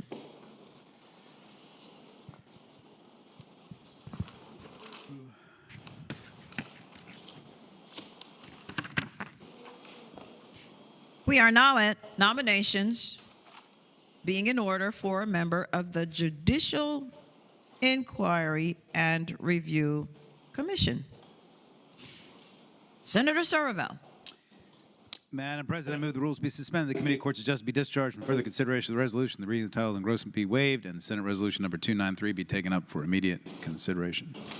The question is, shall the rules be suspended, the Committee for Courts of Justice be discharged from further consideration of the resolution, the readings of the title and engrossment be waived, and Senate Resolution number 293 be taken up for immediate consideration? Those in favor of that motion will record their votes aye. Those opposed, no. Are the senators ready to vote? Have all the senators voted? Does any senator desire to change their vote? The clerk will close the roll. Ayes 40, no 0. Ayes 40, no 0. The rules are suspended to take up the resolution for immediate consideration. Chair again recognizes Senator Surville. Move the resolution be agreed to. The question is, shall the resolution be agreed to? Those in favor will say aye. Those opposed, no. The ayes have it. The resolution is agreed to. Chair now directs the senator from Eastern Fairfax County, Senator Surville, to inform the House of Delegates of the nominations that have been made by the Senate. And I assume the senator will retrieve the trophy? Oh. The Senate will stand at ease until the senators return.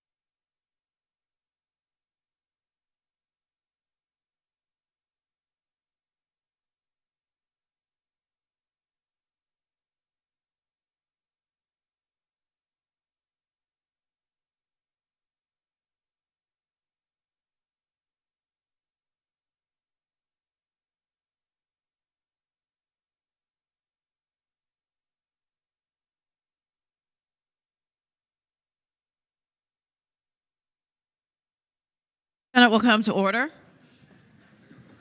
Senators will take their seats.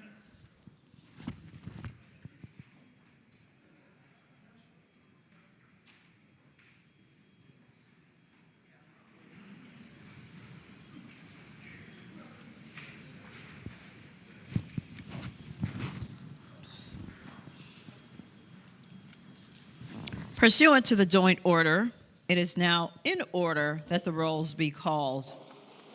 All in favor of the nominees of the Senate as named by Senate Resolution Number 290 to be judges of the respective circuit courts will record their votes aye. Those opposed, no. Are the senators ready to vote? Have all the senators voted? Does any senator desire to change their vote? The clerk will close the roll. Ayes 40, no 0. Ayes 40, no 0. All in favor of the nominees of the Senate as named by Senate Resolution Number 291 to be judges of the respective general district courts will record their votes aye. Those opposed, no. Are the senators ready to vote? Have all the senators voted? Does any senator desire to change their vote? The clerk will close the roll. Ayes 40, no 0. Ayes 40, no 0. All in favor of the nominees of the Senate as named by Senate Resolution Number 292 to be judges of the respective juvenile and domestic relations district courts will record their votes aye. Those opposed, no. Are the senators ready to vote? Have all the senators voted? Does any senator desire to change their vote? The clerk will close the roll. Ayes 40, no 0. Ayes 40, no 0. As many as are in favor of the nominee of the Senate as named by Senate Resolution Number 293 to be a member of the Judicial Inquiry and Review Commission will record their votes aye. Those opposed, no. Are the senators ready to vote? Have all the senators voted? Does any senator desire to change their vote? The clerk will close the roll. Ayes 40, no 0. Ayes 40, no 0. The chair appoints Senators Perry, Salim, and Jordan the committee on the part of the Senate to count and report the vote of each House in each case. The Senate will stand at ease until the committee returns.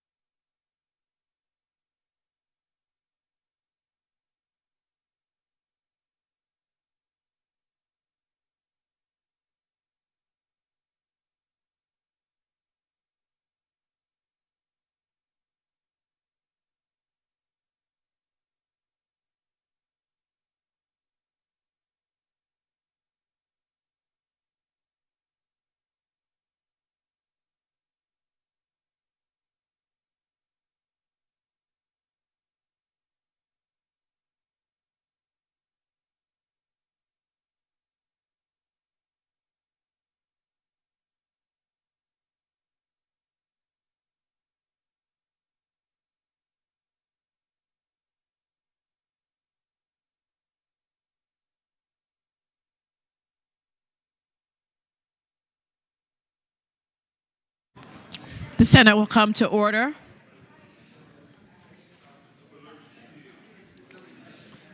The joint order under House Joint Resolution number 760 will be resumed. The clerk will read the report of the committee to count the vote.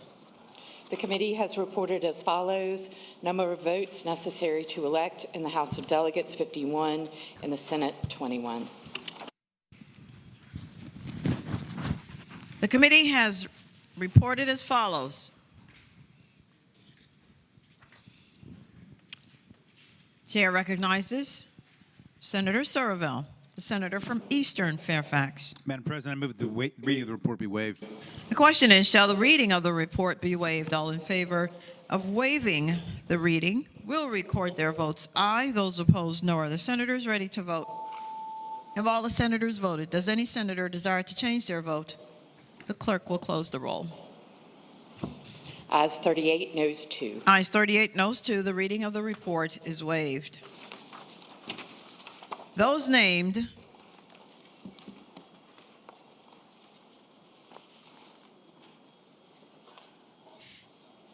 the Senate will be temporarily at ease.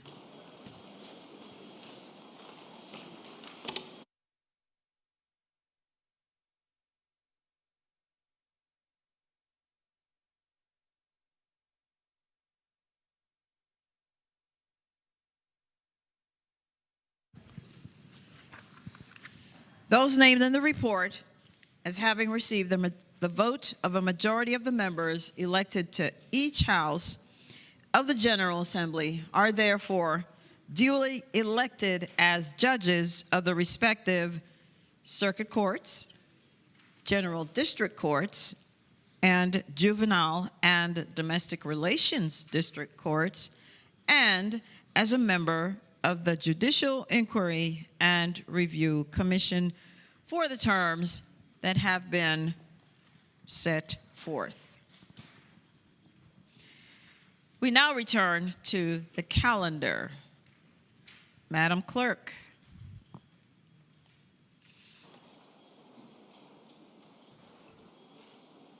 Page 32, House Bill 1928, a bill relating to minimum wage. Senator Deeds, the senator from Charlottesville. I move the bill pass, and I'd like to speak to that. The senator has the floor. Madam President, this bill has a very simple purpose. It raises the minimum wage. It codifies the existing minimum wage of $12.41. It sets a new minimum wage of $13.50 on January 1, 2026, and $15 an hour on January 1, 2027. By October of 2027, the minimum wage will have to be adjusted again to take effect the following January, and every October thereafter, a report will have to be made to adjust the minimum wage. The report will be by the Commissioner of Dole, the Commissioner of Department of Labor and Industry. I reiterate my motion that the bill pass. The question is, shall the bill pass? Those in favor will record their votes aye. Those opposed, no. Are the senators ready to vote? Have all the senators voted? Does any senator desire to change their vote? The clerk will close the roll. Ayes 21, noes 19. Ayes 21, noes 19. The bill passes. House Bill 1961, a bill relating to public elementary and secondary schools, student discipline, student cell phone and smart device possession and use policies, development and implementation. Reported from the Committee on Education and Health with a substitute. Senator Hashmi, the senator from Richmond. Thank you, Madam President. I move the committee substitute be agreed to. The question is, shall the substitute be agreed to? Those in favor will say aye. Those opposed, no. The substitute is agreed to. Senator Hashmi. Thank you, Madam President. With the substitute now, I move that HB 1961 pass, and speaking to that motion. The senator has the floor. With the substitute now, HB 1961 is in alignment with the bill that we have passed out of our Senate, and I'm forgetting the number, but it's Senator Pekarsky's bill with regard to cell phone usage and ensuring that our students are able to focus and effectively work in their classrooms without the distractions of cell phones. I renew renew my motion that this bill pass. The question is, shall the bill pass? Those in favor will record their votes aye. Those opposed, no. Are the senators ready to vote? Have all the senators voted? Does any senator desire to change their vote? The clerk will close the roll. Ayes 21, noes 19. Ayes 21, noes 19. The bill passes. House Bill 1989, a bill relating to medical cannabis program, product labels, delivery, reported from the Committee on Rehabilitation and Social Services with a substitute. Senator Favola, the senator from Arlington. Thank you, Madam President. Madam President, I move that the substitute be agreed to. The question is, shall the substitute be agreed to? Those in favor will say aye. Aye. Those opposed, no. The substitute is agreed to. Senator Favola. Thank you, Madam President. I now move that House Bill 1989 pass, and speaking to that motion. Senator has the floor. Okay, thank you, Madam President. What this bill does is it requires certain labeling specifications on medical cannabis products that are to be delivered to businesses or residences. The bill also outlines places where the deliveries shall not take place, such as military bases, correctional facilities, child daycare centers, and the state capitol. Furthermore, there is some enforcement language in the bill. So having explained the bill, I do hope it passes. Thank you. The question is, shall the bill pass? Those in favor will record their votes aye. Those opposed, no. Are the senators ready to vote? Have all the senators voted? Does any senator desire to change their vote? The clerk will close the roll. Ayes 30, noes 10. Ayes 30, noes 10. The bill passes. House Bill 2036, a bill relating to reckless driving, exhibition driving penalties, reported from the Committee for Courts of Justice with a substitute and from the Committee on Finance and Appropriations. Senator Soroville, the senator from Eastern Fairfax. Madam President, I move move the committee amendments. There are no amendments, sir. Thought I heard there were committee substitute then. No, sir. Oh, okay. Where is this? I don't have a substitute. It says there's a substitute on page 33 under the bill, Madam President.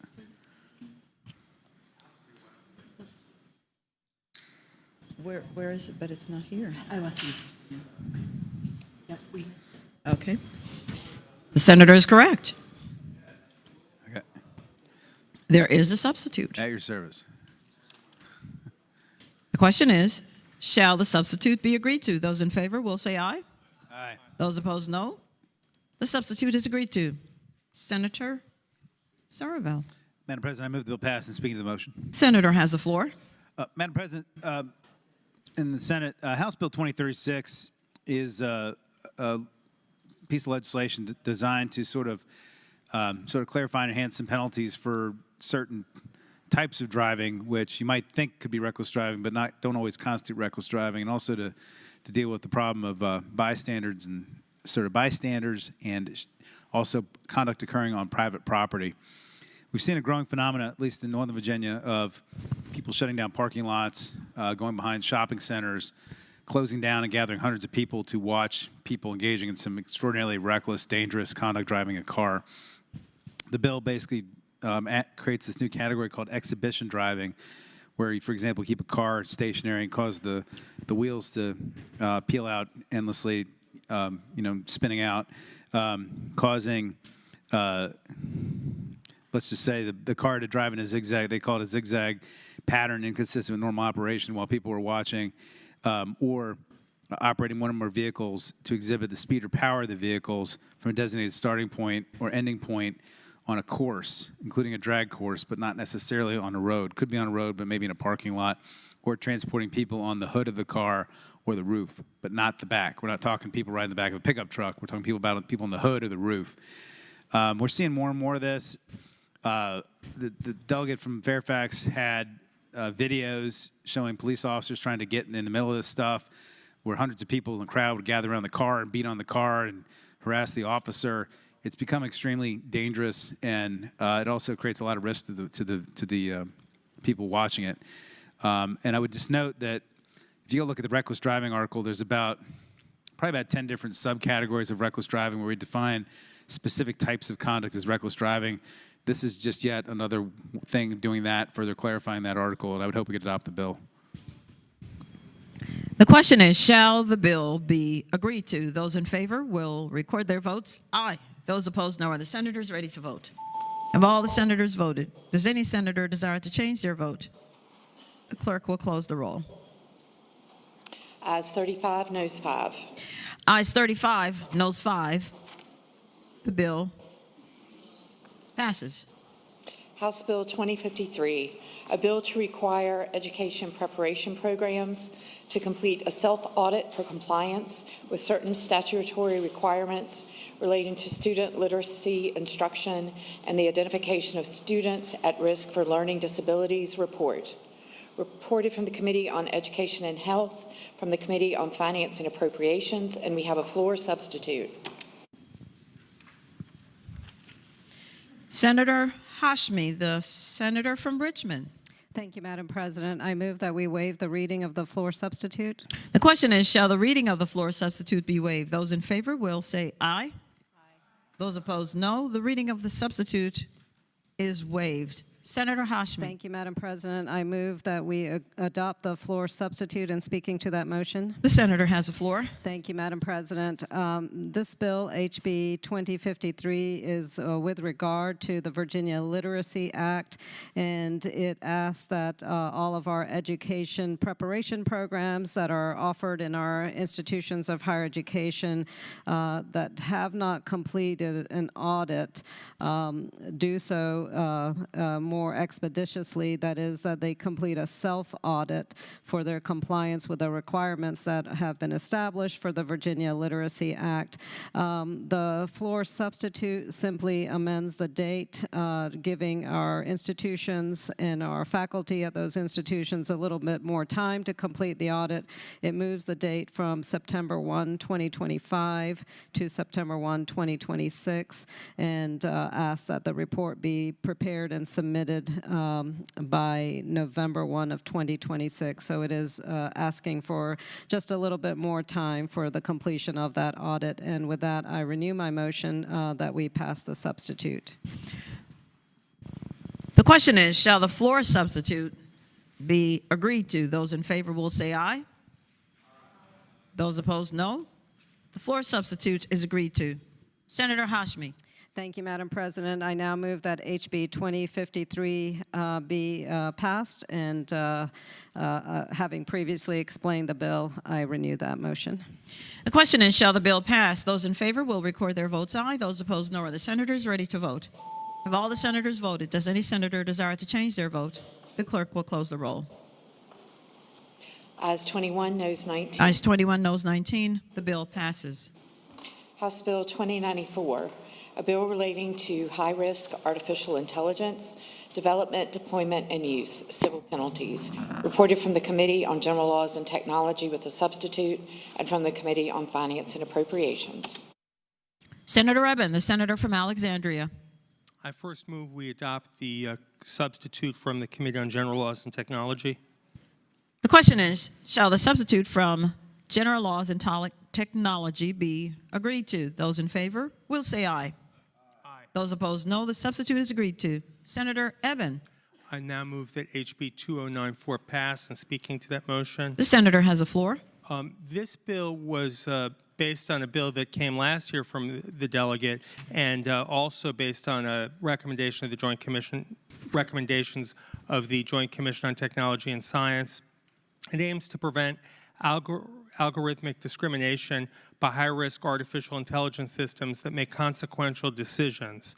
And it only applies at the intersection of high-risk categories making consequential decisions using artificial intelligence. It establishes an AI framework that keeps Virginia as a place where competitiveness and innovation thrive while balancing its responsibility to protect, empower, and inform people. It has a delayed effective date of July 1st, 2026, and more than 100 stakeholders were consulted through discussions and industry coalitions throughout the process of developing this bill. And the patron has expressed a willingness to seek further modifications if we can come to more consensus before the next session. Again, I move the bill pass. The question is, shall the bill pass? Those in favor will record their votes aye. Those opposed, no. Are the senators ready to vote? Have all the senators voted? Does any senator desire to change their vote? The clerk will close the roll. Ayes 21, noes 19. Ayes 21, noes 19. The bill passes. House Bill 2123, a bill relating to protective orders, maximum time valid, reported from the Committee for Courts of Justice with a substitute and from the Committee on Finance and Appropriations. Senator Perry, the senior senator from Loudoun. Thank you, Madam President. Madam President, I move the substitute from the Committee of Courts of Justice. The question is, shall the substitute from the Courts of Justice be agreed to? Those in favor will say aye. Those opposed, no. The substitute is agreed to. Senator Perry. Thank you, Madam President. Madam President, I move passage of the bill and speaking to that bill. The senator has the floor. Thank you, Madam President. Madam President, this is a bill that deals with protective orders, and what it does is that it permits the courts in situations, typically protective orders, most protective orders in the Commonwealth can be issued for a period of up to 2 years. What this bill does is it seeks to expand that, gives the court permission to, if an individual has had a previous protective order issued against them in the previous 10 years, this bill gives the court the option to, if they find there is sufficient evidence to issue a new protective order, to issue that new protective order for a period of up to 4 years. They're not required to issue it for up to 4 years, but they can issue it up for up to 4 years on the second protective order. Madam President, with that, I move passage. The question is, shall the bill pass? Those in favor will record their votes aye. Those opposed, no. Are the senators ready to vote? Have all the senators voted? Does any senator desire to change their vote? The clerk will close the roll. Ayes 38, noes 2. Ayes 38, noes 2. The bill passes. House Bill 2136, a bill relating to Office of the Public Utility Ombudsman established, reported from the Committee on Commerce and Labor with an amendment, and from the Committee on Finance and Appropriations with an amendment. Senator Dees, the senator from Charlottesville. Madam President, I move that the amendment from the Committee on Commerce and Labor be adopted. The question is, shall the Commerce and Labor amendment be adopted? Those in favor will say aye. Those opposed, no. The amendment is adopted. Senator Dees. Madam President, I move that the committee amendment from the Committee on Finance and Appropriations be agreed to. The question is, shall the Finance and Appropriations amendment be agreed to? Those in favor will say aye. Aye. Those opposed, no. The amendment is agreed to. Senator Dees. Madam President, this bill establishes effective July 1 next year. Your motion, Senator. I move that the bill pass. I'd like to speak to that motion. The senator may continue. This bill establishes as effective July 1 of next year an office of an public utility ombudsman within the Department of State Corporation, within the State Corporation Commission. The office is to protect the interest of residential customers of public utilities. The office of the Public Utility Ombudsman shall serve residential customers of public utilities that are non-jurisdictional or jurisdictional or of a limited jurisdiction, and residential customers who cannot be assisted by other commission staff due to potential conflict of interest. I reiterate my motion that the bill pass. The question is, shall the bill pass? Those in favor will record their votes aye. Those opposed, no. Are the senators ready to vote? Have all the senators voted? Does any senator desire to change their vote? The clerk will close the roll. Ayes 23, noes 17. Ayes 23, no 17. The bill passes. House Bill 2165, a bill relating to campaign finance, prohibited personal use of campaign funds, complaints, hearings, civil penalties, and advisory opinions. Reported from the Committee on Finance and Appropriations. Senator Rouse, the junior senator from Virginia Beach. Thank you, Madam President. I move the bill pass. Speaking to that motion. The senator has the floor. Thank you, Madam President. This bill is exactly the same as the senator from Northern Fairfax. This bill prohibits the personal use of campaign funds defined as any expense that would exist irrespective of the candidate seeking, holding, or retaining public office. The bill allows the use of campaign funds for ordinary expenses related to campaigning for or holding office, including to pay for the candidate's dependent care, expenses incurred as a direct result of campaign activity. Current law only restricts personal use of surplus funds at the dissolution of a campaign, and this bill, and I move the bill pass. The question is, shall the bill pass? Those in favor will record their votes aye. Those opposed, no. Are the senators ready to vote? Have all the senators voted? Does any senator desire to change their vote? The clerk will close the roll. Ayes 40, no 0. Ayes 40, no 0. The bill passes. House Bill 2237, a bill relating to public school employees' suspension, notice and opportunity for a hearing, reported from the Committee on Education and Health. Senator Hashmi, the senator from Richmond. Thank you, Madam President. I move that HB 2237 pass, and speaking to that motion. Senator has the floor. Thank you, Madam President.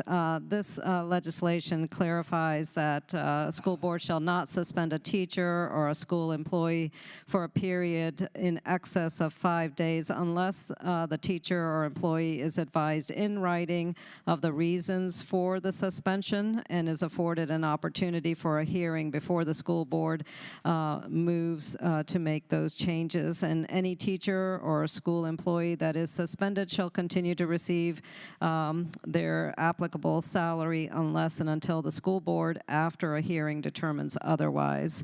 I renew my motion that this bill pass. The question is, shall the bill pass? Those in favor will record their votes aye. Those opposed, no. Are the senators ready to vote? Have all the senators voted? Does any senator desire to change their vote? The clerk will close the roll. Ayes 21, noes 19. Ayes 21, noes 19. The bill passes. House Bill 2240, a bill relating to institutions of higher education, hunger-free campus food pantry grant program established, reported from the Committee on Finance and Appropriations with a substitute. Senator Hashmi. Thank you, Madam President. I move the committee substitute from Finance and Appropriations be agreed to. Question is, shall the Finance and Appropriations substitute be agreed to? Those in favor will say aye. Those opposed, no. The substitute is agreed to. Senator Hashmi. Thank you, Madam President. I move that HB 2240 pass, and speaking to that motion. The senator has the floor. HB 2240 is the House cognate to a bill that we have heard and passed here in the Senate. The bill was presented by Senator Rome, and it is an effort again to address the issues of food insecurity that are increasing on our college campuses. This is the establishment of the Hunger-Free Campus Food Pantry, a grant program to address the needs of so many of our college students. And again, I renew my motion that the bill pass. The question is, shall the bill... Madam Chair. For what purpose Madam does the President, senator I'm from sorry, Madam Lynchburg President. Would the senator yield for a question? Will a senator from Richmond rise and yield for a question? Madam President, I yield. The senator from Lynchburg has the floor. Thank you, Madam President. It says that this bill will set up a grant program. Where is that grant coming from? The senator from Richmond. Madam President, if I can ask a senator from somewhere in Northern Virginia. Madam President. The senator from Western Prince William, Senator Rome. Madam President, I rise to answer the senator's question. The senator may continue. Thank you, Madam President. Madam President, one of the reasons that we sent my bill into conference, that we actually rejected the House amendment so we could send my bill into conference, is because there was a minor difference between where the funding was coming from in the House version, where the funding was coming from in the Senate version.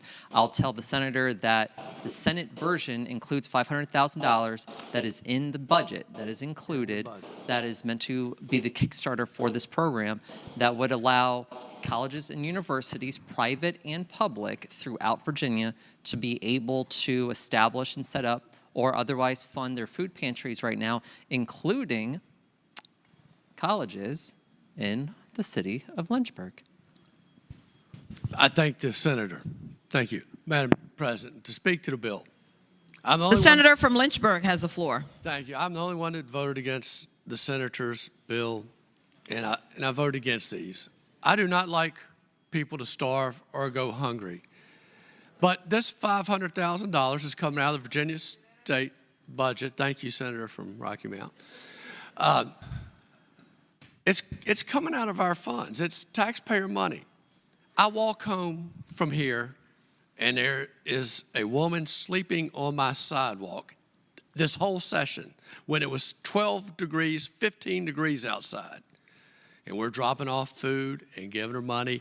A couple of times other people joined her. She goes from my sidewalk across the street. Last night or 2 nights ago, leaving this parking garage, there's a gentleman, homeless, looking for money. To take, colleges, the colleges in the state colleges in Virginia, in the Commonwealth, have billions of dollars in endowment. The University of Virginia has billions of dollars of an endowment. Virginia Tech has a massive endowment. Washington Lee, the University of Richmond has one of the biggest endowments of private colleges. I do not want kids to go hungry. I don't want anyone to go hungry. But we're giving our state money to colleges and universities who have endowments, who are charging tuitions to our students of $70,000 a year, and we're going to give them money out of our budget to set up a grant program for people who are in college that are hungry. And we got people starving on the streets of Richmond. I think it's a wrong use of money. And I hate to be the only one to vote against it, but I'm going to. The senator from Western Prince William, Senator Rome. Madam President, speaking to the bill. The senator has the floor. Madam President, and it didn't have to be this way. It really didn't, but here we are. Madam President, I would remind all but 2 members of this body that they voted for the budget that included $500,000 the first time around, including the senator from Lynchburg, including the big city country or big city, non-country attorney. That's right. Sophisticated. Why? The reason for that, Madam President, is because it was a great budget. We have a great budget, and this is a solid part of that great budget. Why is this included? Because if the universities and colleges in question had actually done this themselves already, we wouldn't have to solve the problem. But we have to solve a problem because it hasn't been done. Thus, here we are. Now, some colleges and universities in Virginia have existing food pantries. The Manassas campus of the Northern Virginia Community College has a great one. I'm super proud of them in my district for doing this. George Mason has a SciTech campus in my district. They have a pantry. That's great. We have the RAM pantry right here in the city of Richmond through VCU. That's great. The delegate who actually presented this portion of the bill has Virginia Union University in her district. All of this is good. What this bill does and what the budget does is it returns taxpayer dollars back into our districts to support higher education so that more people can focus on their education as opposed to their next meal. One of the main reasons that we have a program like this, or that we're trying to establish a program like this in the first place, is so that someone attending college or attending university is able to take the resources, the money that they have, and apply it toward tuition, apply it toward books, apply it to other essential costs so they don't have to worry about food when they are in need of this in the first place. The way that this is designed is for students in need. That's the point. That's the reason that we have this. And by doing this, we are actually creating an opportunity here to keep more students from dropping out of college because it is fiscally tight for them to continue their education.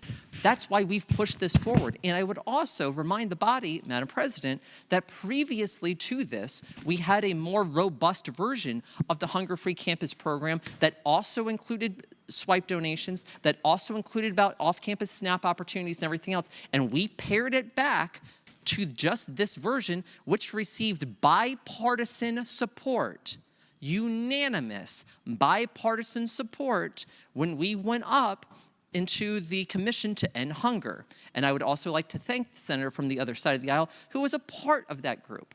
That's why we're doing what we're doing. This is a fantastic opportunity for us to help our constituents, and that's why I renew the motion to pass this bill. The question is, shall the bill pass? Does she want to? Oh. Senator Hashmi. Thank you, Madam President. I don't want to belabor this point, and it seems that only maybe perhaps the senator from Lynchburg is the only one in opposition, and I hope that is not the case in the full vote here. But I just want to correct some misconceptions. You know, the senator from Lynchburg pointed to these wealthy colleges who, why can they not feed their students? The majority of Virginia students are actually enrolled in our community colleges, and the majority of those students who attend our community colleges are working adults, many of whom are actually working mothers. And the constraints and the economic issues that so many of our students face are landing heavily on those students who are seeking to improve their skills, their credentials, to get jobs by going to community colleges, by advancing their opportunities. And this is something that we need to support. Most of the food pantries are already in existence at our community colleges as well as other institutions. They're there because of the tremendous need that is in the student body. Having taught at community colleges, I have had students come to my office asking if I had any food and snack to share. I've seen this firsthand. I would hope that Christian charity would extend far enough that we would know that by adding a little bit of support and through the public-private partnerships that we have established, that we are actually able to feed the hungry amongst us. Thank you, Madam President. Senator Hackworth, the senator from Tazewell. Madam President, would the senator from Western Prince William yield for a question? Will the senator from Western Prince William rise and yield? Absolutely, Madam Senator yields. The senator from Tazewell has the floor. Madam President, is this also applied to community colleges? The senator from Tazewell. Madam President, as I said in my earlier remarks, yes, this does apply to community colleges. Thank you, Madam President. This is an issue that has been brought to us. Speaking to the bill. The senator has the floor. This is an issue that has been brought to us from our community colleges in our district. They do have the pantries, and they say that they do have hungry students, and that they are constantly asking for donations in those pantries. So I think it's a good bill, and I will be supporting it. The question is, shall the bill pass? Those in favor will record their votes aye. Those opposed, no. Are the senators ready to vote?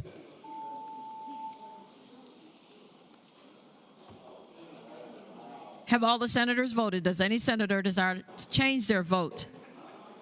The clerk will close the roll. Ayes 37, noes 3. Ayes 37, noes 3. The bill passes. House Bill 2241, a bill relating to possession or transportation of firearms, firearms ammunition, stun weapons or explosives, or carrying concealed weapons by persons convicted of a misdemeanor, hate crime prohibited, penalty, reported from the Committee for Courts of Justice with a substitute, and reported from the Committee on Finance and Appropriations. Senator Surreville, the senator from Eastern Fairfax. Madam President, I move the committee substitute. The question is, shall the substitute be agreed to? Those in favor will say aye. Aye. Those opposed, no. The substitute is agreed to. Senator Surreville. Madam President, I move the bill pass and speak to the motion. The senator has the floor. Madam President, House Bill 2241 is pretty simple. It basically says that if you get convicted of a hate crime, you can no longer possess a gun. The Senate Courts of Justice Committee made a couple changes to the bill that was not in the original House bill. Number one, it says you have to be convicted of the hate crime after July 1 of 2025. We did that to avoid an ex post facto punishment, which is not something you can do under a constitution because that's something the King of England used to do back in the day. The second thing we did is that the face of the conviction order, the summons, has to make clear that you were convicted of a hate crime because the statutes don't always, the statutes, the way they're written, don't always necessarily mean a hate crime. It could be further down. So the judge has to put on there, you're convicted of a hate crime. And that's basically the two things the bill does. It should not affect a lot of people because fortunately we don't have tons of hate crimes in Virginia. We have a few, but it only applies to people who commit an assault and battery for a reason of hate. But it seems to make sense to me. These are pretty dangerous people, probably even more dangerous than domestic abusers. And although we could argue about that, I guess, but I think we ought to pass the bill. The question is, shall the bill pass? Those in favor will record their votes aye. Those opposed, no. Are the senators ready to vote? Have all the senators voted? Does any senator desire to change their vote? The clerk will close the roll. Ayes 21, noes 19. Ayes 21, noes 19. The bill passes. House Bill 2244, a bill relating to standards of quality, standards of accreditation, measurement of student educational performance and academic achievement, calculation of proportionality score required. Reported from the Committee on Education and Health with a substitute. Senator Hashmi, the senator from Richmond. Thank you, Madam President. I move the committee substitute be agreed to. The question is, shall the substitute be agreed to? Those in favor will say aye. Those opposed, no. The substitute is agreed to. Senator Hashmi. Thank you, Madam President. I move that HB 2244 pass, and speaking briefly to that motion. Senator has the floor. Thank you, Madam President. This particular bill is with regard to our concerns issue of student educational performance and academic achievement, and is a calculation of the proportionality score. I will do my best to try to explain this. It's not as easy to summarize, but it is an effort to ensure that when we are assessing our student performances, that we are using the correct measures, and these standards, according to the legislation, these standards will include, in addition to any measures or indicators that are used under the school accreditation system, a weighted proportionality score for each school that will account for no less than 5% of the overall summative accreditation rating score metric for such schools. And there is a clarification of the metrics that will be used, and it is detailed in the legislation. And I renew my motion that we pass this bill. The question is, shall the bill pass? Those in favor will record their votes aye. Those opposed, no. Are the senators ready to vote? Have all the senators voted? Does any senator desire to change their vote? The clerk will close the roll. Ayes 21, noes 19. Ayes 21, noes 19. The bill passes. House Bill 2356, a bill relating to prevailing wage rate, apprenticeship requirements, RPS eligible source work penalties. Reported from the Committee on Finance and Appropriations. The senator from Charlottesville, Senator Deeds. Madam President, I move that the bill pass, and I'd like to speak to that. The senator has the floor. Madam President, this bill is identical to Senate Bill 853 that Senator Rouse carried that passed the Senate 20-18. It requires public service companies, their contractors and subcontractors, to pay a prevailing wage. It requires that 15% of the total labor hours of such work is performed by apprentices. It requires that there will be one qualified apprentice if there are 4 or more individuals employed to work on any specific job. I reiterate my motion that it pass. The question is, shall the bill pass? Those in favor will record their votes aye. Those opposed, no. Are the senators ready to vote? Have all the senators voted? Does any senator desire to change their vote? The clerk will close the roll. Ayes 21, noes 19. Ayes 21, noes 19. The bill passes. House Bill 2362, a bill relating to delinquent real estate taxes, procedure for sale of real estate, enforcement of liens, orders of publication. Reported from the Committee on Finance and Appropriations. Senator Surville, the senator for Eastern Fairfax. Madam President, I move the bill pass, and speaking of the motion. The senator has the floor. Thank you, Madam President. And first of all, I'd love to thank the senator from King George for forcing me to have to explain this on the floor, for abstaining for it. But I would just say that this bill basically refines a bunch of processes for selling real estate that has a tax lien on it. For example, it amends the lis pendens statute, which I think probably only the lawyers in here probably understand what a lis pendens is, but it's a pretty important piece of paper, but it allows you to file lis pendens for partition now, which is new, or for a tax sale.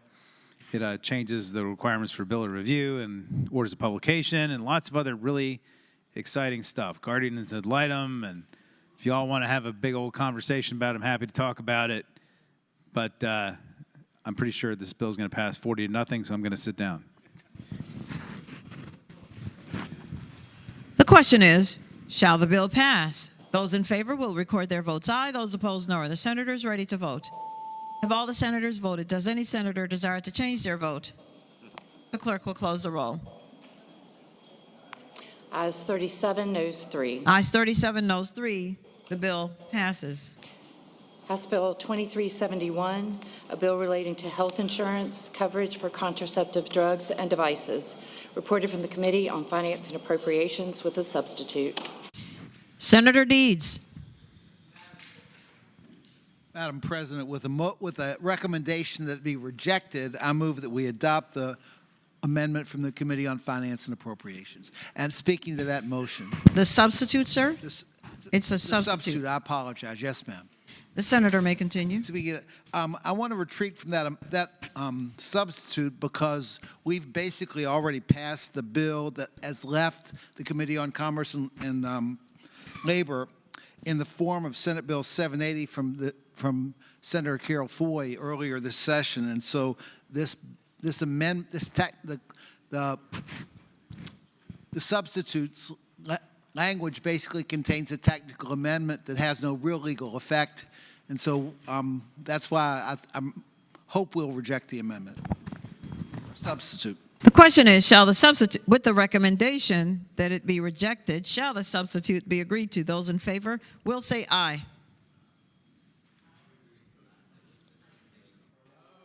No. I mean, yes. And those opposed, no. No. I was just checking, The substitute is rejected. Now, Senator. Thank you, ma'am. I move that the bill pass, and I'd like to speak to that. The senator has the floor. This bill is as an amendment, or as the title reads, this amendment requires health insurance carriers to provide coverage under any health insurance contract, policy, or plan that includes coverage for prescription drugs on an outpatient basis for those prescription drugs that are those drugs that are available over the counter for contraceptive drugs. I reiterate my motion that it pass. The question is, shall the bill pass? Those in favor will record their votes aye. Those opposed, no. Are the senators ready to vote? Have all the senators voted? Does any senator desire to change their vote? The clerk will close the roll. Ayes 24, noes 16. Ayes 24, no 16. The bill passes. House Bill 2458, a bill relating to vehicles used for agricultural purposes, reported from the Committee on Transportation with an amendment, and we have two floor amendments. Chair recognizes Senator Rome, the senator from Western Prince William. Thank you, Madam President. Madam President, we're going to do a few different things here. First, we are going, I motion to reject the committee substitute, or the committee amendment, and speaking to that motion. The senator has the floor. Thank you, Madam President. Madam President, that committee substitute is included in the floor amendment that is before you right now. So with that, with the recommendation that we reject the committee amendment, I move the committee amendment. With the recommendation that the amendment from Transportation be rejected, the question is, shall it be agreed to? Those in favor will say aye. Those opposed, no. No. The amendment is rejected. Senator Rome. Thank you, Madam Thank you, Madam President. Madam President, I move the waiving of the floor amendments, the reading of the floor amendments. The question is, shall the floor amendment, the reading thereof, be waived? Those in favor will say aye. Aye. Those opposed, no. The ayes have it. The reading of the floor amendment is waived. Senator Rome. Madam President, I move adoption of the floor amendments, plural, and speaking to that. The senator has the floor. Thank you, Madam President. Okay, so, Madam President, here's what we are doing.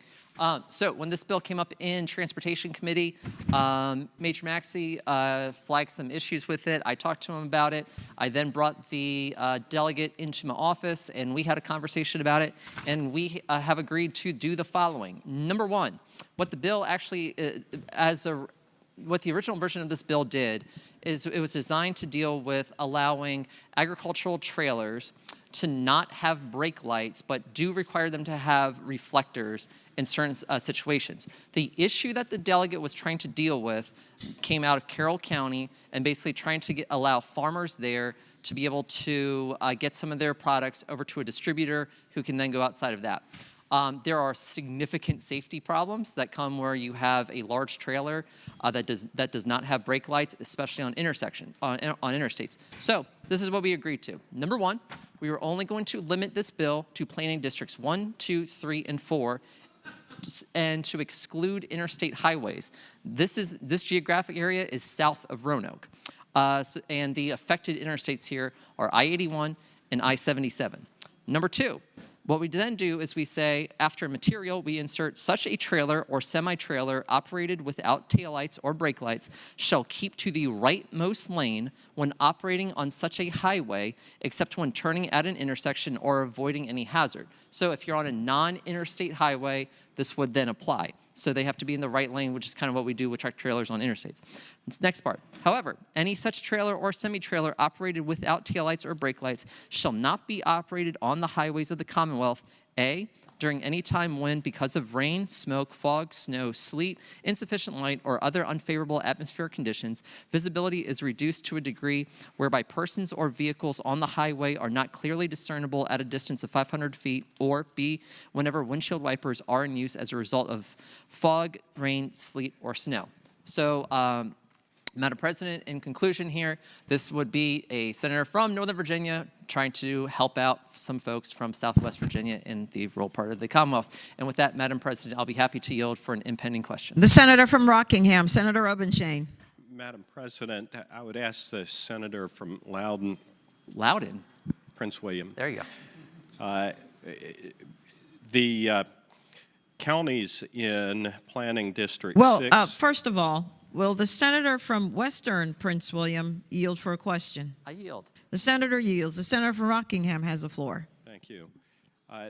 The counties in Planning District 6 and 7 are among the highest yielding ag-producing counties in Virginia. I think the top 5 ag-producing counties in the state are in those planning districts. I would ask whether the senator would consider letting this go by and consider adding those 2 planning districts to this. If it makes sense for ag regions, I can't imagine why it wouldn't make sense for the top 2 top ag producing planning districts in the Commonwealth of Virginia. So, the senator from Western Prince William has the floor. Thank you, Madam President. Madam President, I would tell the senator that had this come up either in the Transportation Committee prior to crossover or either earlier than rather than this place that we are right now, I would have taken that exact thing that the senator just mentioned, brought it back to the delegate and said, hey, is this acceptable to you? Can we work this out? Because I do believe that's in good faith. At the same time, that was not the agreement that was struck with the delegate. And so to honor the, basically the word with the delegate, I think that we should not include that for now. What we should do is pass the bill as is, and if it is successfully implemented, then perhaps next year we can come back and consider a second bill to deal with the planning districts in the senator's affected areas. Madam President, speaking to the amendment. Senator Obenshain. Madam President, having not been invited to participate in the discussions, having seen that the bill was of statewide application, having not seen the floor amendment before the floor amendment was released today, I would like an opportunity to take this by for the day so that I can have drafted, since the senator from Prince William is not willing to do this, for me to draft another floor amendment to add the planning districts that would really most be impacted by this. So I would ask this to go by for the day. Actually, Madam President. The senator from Western Prince William. Thank you, Madam President. Madam President, will the senator from Rockingham yield for a question? Will the senator from Rockingham rise and yield for a question? Yes, I yield. The senator from Rockingham yields. The senator from Western Prince William Madam has the floor. President, for the edification of the public watching this, as well as probably some members here, would the senator be able to describe the affected localities within the planning districts that he mentioned? The senator from Rockingham. Well, thank you, Madam President. The entire Shenandoah Valley is the top ag-producing region in the Commonwealth of Virginia. The top 5 ag-producing counties are Shenandoah, Page, Warren, Augusta, and Rockingham are the top 5 ag-producing counties. They are right in the heart of Planning District 6 and in the southernmost portion of Planning District 7.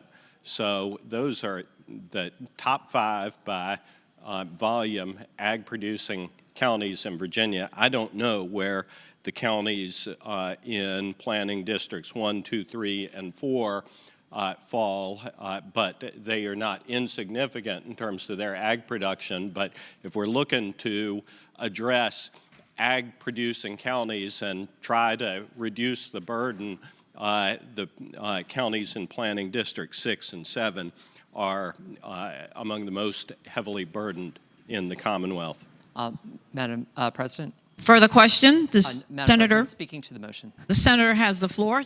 Thank you, Madam President. Madam President, first I appreciate the senator with the explanation, and I have no objection to the bill going by for the day, and the senator can pursue that basically as he wishes.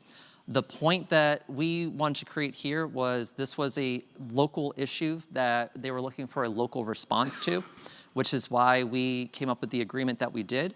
I then, before the start of floor session today, pulled aside, or actually the beginning of floor session today, pulled aside the minority leader as well as the 4 members of the Southwestern Virginia delegation to describe what we were doing, to make sure that we had full transparency. And because it was their affected districts, that's why I did not talk to the minority caucus chair about that. That said, how he wants to proceed on that is up to him. Thank you, Madam President.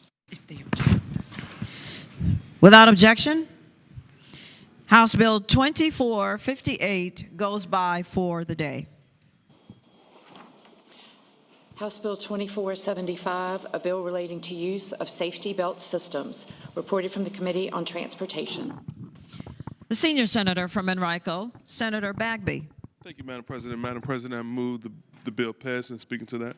The senator has the floor. Thank you, Madam President. This bill requires all adult passengers in a motor vehicle equipped with a safety belt system to wear such safety belt system when the motor vehicle is in motion on a public highway. Current law requires adult passengers to wear such safety belts only occupying the front seat. I move that the bill pass. The question is, shall the bill pass? Those in favor will record their votes aye. Those opposed, no. Are the senators ready to vote?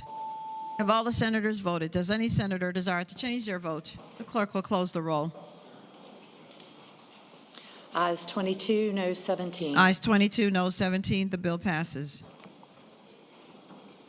House Bill 2573, a bill relating to boxing and wrestling events, license requirements for examining physicians, reported from the Committee on Education and Health. Senator Hashmi, the senator from Richmond. Thank you, Madam President.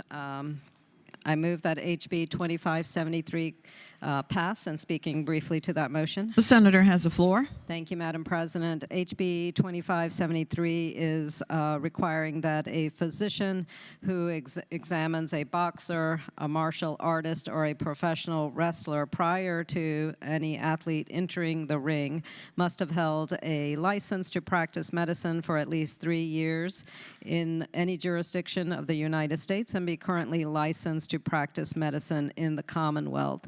And that is the nature of the bill, and I move that it pass.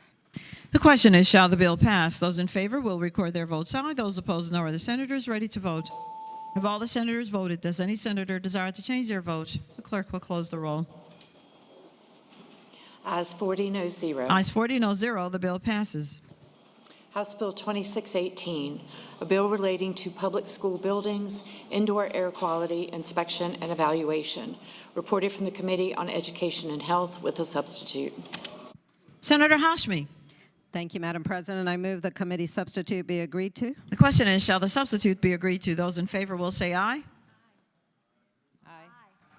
Those opposed, no. The substitute is agreed to. Senator Hashmi. I move that HB 2618 pass, and speaking briefly to that motion. The senator has the floor. This bill requires that at least every 4 years, every school division provide an industry-recognized uniform inspection and evaluation of the heating, ventilation, and air conditioning system in each public school building in local school divisions, and that this inspection and evaluation be performed by certified technicians or an industrial hygienist that's certified by the American Board of Industrial Hygiene.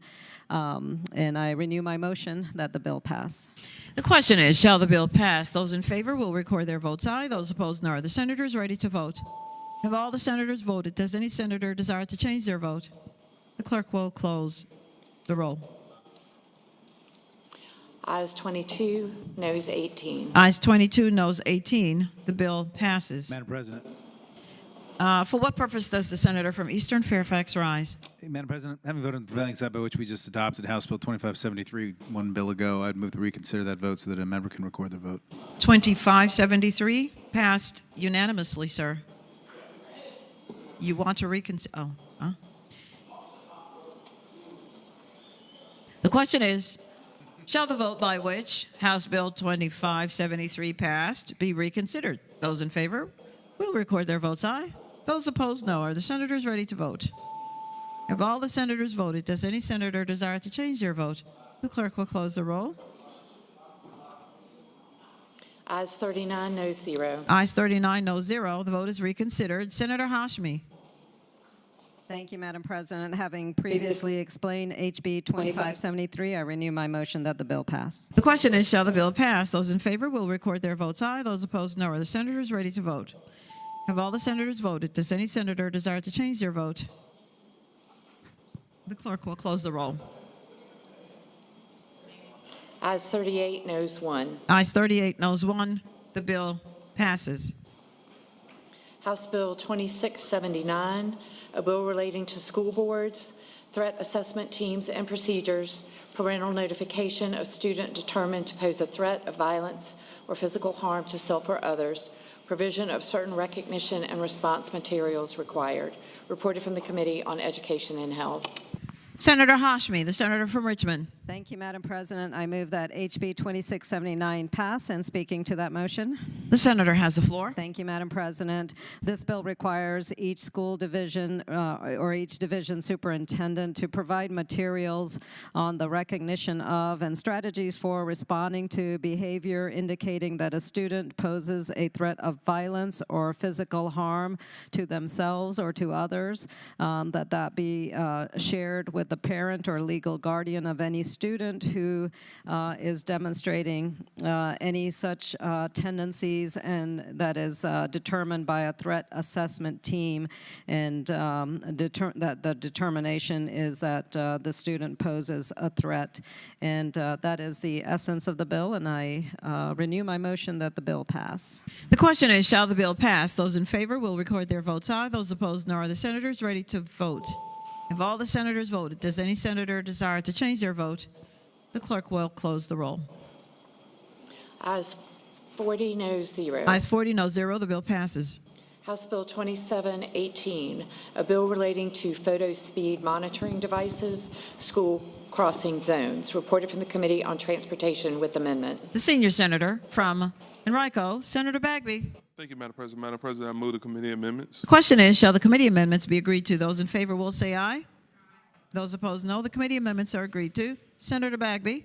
Thank you, Madam President. I move that the bill pass, and speaking to that. The senator has the floor. Madam President, this bill, as amended, requires photographs, microphotographs, or other recorded images or documentation produced by a photo speed monitoring device placed in a school crossing zone to depict or confirm a portable sign or tilt-over sign that is in position and blinking or otherwise activated, indicating that the school crossing zone at the time of such vehicle speed violation in order for a sworn certificate to be considered prime facie evidence for purposes of enforcing vehicle speed violations. I move passage. The question is, shall the bill pass? Those in favor will record their votes aye. Those opposed, no. Are the senators ready to vote? Have all the senators voted? Does any senator desire to change their vote? The clerk will close the roll. Ayes 36, noes 4. Ayes 36, noes 4. The bill passes. House Bill 2723, a bill relating to criminal records, expungement, and sealing of records. Reported from the Committee for Courts of Justice with a substitute, and reported from the Committee on Finance and Appropriations with a substitute.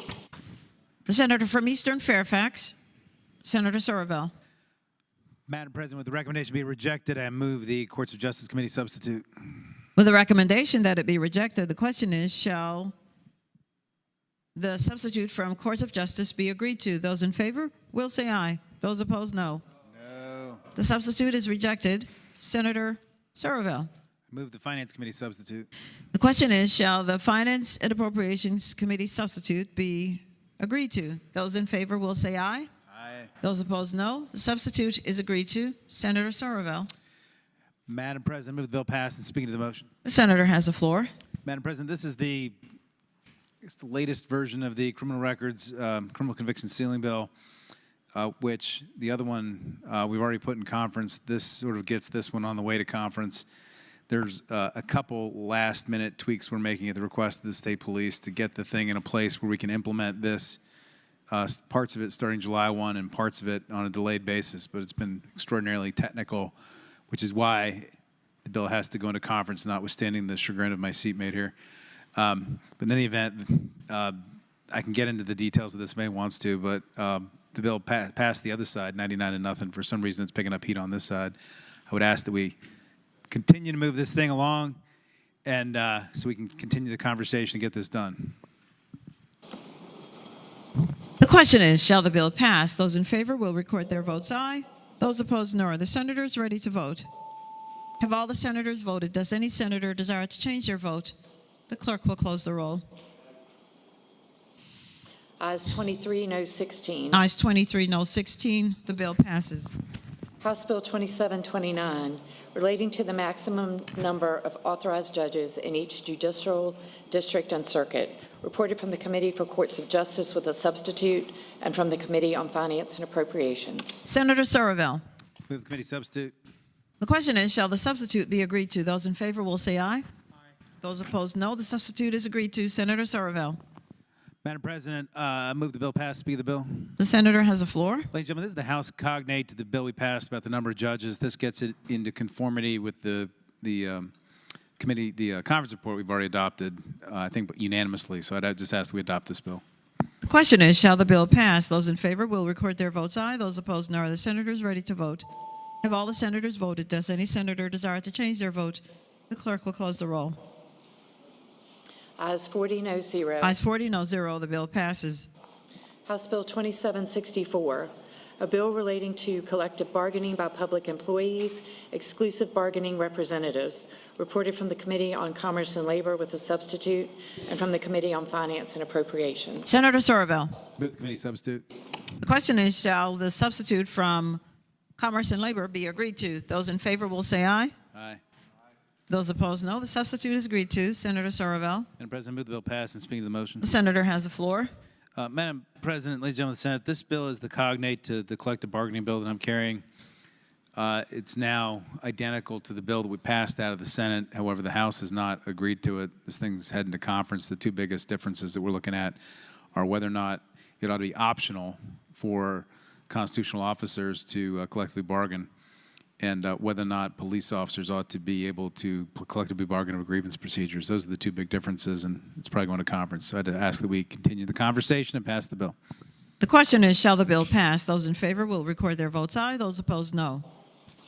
Are the senators ready to vote? Have all the senators voted? Does any senator desire to change their vote? The clerk will close the roll. Ayes 21, noes 19. Ayes 21, noes 19. The bill passes. House Bill 1721, a bill relating to Uniform Easement Relocation Act, reported from the Committee for Courts of Justice with amendments. Again, Senator Soroville. Madam President, there's been some questions come up on this that we need to talk about a little further. I'd ask that this bill go by for the day. Without objection, House Bill 1721 goes by for the day.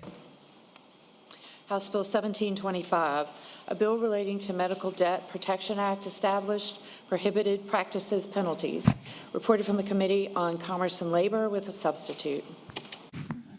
Senator Dees, the senator from Charlottesville. Madam President, I move that the committee substitute be agreed to. The question is, shall the committee substitute be agreed to? Those in favor will say aye. Those opposed, no. The substitute is agreed to. Senator Dees. Madam President, this the substitute represents a coming together of a wide variety of groups on a. I move that the bill pass, and I'd like to speak to that. I'm sorry. The senator has the floor. Madam President, this bill creates the Medical Debt Protection Act, and the substitute that we just adopted represents a coming together of a large number of diverse groups that support this. It creates the Medical Debt Protection Act to prohibit a large health care facility or medical debt buyer from charging interest or late fees on medical debt or from using extraordinary collection practice actions to collect medical debt. The substitute prohibits interest or late fees on medical debt until 90 days after the due date and caps such interest or late fees at 3% of the medical debt per year. And the bill adds a delayed effective date of July 1, 2026. Madam President, in committee, this bill came under heavy questioning, and the Medical Society and the Hospital Association supported the substitute. I reiterate my motion that it pass. The question is, shall the bill pass? Those in favor will record their votes aye. Those opposed, no. Are the senators ready to vote? Have all the senators voted? Does any senator desire to change their vote? The clerk will close the roll. Ayes 27, noes 13. Ayes 27, noes 13. The bill passes. House Bill 1778, a bill relating to insurance agents, appointments, and terminations, reported from the Committee on Commerce and Labor. Senator Dees. Yes, ma'am. Madam Chair, I move the bill pass, and I'd like to speak to that. The senator has the floor. This bill amends the process for appointment of insurance agents and agencies by insurers. It is administered by the Bureau of Insurance. The bill revises certain requirements of an insurer or authorized representative that terminates an appointment of an agent that's found to have engaged in prohibited conduct. I reiterate my motion that it pass. The question is, shall the bill pass? Those in favor will record their votes aye. Those opposed, no. Are the senators ready to vote? Have all the senators voted? Does any senator desire to change their vote? The clerk will close the roll. Ayes 36, noes 3, Rule 36-1. Ayes 36, noes 3, Rule 36-1. The bill passes. House Bill 1821, relating to electric utilities, accelerated renewable energy buyers, zero carbon electricity, energy storage resources, reported from the Committee on Commerce and Labor with amendments. Senator Dees. Madam President, I move that the committee amendments be agreed to. The question is, shall the committee amendments be agreed to? Those in favor will say aye. Aye. Those opposed, no. The amendments are agreed to. Senator Dees. Madam President, I move that the bill pass, and I'd like to speak to that motion. The senator has the floor. Madam President, this bill permits an accelerated renewable energy buyer or group of buyers to contract to obtain bundled capacity, energy, and renewable energy certificates from zero carbon electricity generation resources under certain conditions and offset all or a portion of their capacity needs through the procurement of energy storage resources under certain conditions. The amendments strike language that was carried over from our previous version of the bill and are intended to bring the bill into alignment with a recommendation from the JLARC data center study. I hope that we'll pass the bill. The question is, shall the bill pass? Those in favor will record their votes aye. Those opposed, no. Are the senators ready to vote? Have all the senators voted? Does any senator desire to change their vote? The clerk will close the roll. Ayes 21, noes 18. Ayes 21, noes 18. The bill passes. House Bill 1872, a bill relating to Virginia Residential Landlord and Tenant Act, adverse action by landlord-tenant remedies, reported from the Committee for Courts of Justice. Senator Surville, the senator from Eastern Fairfax.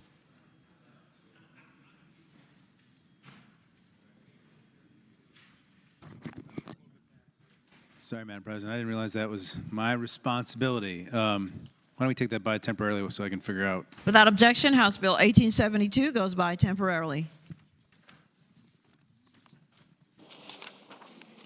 House Bill 1883, a bill relating to electric utilities, renewable energy portfolio standard program requirements, power purchase agreements, reported from the Committee on Commerce and Labor with amendments. Senator Dees, the senator from Charlottesville. Madam President, I move that the committee amendments be agreed to. The question is, shall the committee amendments be agreed to? Those in favor will say aye. Those opposed, no. The amendments are agreed to. Senator Dees. Madam President, I move that the bill pass, and I'd like to speak to that motion. The senator has the floor. Madam President, this bill amends certain renewable energy portfolio standard program requirements for Dominion Energy Virginia, including the annual percentage of program requirements to be met with behind-the-meter solar, wind, or anaerobic digestion resources of 3 megawatts or less located in the Commonwealth, and the date by which 75% of such requirements shall be met with resources located in the Commonwealth. The bill also removes the requirement for a solar-powered or wind-powered generation facility to have a capacity of no more than 50 kilowatts to qualify for a third-party powered purchase agreement under a pilot program. The bill permits Dominion Energy to recover certain costs prior to December 31, 2032, and provides that it is the policy of the Commonwealth to encourage the development on previously developed project sites to reduce the land use impacts of solar development. Allows them to reduce the impacts on solar development of land. The amendments conform the bill to Senate Bill 1040, as it was amended in House Labor and Commerce by striking the definition of behind-the-meter solar. The bill is similar to, I think, Senator Van Valkensburg's bill that passed the Senate 26-14 earlier this session. I hope we'll agree to the bill. Senator Van Valkenburg, the senator from Western Enrico. Thank you, Madam President. Madam President, speaking briefly to the bill. The senator has the floor. Thank you, Madam President. Madam President, this is the bill that some of us on the other side of the aisle like. This is about putting solar panels on my roof. And so I would encourage the folks that voted for it the first time around to vote for it again. The question is, shall the bill pass? Those in favor will record their votes aye. Those opposed, no. Are the senators ready to vote? Have all the senators voted? Does any senator desire to change their vote? The clerk will close the roll. Ayes 23, no 17. Ayes 23, no 17. The bill passes. House Bill 1888, a bill relating to immunity of persons for tort actions based on statements made in connection with certain proceedings, reported from the Committee for Courts of Justice with amendments. The senator from Western Enrico, Senator Van Valkenburg. Thank you, Madam President. Madam President, move the committee amendments. The question is, shall the committee amendments be agreed to? Those in favor will say aye. Aye. Those opposed, no. The amendments are agreed to. Senator Van Valkenburg. Thank you, Madam President. Madam President, members of the body, this adds to the tort actions for which an individual shall be immune pursuant to applicable law. Any tort Your motion, action. Senator. Oh, I move the bill pass and speaking to them. The senator may continue. Thank you, Madam President. I apologize. Be immune pursuant to applicable law any tort action based solely on a statement made at or in connection with any formal review or hearing authorized by law that is not one of the public hearings enumerated in current law. This is a bill that's within the anti-SLAPP provisions. So if you like freedom of speech, vote yes. If you like frivolous lawsuits, vote no. The question is, shall the bill pass? Those in favor will record their votes aye. Those opposed, no. Are the senators ready to vote? Have all the senators voted? Does any senator desire to change their vote? The clerk will close the roll. Ayes 39, noes 1. Ayes 39, noes 1. The bill passes. House Bill 2084, a bill to direct the State Corporation Commission to determine whether certain electric utilities are using reasonable classifications of customers, reported from the Committee on Commerce and Labor with a substitute. Senator Dees, the senator from Charlottesville. Madam Chair, I move the substitute. The question is, shall the substitute be agreed to? Those in favor will say aye. Those opposed, no. The substitute is agreed to. Senator Deeds. Madam Chair, I think we've made this bill with a substitute. Your motion? I move the bill pass. I'd like to speak to that. The senator has the floor. With this bill, we've conformed it to Senate Bill 960, I think, that was introduced by the senior senator from Loudoun. It's an existing proceeding between January 1 of this year and July 1 of 2027. It directs the SEC to determine whether Dominion and Appalachian are using rates, tolls, charges, or schedules that contain reasonable classification for utility customers. I hope that we pass the bill. The question is, shall the bill pass? Those in favor will record their votes aye. Those opposed, no. Are the senators ready to vote? Have all the senators voted? Does any senator desire to change their vote? The clerk will close the roll. Ayes 24, no 16. Ayes 24, no 16. The bill passes. House Bill 2087, a bill relating to electric utilities, electric vehicle charging stations, transportation electrification, reported from the Committee on Commerce and Labor with the substitute, and there are 2 floor amendments. Senator Deeds, the senator from Charlottesville. I move that the bill go by for the day. Without objection, House Bill 2087 goes by for the day. House Bill 2090, a bill relating to multifamily shared solar program, minimum bill, reported from the Committee on Commerce and Labor with a substitute. Senator Deeds. Madam President, I move that the substitute be agreed to. The question is, shall the substitute be agreed to? Those in favor will say aye. Those opposed, no. The substitute is agreed to. Senator Deeds. Madam Chair, I move that the bill pass, and I'd like to speak to that. The senator has the floor. Madam Chair, Madam President, this bill amends the requirements for shared solar facility for the purposes of multifamily shared solar program to include facilities that are located on a rooftop of a commercial building that shares a common or adjacent substation of the investor-owned utility with multifamily shared solar subscribers. The bill requires the State Corporation Commission to establish a minimum bill for the multifamily shared solar program, requiring that the subscriber's net bill not fall below the minimum bill and requiring that the calculation of a subscriber's minimum bill be based on the amount of kilowatt hours billed by the utility. The bill requires the State Corporation Commission to initiate a proceeding by October of this year to establish a minimum bill, and it states that such minimum bill is established, the administrative cost of which shall not be included in any multifamily shared solar program tariff. The substitute permits the solar facility to participate that is located on a parcel of land on the premises of the multifamily utility customer or adjacent thereto, or on a rooftop of a commercial building that shares a common or adjacent substation of the investor-owned utility with the subscriber, and combines the second and third enactments to require the State Corporation Commission to amend its regulations as used in this bill. I hope that we'll pass the bill. The question is, shall the bill pass? Those in favor will record their votes aye. Those opposed, no. Are the senators ready to vote? Have all the senators voted? Does any senator desire to change their vote? The clerk will close the roll. Ayes 21, noes 18. Ayes 21, noes 18. The bill passes. House Bill 2256, a bill relating to report of motor vehicle accident damage threshold, reported from the Committee for Courts of Justice with a substitute. Senator Sorrevell, the senator from Eastern Fairfax. Move the committee substitute. The question is, shall the substitute be agreed to? Those in favor will say aye. Those opposed, no. The substitute is agreed. The substitute is agreed to. Senator Sorrevell. Move the bill pass and speak to that motion. The senator has the floor. Ladies and gentlemen of the Senate, the bill basically increases the threshold on accident reports from $1,000 to $3,000 where they have to be written. It also adds that certain information relating to cell phone usage has to be added to an accident report. I ask that the bill pass. Madam the senator from Lynchburg, Senator Madam President. I am recognizing one senator at a time. Senator Peake has the floor. Ridiculous. Senator Peake. The gentleman from Eastern Fairfax raised for a few questions. Will the senator from Eastern Fairfax rise and yield for a question? Happy to answer any questions. The senator yields. The senator from Lynchburg has the floor. Didn't the senator have a separate bill on the specific issue of cell phone use and subpoenaing the cell phone use and recovering the cell phone use? in a separate bill that died in committee? Senator Surville has the floor. Madam President, what I'd say to the senator is that there was about 3 pieces of that bill, which had about 10 pieces to it, that was in a separate bill. The other pieces were a lot more controversial. These pieces I wasn't aware of any controversy about. That I think you're referencing. Further question, Senator.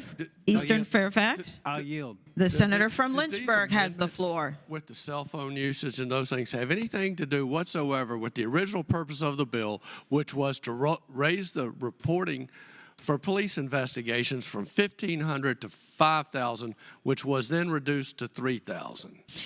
Senator Surville has the floor. Madam President, what I would say is that yes, it has a lot to do with it because it relates to the exact same statute that's being amended. To pass it. All right. Want it to go by for the day? Oh, Madam President, can this bill, based on what I'm hearing from the other side of the aisle, can this bill go by for the Without day? objection, House Bill 2256 Madam goes by President. for the day. Madam President. Objection. The senator objects. Yes. This will be a recorded vote. No, Madam President, may I speak to the motion? One at a time, please. I have recognized Senator Rome, the senator from Western Prince William, first. Madam President, the reason I want to do that was so that we could motion to reconsider the vote by which we adopted the committee's amendment. And then we can take it by for the day after that. Madam President, the point is to put it back in the original posture that it was on the calendar. Madam President. Wait. I withdraw my motion. The Senate will be temporarily at ease until Madam President collects herself.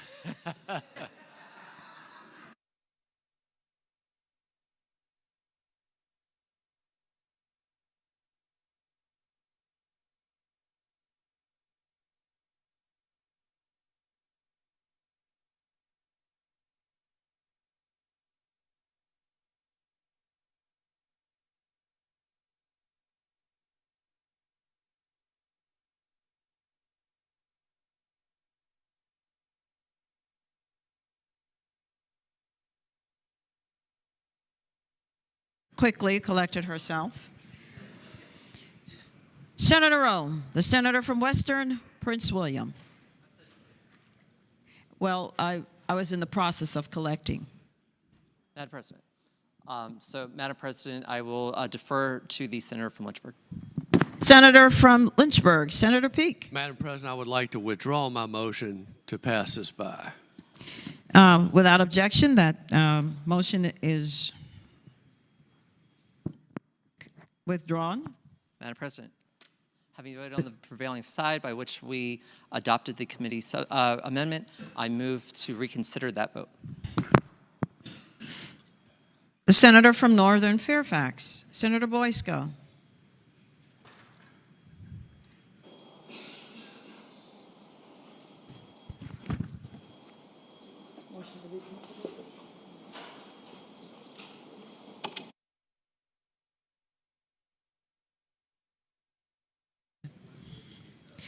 Voice vote. It is an honor vote. So therefore, the question is, shall the vote by which the substitute for House Bill 2256 was accepted be reconsidered? Those in favor will record their votes aye. Those opposed, no. Are the senators ready to vote? Have all the senators voted? Does any senator desire to change their vote? The clerk will close the roll. Ayes 40, no 0. Ayes 40, no 0. The vote is reconsidered. Madam Senator Rome. Madam President, I move that we take HB 2256 by for the day. Without objection. House Bill 2256 goes by for the day. House Bill 2413, a bill relating to electric utilities integrated resource plans, reported from the Committee on Commerce and Labor with a substitute. Senator Deeds, the senator from Charlottesville. Madam President, I move that the committee substitute be agreed to. The question is, shall the substitute be agreed to? Those in favor will say aye. Aye. Those opposed, no. The substitute is agreed to. Senator Deeds. Madam President, I move that the bill pass, and I'd like to speak to that. The senator has the floor. This is a bill, Madam President, with the amendment It's identical to a bill that the senator from, I guess, Eastern Fairfax County carried that amends the integrated resource plan process. It came from the sewer, the Commission on Electric Utility Regulation. The gentleman lives in the sewer. He chairs the sewer. And I hope we'll agree to the bill. We passed Senator Surville's bill 21-19. The question is, shall the bill pass? Those in favor will record their votes aye. Those opposed, no. Are the senators ready to vote? Have all the senators voted? Does any senator desire to change their vote? The clerk will close the roll. Ayes 21, noes 18. Ayes 21, noes 18. The bill passes. House Bill 2462, a bill relating to unauthorized use of name, portrait, voice, likeness, or picture of any person, digital replica, civil liability, statute of limitations. Reported from the Committee for Courts of Justice with a substitute. Senator Surville. Move committee substitute. The question is, shall the substitute be agreed to? Those in favor will say aye. Aye. Those opposed, no. The substitute is agreed to. Senator Surville. Move the bill pass and speaking to the motion. The senator has the floor. Ladies and gentlemen of the Senate, this is another bill in a series of bills we've seen about AI or synthetic media or whatever you want to call it, trying to rewrite various rules of civil liability when it comes to our new world that we're entering. I guess it was looked at in JCOTS. It was not looked at on the Courts Committee last year. This year, we felt like the bill added probably about 1,000 words of liability to the code. It was incredibly complicated. We also were aware of Senator from Orange's bill, which took a much different, more simplified approach, which was actually approved by JCOTS, unlike this one, which took an entirely different approach, which we sent to Boyd Graves. This one had had opposition. It was a mess. Anyway, we threw a reenactment clause on it to try to continue the conversation, to get it into conference to see if there's anything we could figure out. So right now, the bill does nothing. It basically requires a reenactment clause.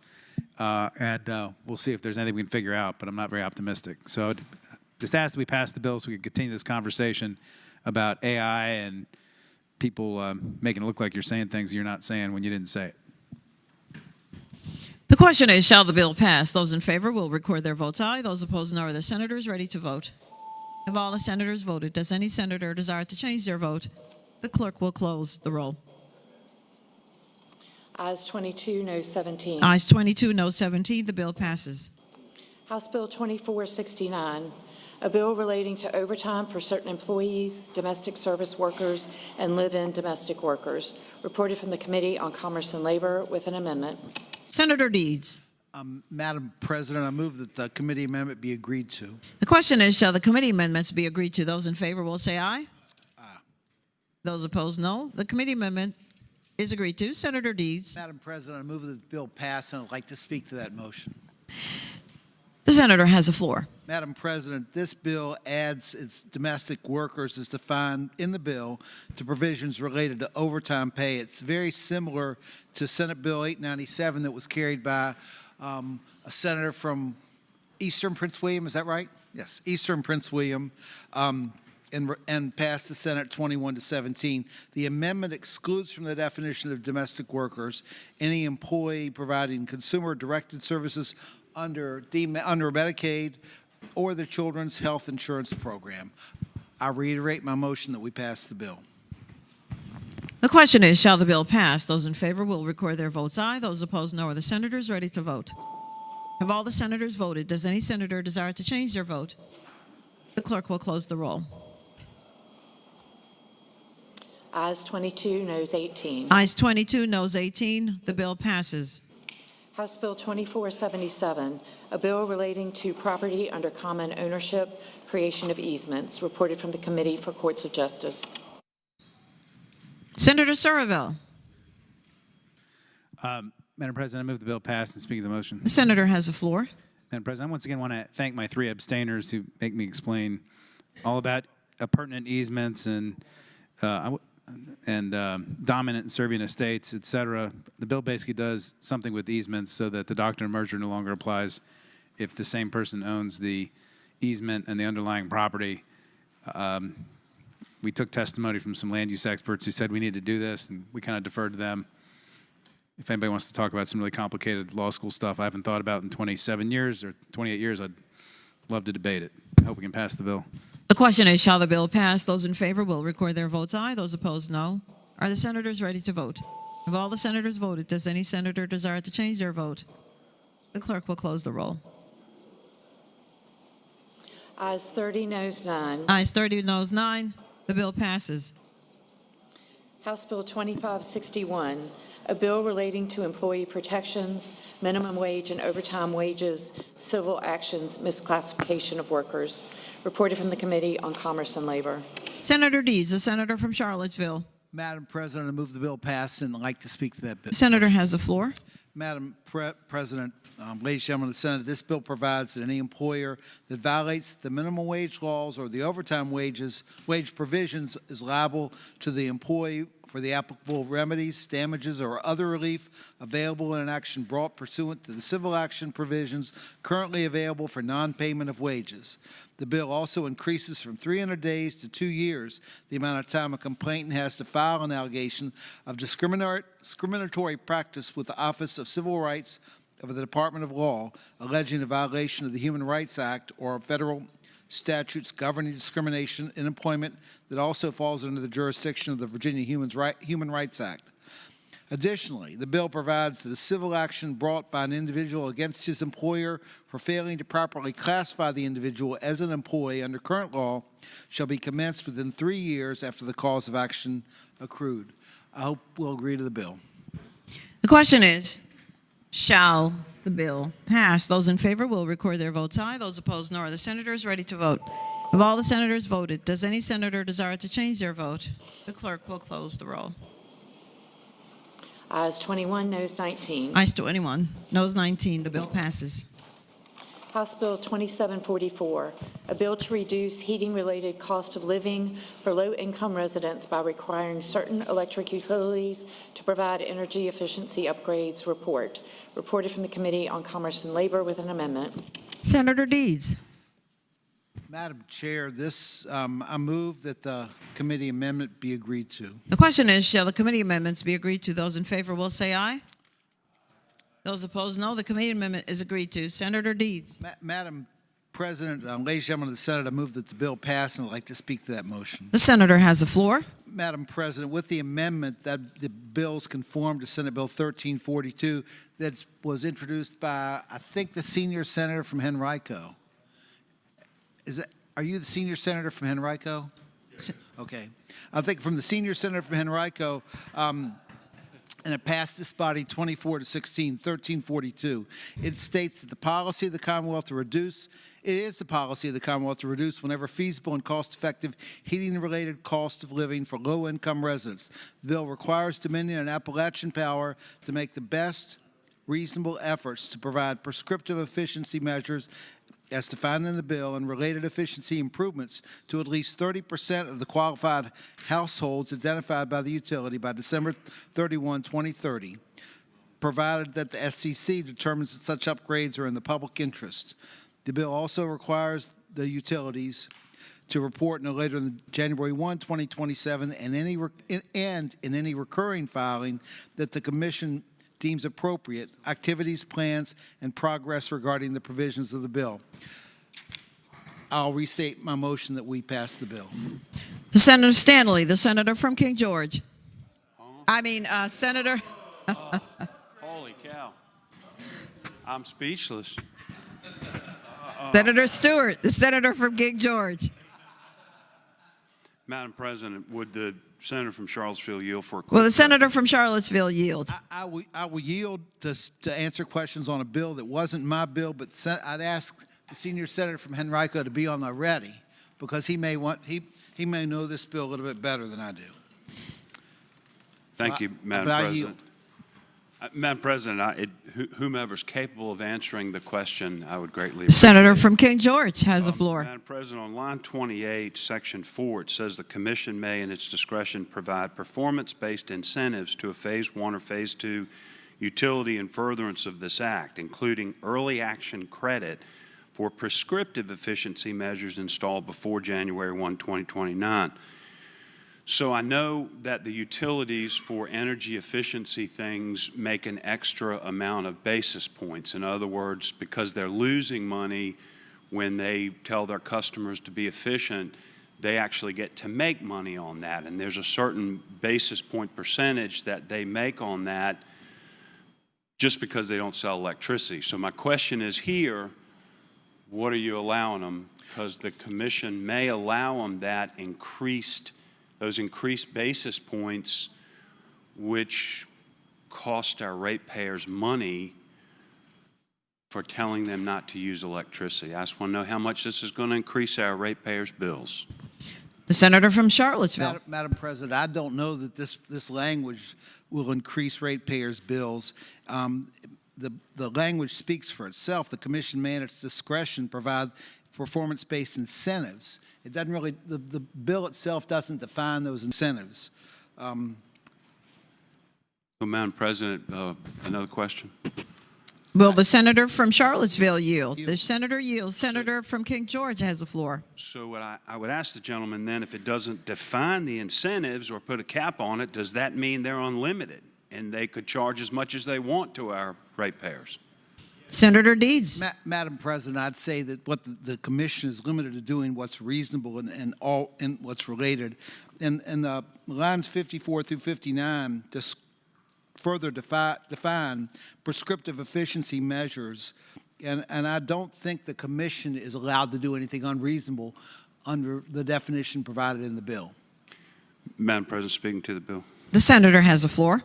Madam President, I think it's incredibly unfair to enroll our ratepayers in a program where they have to participate and they're told to be more energy efficient, and yet they get charged additional rates for that when they're not actually using the electricity. And we see this time and time and time again. And the senator from Hanover has done a really good job highlighting how we are raising the ratepayers' bills in Virginia. And every time I talk to a constituent and the issue of electricity comes up, they're asking me where all these riders are coming from and why their electricity bill has gone up 40% in the last year and a half or so. And I just tell them to get ready because it's coming more. And this is just more evidence of how we're going to raise ratepayers' rates in Virginia if you adopt this. The question is, shall the bill pass? Those in favor will record their votes aye. Those opposed, no. Are the senators ready to vote? Have all the senators voted? Does any senator desire to change their vote? The clerk will close the roll. Ayes 22, noes 18. Ayes 22, noes 18. The bill passes. House Bill 2769, a bill relating to life insurance, health insurance, unfair discrimination, pre-exposure prophylaxis for prevention of human immunodeficiency virus, reported from the Committee on Commerce and Labor. Senator Deeds, the senator from Charlottesville. Madam President, I move the bill pass, and I'd like to speak to that motion. The senator has the floor. Madam President, ladies and gentlemen of the Senate, this bill prohibits any person from refusing to insure, refusing to continue to insure, or limiting the amount of or extent of life insurance or accident and sickness insurance coverage available to any individual or charge any individual a different rate for the same coverage based solely on the status of such individual as having received a pre-exposure prophylaxis for the prevention of HIV. I reiterate my motion that it pass. The senator from Alexandria, Senator Eben. Speaking to the motion. The senator has the floor. I also support this legislation. I just want to be clear on what it does. It just says you can't charge more for insurance for people who are taking medically responsible steps by working to prevent the transmission of the HIV virus. If anything, you'd want to give those kinds of people a discount because they're looking out for their health. But it prohibits them from being charged refusing insurance or limiting their insurance. And I hope that we will pass this unanimously. The question is, shall the bill pass? Those in favor will record their votes aye. Those opposed, no. Are the senators ready to vote? Have all the senators voted? Does any senator desire to change their vote? Clerk will close the roll. Ayes 24, noes 15. Ayes 24, noes 15. The bill passes. Uncontested calendar, House bills on second reading. Senator Ceravelle, the senator from Eastern Fairfax. Madam President, move all the House bills on second reading on the uncontested regular calendars, pages 51 through 80. House Bill 1595 to 2743. That the rules be suspended and the second constitutional reading of the titles be dispensed with. The question is, shall the rules be suspended and the second reading of the titles of House bills on the uncontested and regular calendars, pages 51 through 80, House Bill 1595 through House Bill 2743 be dispensed with? All in favor of that motion will record their votes aye. Those opposed, no. Are the senators ready to vote? Have all the senators voted? Does any senator desire to change their vote? The clerk will close the roll. Ayes 40, no zero. Ayes 40, no zero. The reading of the titles is dispensed with. Senator Surville. Move that all those bills be passed by for the day. The question is, shall the House bills on the uncontested and regular calendars now on their third reading go by for the day? Those in favor of that motion will say aye. Those opposed, no. The ayes have it. The motion is agreed to. The bills will go by for the day. Regular calendar, House Joint Resolutions on second reading. HJR. Madam President, Senator Surville. I move that all the House joint resolutions on second reading on the regular calendar, pages 80 through 81, HJR 443 through 497, the rules be suspended, second reading of the titles be dispensed with. The question is, shall the rules be suspended and the second reading of the titles of the House bills, House joint resolutions on the regular calendar, pages 80 and 81, House Joint Resolution 443 through House Joint Resolution 497 be waived? All in favor of that motion will record their votes aye. Those opposed, no. Are the senators ready to vote? Have all the senators voted? Does any senator desire to change their vote? The clerk will close the roll. Ayes 39, no zero. Ayes 39, no zero. The reading of the titles is waived. Senator Surville. Ask that all those bills go by for the day. The question is, shall the House joint resolutions on the regular calendar, now on third reading, go by for the day? All in favor of the motion will say aye. Aye. Those opposed, no. The ayes have it. The motion is agreed to. The resolutions will go by for the day. Memorial resolutions. Again, Senator Surville. Madam President, I move all the memorial resolutions on pages 81 through 85, HJR 621 to 216, SR 269, be considered in a block in the usual manner, waiving the reading of the resolutions thereof with the understanding that any senator desiring a resolution to be removed from the block shall do so after the clerk has read the number of the resolution.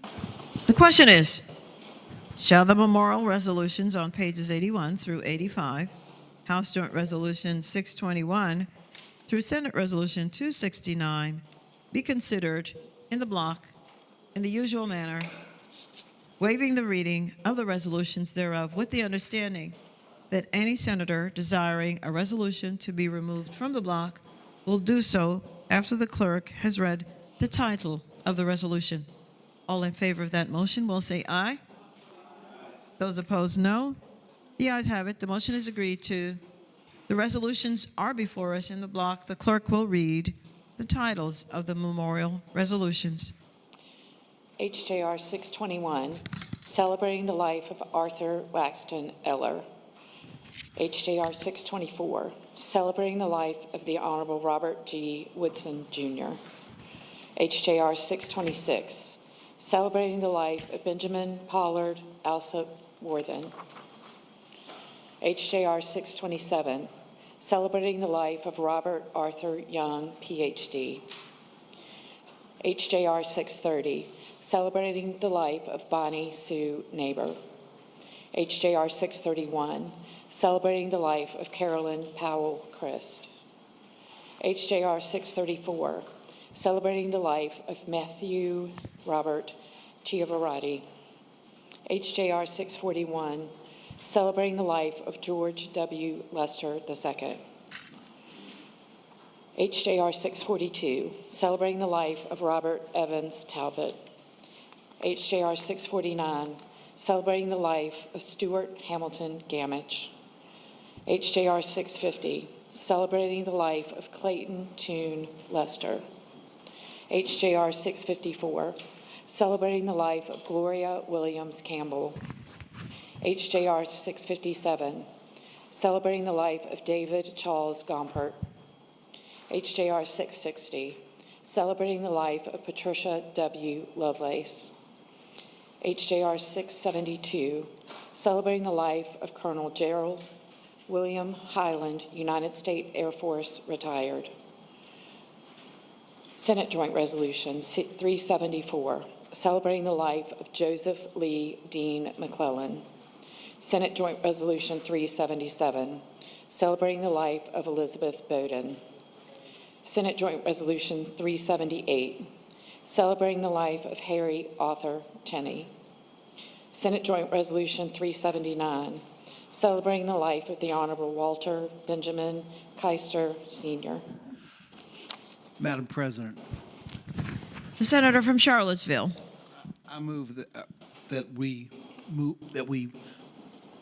Take it out of the block. move it out of the block. Yes. Without objection, Senate Joint Resolution 379 comes out of the block. Senate Joint Resolution 384, celebrating the life of Thaddeus Rubel Shelley III. Senate Joint Resolution 385, celebrating the life of Richard Morris Bagby Reynolds. Senate Joint Resolution 386, celebrating the life of Michael Alden Breeden. Senate Joint Resolution 390, celebrating the life of Henry Conrad Warlick, EDD. Senate Joint Resolution 393, celebrating the life of His Highness Prince Karim Aga Khan. Senate Joint Resolution 394, celebrating the life of Jake Kincaid. Senate Joint Resolution 395, celebrating the life of David Eugene Dillow. Senate Joint Resolution 440, celebrating the life of John William Liver IV. Senate Joint Resolution 442, celebrating the life of Henry Mills Harris. Senate Joint Resolution 444, celebrating the life of Lieutenant General Arthur J. Gregg, United States Army, retired.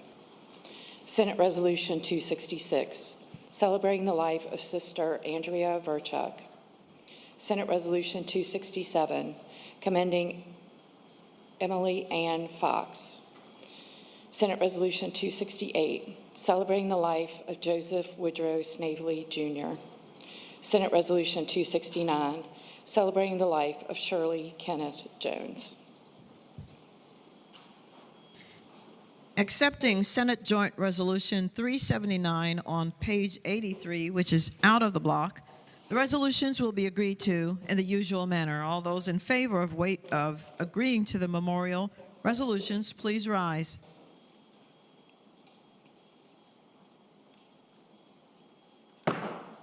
The resolutions are agreed to. Senate Joint Resolution 379, celebrating the life of the Honorable Walter Benjamin Keister, Sr. Senator Deeds. Madam President, I'd like to speak to this resolution. The senator has the floor. Madam President, ladies and gentlemen of the Senate, Benny Keister was a throwback.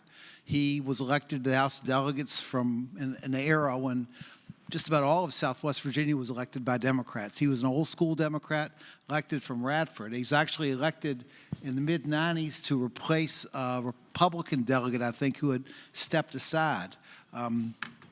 Benny was an educator, and he was a person that cared very much about the people he represented, cared about the places he was from, and he cared about public education. He worked very hard for the people he represented. He was a guy that made a difference and the kind of person that we don't have enough of these days that comes up here to serve. So I hope we'll agree to this resolution.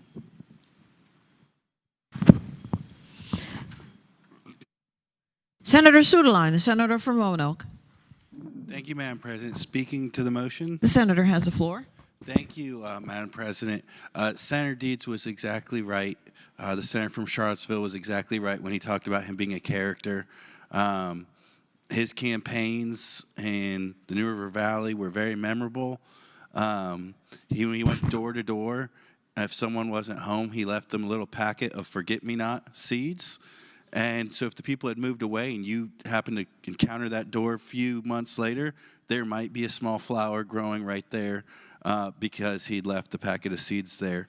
And he was very well known also in the Roanoke Valley. He'd recently been in a series of advertisements for one of our large hospitals in the area because he was such a well-known person through his own personal business. And he had many memorable speeches on the floor of the House of Delegates that I can't do justice, nor do I want the audio coming out in my voice saying those things. But they were pretty wild, and they're memorable. And you can still find several of them in the Washington Post archives where they're shared. So I appreciate the Senator very much for bringing this resolution. Thank you, Madam President. The resolution will be agreed to in the usual manner. Those in favor of agreeing to the resolution, please rise. The resolution is agreed to. Commending resolutions. Senator Saravel.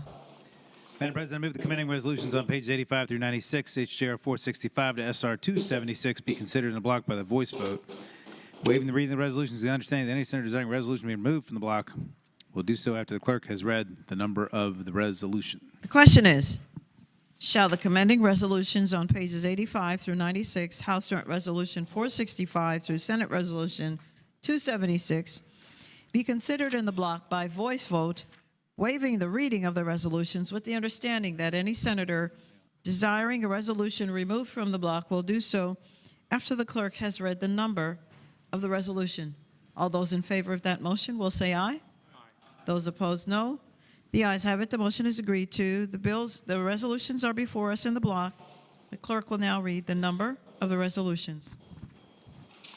HJRs 465, 510, 600, 617, 618, 619, 620, 623, 625, 628, 629, 632, 633, 635, 636, 637, 638, 639, 640, 643, 644, 646, 647, 648, 651, 652, 653, 655, 656, 658, 663, 664, 665, 668, 674, Senate Joint Resolutions,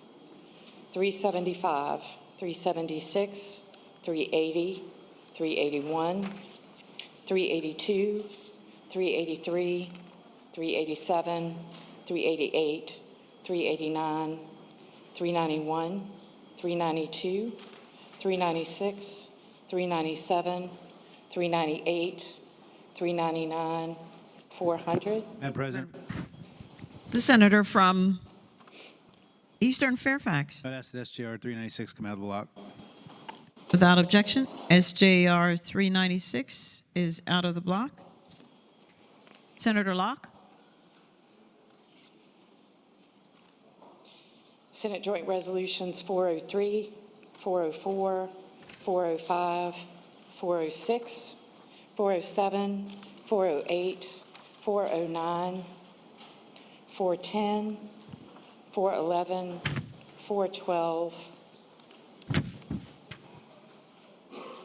413, 414, 415, 416, 417, 418, 419, 420, 421, 422, 423, 424, 425, 426, 427, 428, 429, 430, 431, 432, 433, 434, 435, 436, 437, 438, 439, 441, 443. Senate Resolutions 264, 265, 270, 271, 272, 273, 274, 275, 276.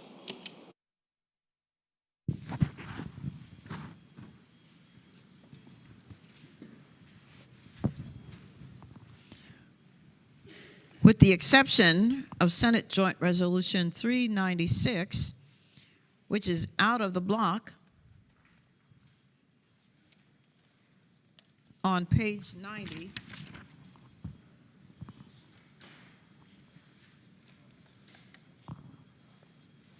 The question is, shall the remaining resolutions in the block be agreed to? Those in favor will say aye. Those opposed, no. The resolutions in the block are agreed to. Returning to page 90, SJR 396. Senator Hackworth. The senator from Tazewell.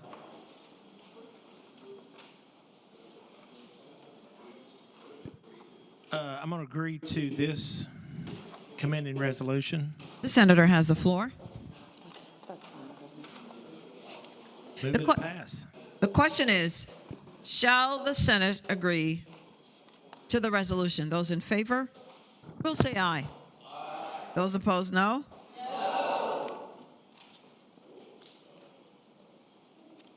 The resolution, this will be a recorded vote.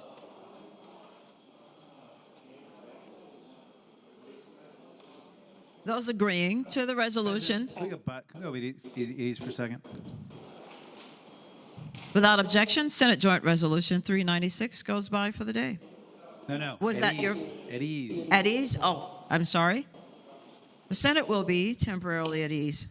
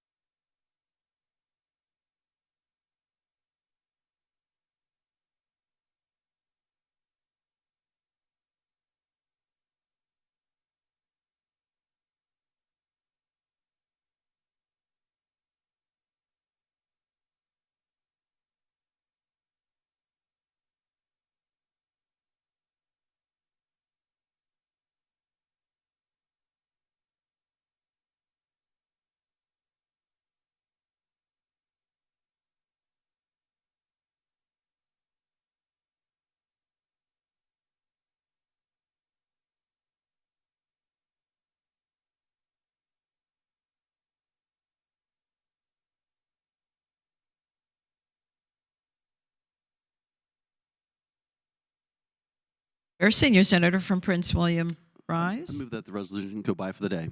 Without objection, Senate Joint Resolution 396 goes by for the day.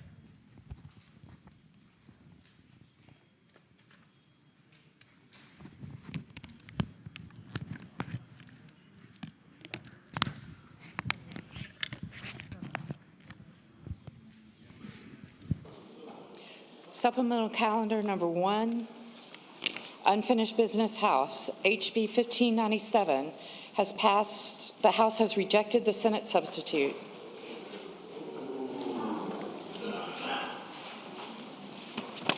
Senator Soroville. Blue calendar, Senator Soroville. Madam President, I move that we insist and request a committee conference. The question is, shall the Senate insist and respectfully request a committee of conference on the bill? Those in favor of that motion will record their votes aye. Those opposed, no. Are the senators ready to vote? Have all the senators voted? Does any senator desire to change their vote? The clerk will close the roll. Ayes 36, noes 3. Ayes 36, noes 3. The Senate insists on its substitute. President. For what purpose does the senior senator from Virginia Beach rise? Never mind. House Bill 1712. And if I could finish, the Senate insists and respectfully request a committee conference on the bill. Thank you. House Bill 1712. The House has rejected the Senate substitute. Again, Senator Surville. Madam President, I move that we insist and request on our substitute and request a committee conference. The question is, shall the Senate insist on its substitute and request a committee of conference on the bill? Those in favor will record their votes aye. Those opposed, no. Are the senators ready to vote? Have all the senators voted? Does any senator desire to change their vote?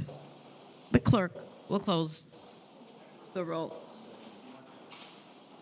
Ayes 40, no 0. Ayes 40, no 0. The Senate insists on its substitute and requests a committee of conference on the bill. House Bill 1914. The House has rejected the Senate substitute. Senator Surville. Madam President, I move that we insist on our substitute and request a committee conference.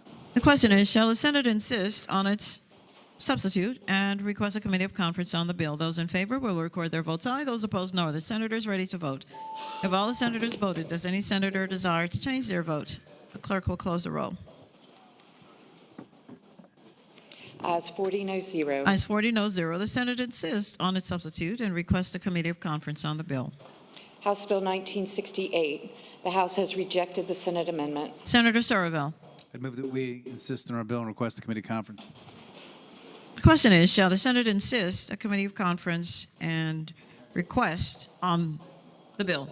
Those in favor will record their votes aye. Those opposed, no. Are the senators ready to vote? Have all the senators voted? Does any senator desire to change their vote? The clerk will close the roll. Ayes 38, no 0. Ayes 38, no 0. The Senate insists on its amendment and requests a committee of conference on the bill. House Bill 2479. The House has rejected the Senate substitute. Senator Rouse, the junior senator. Senator Surville. Madam President, I move that we insist on my cognate and request a committee conference. The question is, shall the Senate insist on its substitute and request a committee of conference on the bill? Those in favor will record their votes aye. Those opposed, no. Are the senators ready to vote? Have all the senators voted? Does any senator desire to change their vote? The clerk will close the roll. Ayes 38, noes 2. Ayes 38, noes 2. The Senate insists on its substitute and requests a committee of conference on the bill. Unfinished business, Senate. Senate Bill 821 has passed the House with a substitute.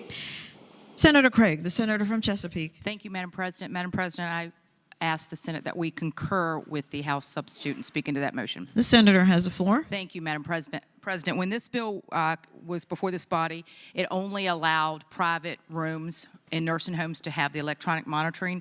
The House added that private shared rooms could be a part of this bill. They had to get permission from the other person and only have visual recording. And I ask that the Senate pass this, accept this, and pass the bill.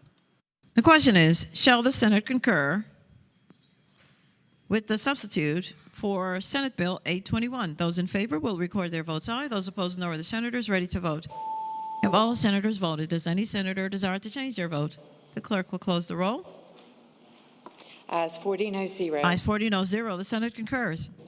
Senate Bill 884 has passed the House with a substitute.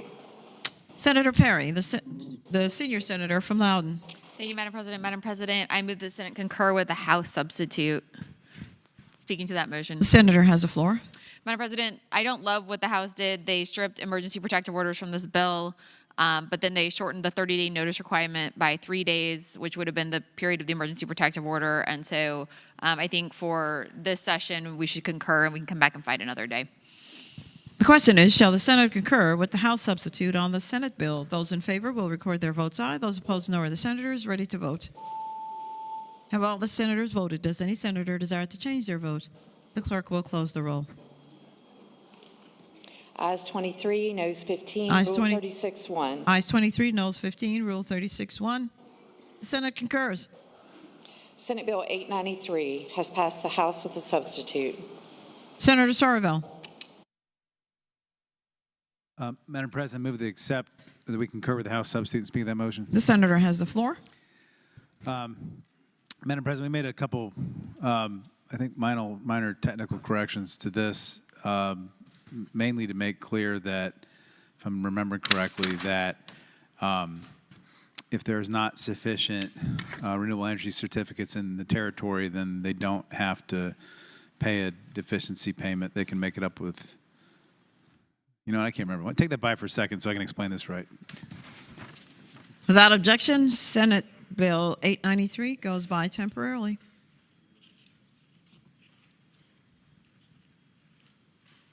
Senate Bill 917 has passed the House with a substitute. Senator Sorovell.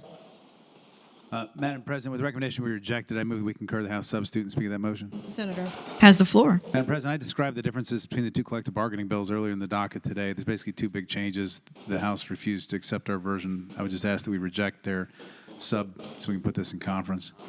The question is, with the recommendation that it be rejected, shall the Senate concur? Those in favor of that motion will record their votes aye. Those opposed, no. Are the senators ready to vote? Have all the senators voted? Does any senator desire to change their vote? The clerk will close the roll. Ayes 0, noes 40. Ayes 0, noes 40. The Senate rejects the House substitute. Senate Bill 919 has passed the House with a substitute. The senator from Central Fairfax, Senator Salim. Madam President, I move that the Senate concur with the House substitute and speaking to that motion. The senator has the floor. Thank you, Madam President. This amendment in the form of a substitute clarifies what would be equivalent wage and benefit and essentially makes both bill identical after this, and I renew my motion that we accept. The question is, shall the Senate concur with the House substitute on the Senate bill? Those in favor will record their votes aye. Those opposed, no. Are the senators ready to vote? Have all the senators voted? Does any senator desire to change their vote? The clerk will close the roll. Ayes 23, noes 17. Ayes 23, no 17. The Senate concurs. Senate Bill 953 has passed the House with a substitute. Senator Favola, the senator from Arlington. Thank you, Madam President. I move that we concur with the House substitute and speaking to that motion. The senator has the floor. Thank you, Madam President. The House substitute is now identical to the bill that passed the Senate 2 days ago.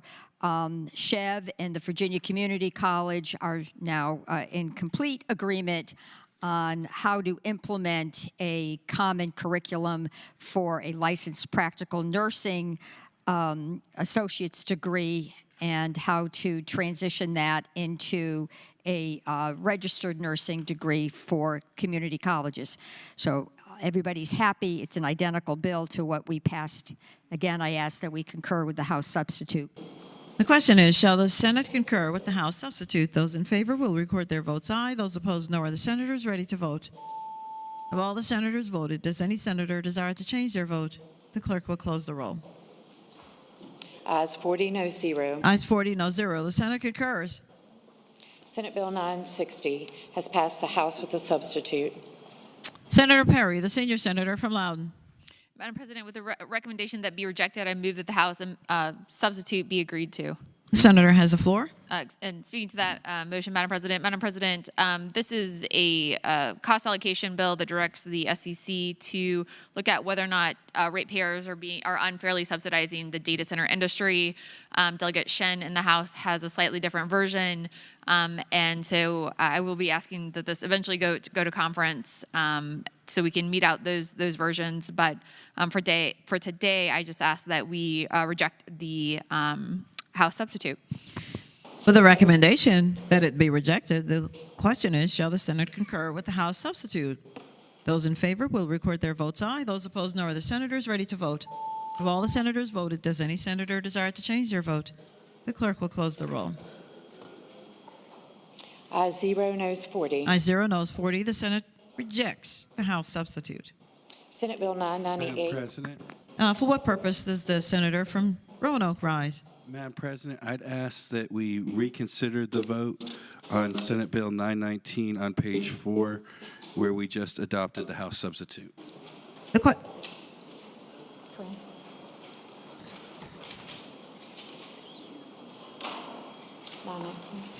question is, shall the vote by which the Senate concurred with the House substitute on Senate Bill 919 be considered? Those in favor of that motion will record their votes aye. Those opposed, no. Are the senators ready to vote?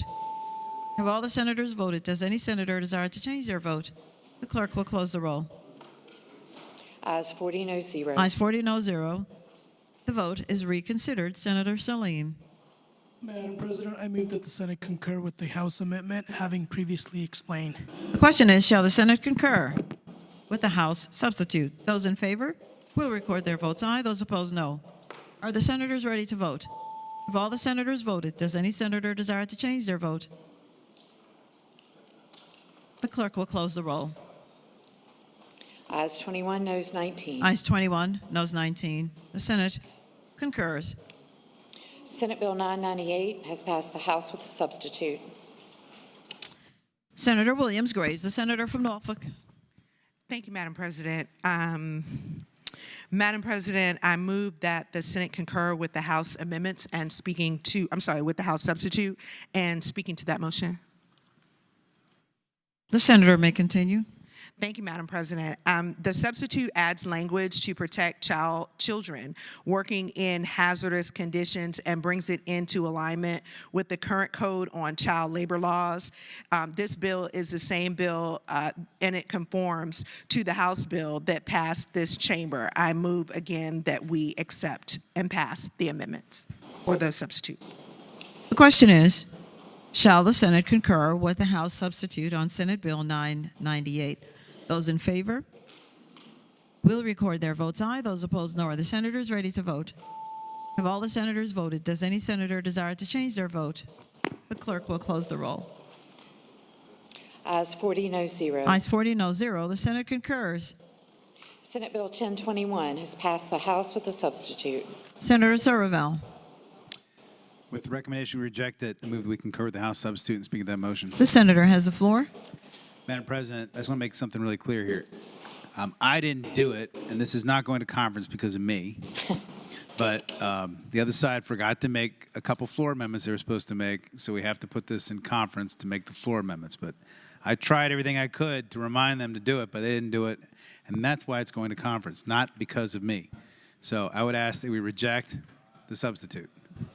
With the recommendation that it be rejected, the question is, shall the Senate concur with the House substitute? Those in favor of that motion will record their votes aye. Those opposed, no. Are the senators ready to vote? Have all the senators voted? Does any senator desire to change their vote? The clerk will close the roll.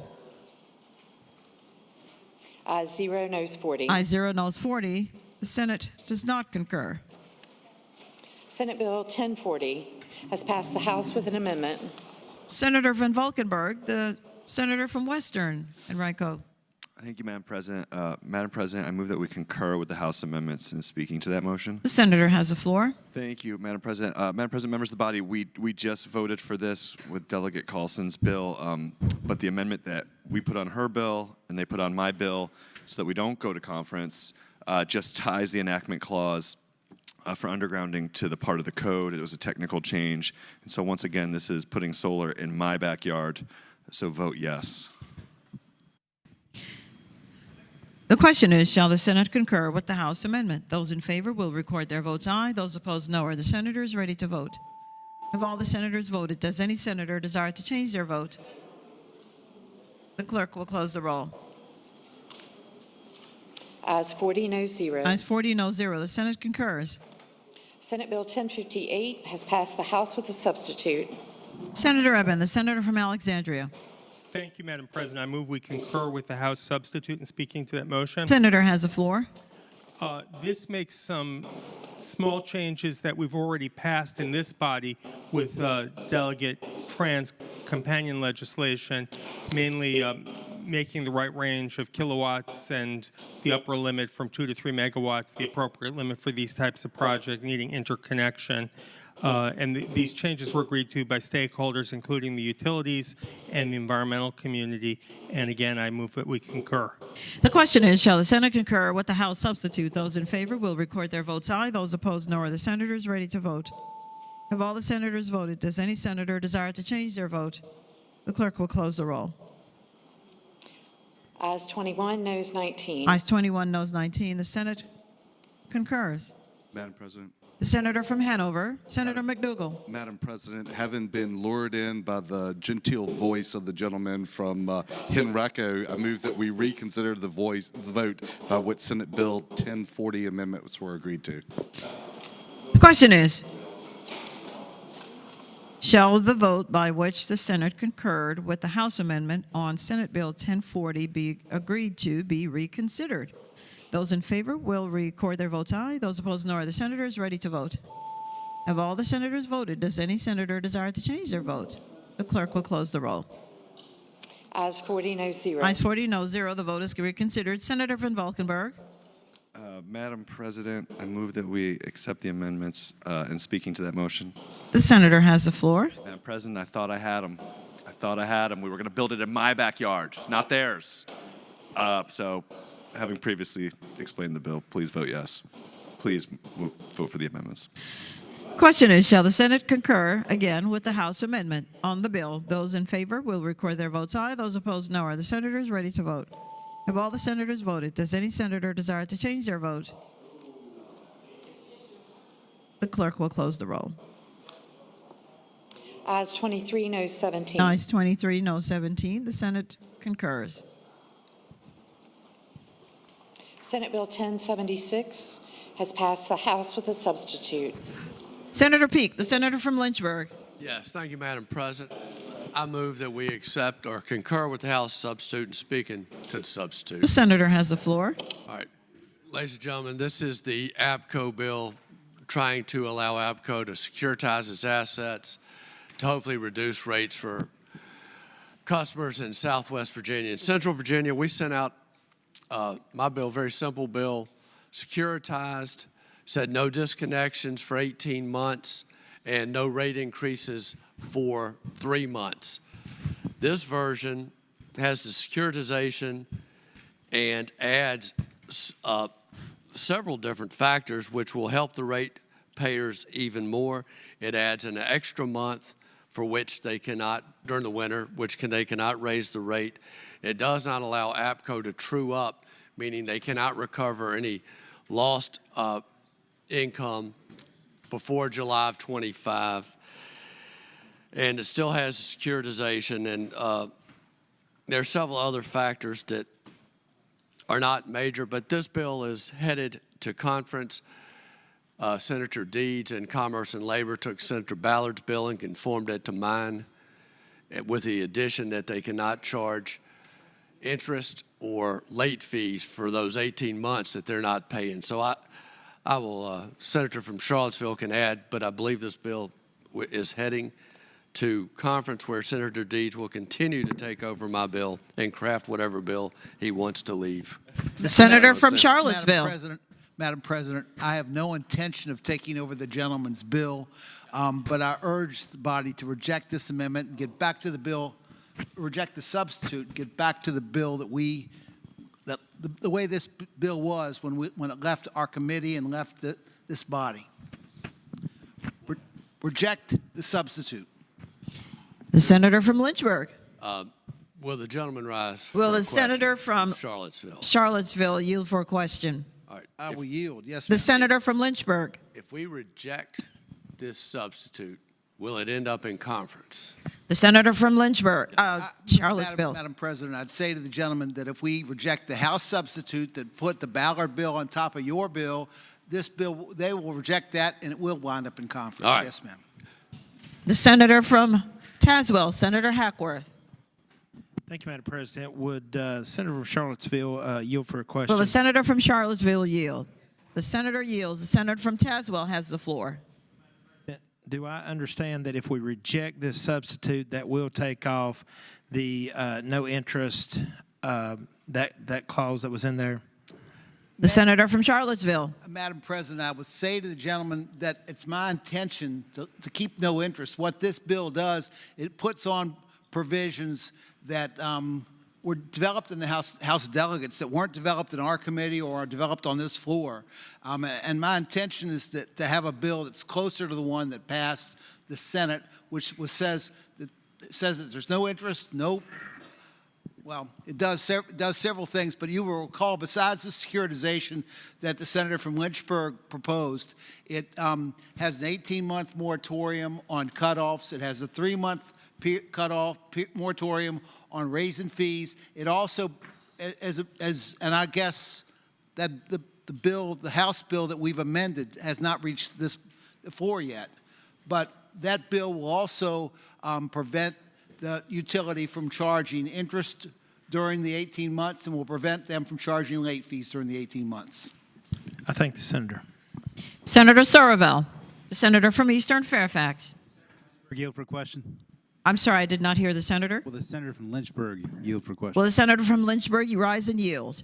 The senator from Lynchburg yields. The senator from Eastern Fairfax has the floor. Thank you, Madam President. I'm looking at lines 1441 to 1442 of the bill, the last two lines of the bill adopted by the House, the substitute.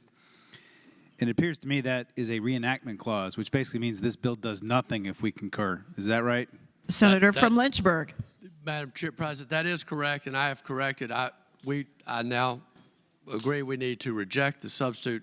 So I just promised the House that I would get this into conference and we could work those things out. So reject the substitute. Let's go to conference. I can't wait. We're going to have a lot of fun. Great. Thank the gentleman.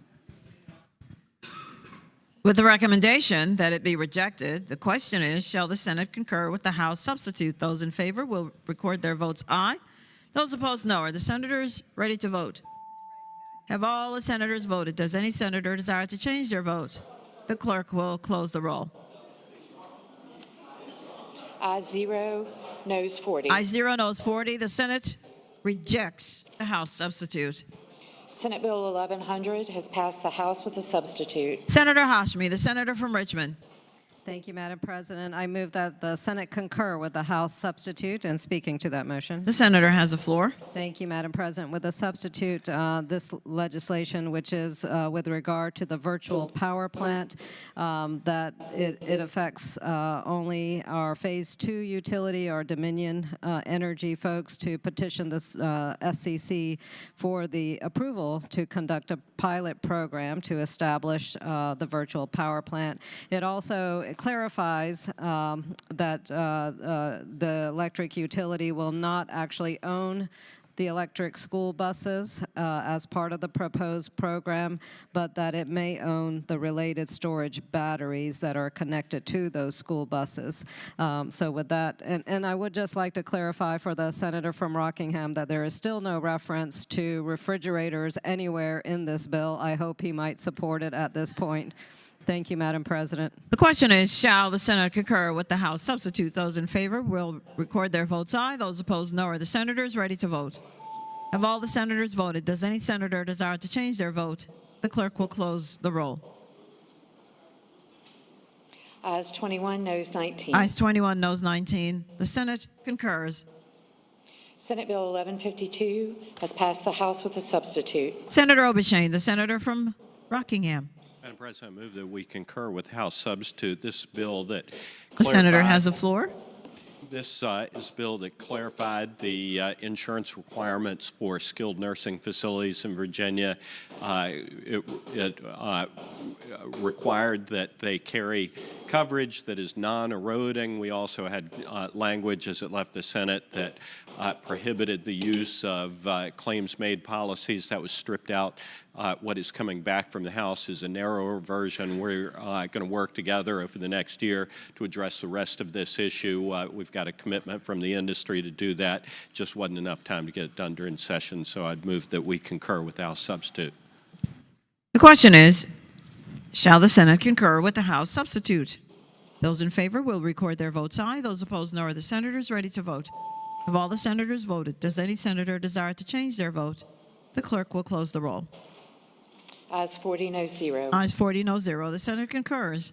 Senate Bill 1197 has passed the House with amendments. Senator Deeds, the senator from Charlottesville. Madam President, I move that we concur with the House amendment, and I'd like to speak to that. The senator has the floor. Madam President, this amendment, these amendments simply move some words around in the title of the bill. It's declaratory in nature, and it doesn't make any substantive impact on the bill itself, and so I hope we'll agree with it. Is that it, Senator? That's it. The question is, shall the Senate concur with the House amendment? Those in favor will record their votes aye. Those opposed, no. Are the senators ready to vote?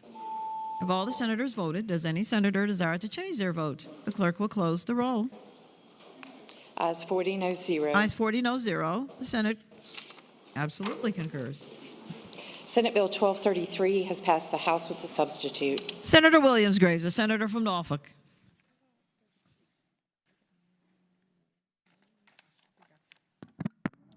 Thank you, Madam President. Madam President, with the recommendation that it be rejected, I move that the House substitute be agreed to, and speaking to that motion. The senator may continue. Thank you, Madam President. We have a lot of work to do on this bill as it was integrated into another House bill on red light cameras, so commonly known as speed cameras. So with that, I renew my recommendation to reject the amendment. The question is, with the recommendation that it be rejected, shall the Senate concur with the House substitute? Those in favor will record their votes aye. Those opposed, no. Are the senators ready to vote? Have all the senators voted? Does any senator desire to change their vote? The clerk will close the roll. Ayes 1, noes 39. Ayes 139. Ayes 1, noes 39. The Senate rejects the House substitute. Senate Bill 1252 has passed the House with amendment. Senator Bagby, the senior senator from Enrico.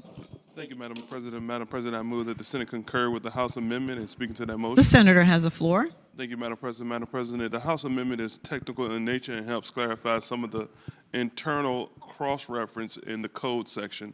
I hope it will be the pleasure of the body to accept the House amendment. The question is, shall the Senate concur with the House amendment on the bill? Those in favor will record their votes aye. Those opposed, no. Are the senators ready to vote? Have all the senators voted? Does any senator desire to change their vote? The clerk will close the roll. Ayes 39, noes 1. Ayes 39, noes 1. The Senate concurs. Senate Bill 1260 has passed the House with a substitute. Senator Ayer, the senator from Eastern Enrico. Thank you, Madam President. I move that the Senate concur with the House substitutes. Speaking to that motion. The senator has the floor. Thank you, Madam President. With this language, we just clarify the reporting timeline for VDH and internal reporting. The question is, shall the Senate concur with the House substitute on the bill? Those in favor will record their votes aye. Those opposed, no. Are the senators ready to vote? Have all the senators voted? Does any senator desire to change their vote? The clerk will close the roll. Ayes 39, noes 0. Ayes 39, no 0. The Senate concurs. Madam President. For what purpose does the senator from Franklin rise? Thank you, Madam President. Having voted on the prevailing side by which Senate Bill 1252's amendments were accepted, I now move that we reconsider that vote. The question is, shall the vote by which the Senate concurred with Senate Bill 1252 be reconsidered? Those in favor will record their votes aye. Those opposed, no. Are the senators ready to vote? Have all the senators voted? Does any senator desire to change their vote? The clerk will close the roll. Ayes 40, noes 0. Ayes 40, no 0. The vote is reconsidered. Senator Bagby, the senior senator from Enrico. Thank you, Madam President. Madam President, I already explained the bill. I hope that this bill passes, and I hope that at least some of the folks from the other side will keep their vote from the initial vote that was 34-6. 39 to 1. No, I was speaking of the previous votes on February 3rd. The question is, shall the House concur? Those in favor will record their votes aye. Those opposed, no. Are the senators ready to vote? Have all the senators voted? Does any senator desire to change their vote? The clerk will close the roll. Ayes 29, noes 10, Rule 36-1. Ayes 29, noes 10, Rule 36-1. The Senate concurs. Senate Bill 1350 has passed the House with a substitute. The junior senator from Loudoun, Senator Srinivasan. Thank you, Madam President. I move that the Senate concur with the House substitute and speaking to that motion. The senator has the floor. Thank you, Madam President. The House substitute for Senate Bill 1350 makes a technical change to clarify that the provisions of the bill only apply to restaurants permitted under the Department of Health. And secondly, it offers restaurants the option to display a sign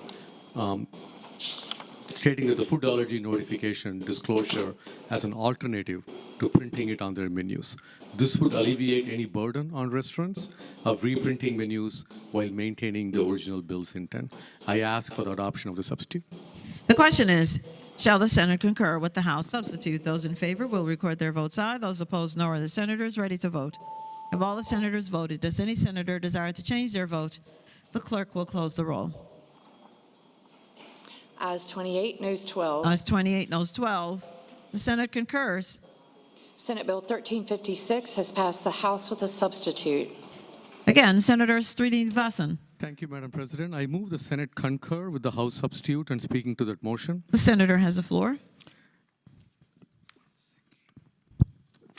Thank you, Madam President. The House substitute for Senate Bill 1356 is substantially different from my original bill, which sought to prevent individuals from being charged a processing and transaction fee, essentially a junk fee, for the purchase of goods or service, including the payment of rent, when using an electronic fund transfer, such as debit card or direct deposit. However, the House confirmed the bill to House Bill 2218, which passed this body on a vote of 38-1, to address payment options pursuant to Virginia Residential Landlord and Tenant Act. The bill now requires landlords to accept payments by any legal means and allows landlords to assess additional fees as long as at least one alternative fee-free option is provided. While this bill does not address my original intent to alleviate the burden of business costs and sometimes predatory fees being passed on to Virginia consumers, I recognize that there is peace in the valley on this version, and I ask for the adoption of the substitute. The question is, shall the Senate concur with the House substitute? Those in favor will record their votes aye. Those opposed, no. Are the senators ready to vote? Have all the senators voted? Does any senator desire to change their vote? The clerk will close the roll. Ayes 25, noes 14. Ayes 25, noes 14. The Senate concurs. Senator Pillion, the senator from Washington. Senate Bill 1368 has passed the House with amendment. Senator Pillion. Okay, Madam President, I move the Senate concur with the House amendment and speaking to that. The senator has the floor. Thank you, Madam President. This amendment makes my bill identical to House companion as it was amended in Senate courts earlier this week. So I move that we concur with the House amendment. The question is, shall the Senate concur with the House amendment on the bill? Those in favor will record their votes aye. Those opposed, no. Are the senators ready to vote? Have all the senators voted? Does any senator desire to change their vote? The clerk will close the roll. Ayes 40, noes 0. Ayes 40, no 0. The Senate concurs.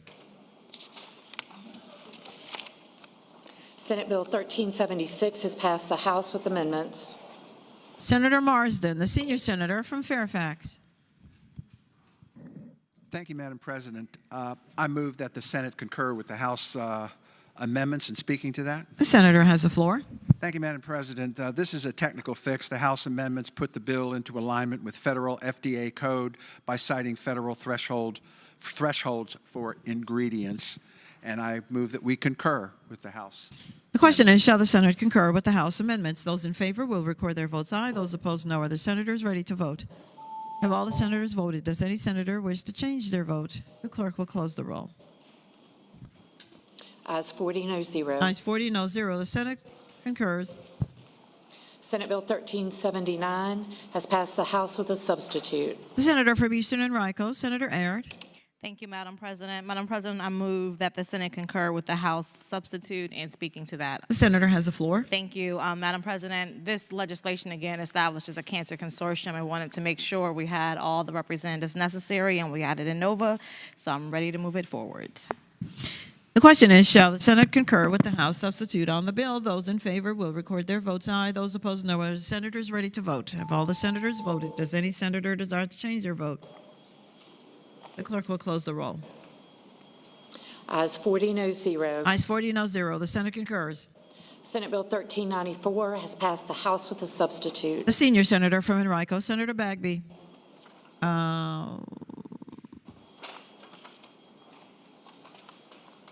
The senior senator from Enrico, Senator Bagby. Thou art. Madam President, I move that the Senate concur with the House substitute and speaking to that motion. The senator has the floor. Thank you, Madam President. Madam President, the House substitute makes technical amendments to clarify the intent of the bill and provides greater oversight authority to the SEC. It is substantively the same bill that passed this chamber 40-0. I hope it be the will of the body to accept the House substitute. The question is, shall the Senate concur with the House substitute? Those in favor will record their votes aye. Those opposed, no. Are the senators ready to vote? Have all the senators voted? Does any senator desire to change their vote? The clerk will close the roll. Ayes 39, no 0. Ayes 39, no 0. The Senate concurs. Senate Bill 1430 has passed the House with amendments. The junior senator from Virginia Beach, Senator Rouse. Thank you, Madam President. I move that the Senate concur with the House amendment and speaking to that motion. Senator has the floor. Thank you, Madam President. I know we had a very exhaustive conversation on extending workers' compensation for independent contractors. Well, in the very, very real situation that our government may shut down, this bill strengthens to protect against eviction and foreclosure for furloughed federal workers and independent contractors. The House saw fit by a vote of 82-14 to restore the emergency clause on the bill, because that furlough or possible government shutdown could come soon as March. The House understood that this very urgent need that these housing protections in case of a government shutdown is a need of our workers, over 145,000 federal workers throughout our Commonwealth. Madam President, members of this body, I know I have received numerous emails from constituents and a few from very, very close friends who are concerned about possibly losing their home, not being able to afford food, daycare, as well from having a possible looming government shutdown. And so I hope that we concur with the House amendment. The question is, shall the Senate concur with the House amendments? Those in favor will record their votes aye. Those opposed, no. Are the senators ready to vote? Have all the senators voted? Does any senator desire to change their votes?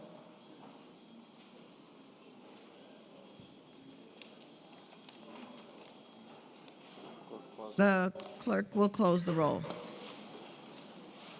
Ayes 40, no 0. Ayes 40, no 0. The Senate concurs. Senate Bill 746, the House has insisted on its substitute and requested a committee of conference. Again, Senator Rouse.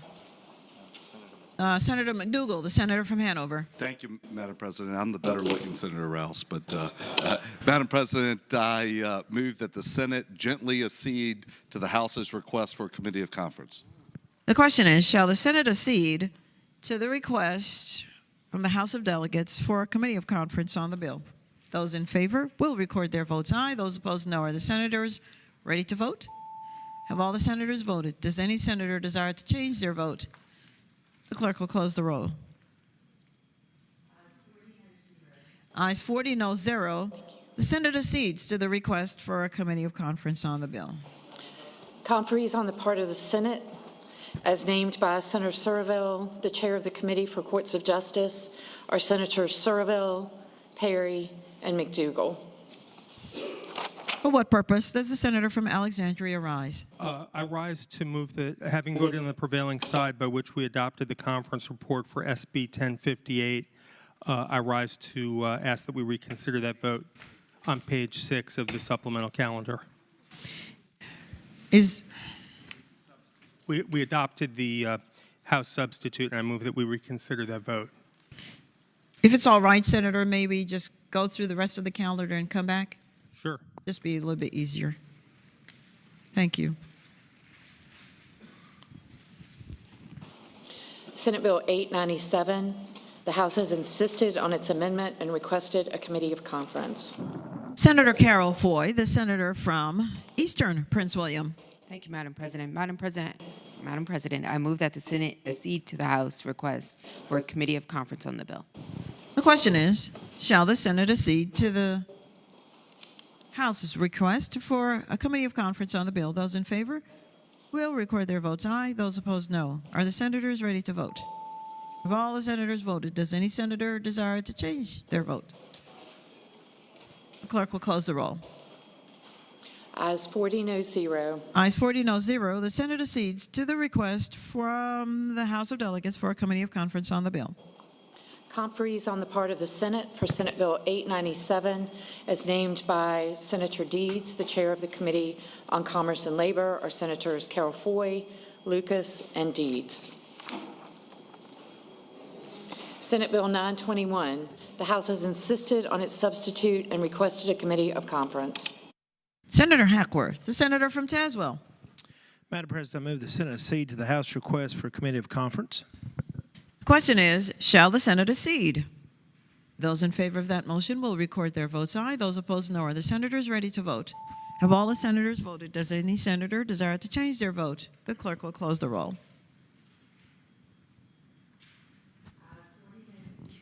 Ayes 40, no zero. Ayes 40, no zero. The Senate accedes to the request for a committee of conference. Conferees on the part of the Senate for Senate Bill 921, as named by Senator Marsden, the chair of the Committee on Agriculture, Conservation, and Natural Resources, are Senators Hackworth, Pekarsky, and Williams-Graves. Senate Bill 1194, the House has insisted on its substitute and requested a committee of conference. Senator Deeds, the senator from Charlottesville. Madam President, I move that the Senate accede to the House request for a committee of conference. The question is, shall the Senate accede? Those in favor of that motion will record their votes aye. Those opposed, no. Are the senators ready to vote? Have all the senators voted? Does any senator desire to change their vote? The clerk will close the roll. Ayes 39, no zero. Ayes 39, no zero. The Senate accedes. Conferees on the part of the Senate for Senate Bill 1194, as named by Senator Surville, chair of the Committee for Courts of Justice, are Senators Deeds, Carol Foy, and Obenshain. Senate Bill 1202, the House has insisted on its substitute and requested a committee of conference. Again, Senator Deeds. President, I move that the Senate accede to the House request for a committee on conference. The question is, shall the Senate accede? Those in favor of that motion will record their votes aye. Those opposed, no. Are the senators ready to vote? Have all the senators voted? Does any senator desire to change their vote? The clerk will close the roll. Ayes 40, no zero. Ayes 40, no zero. The Senate accedes to the request. Conferees on the part of the Senate, as named by Senator Lucas, for Senate Bill 1202, are Senators Deeds, Hashmi, and Obenshain.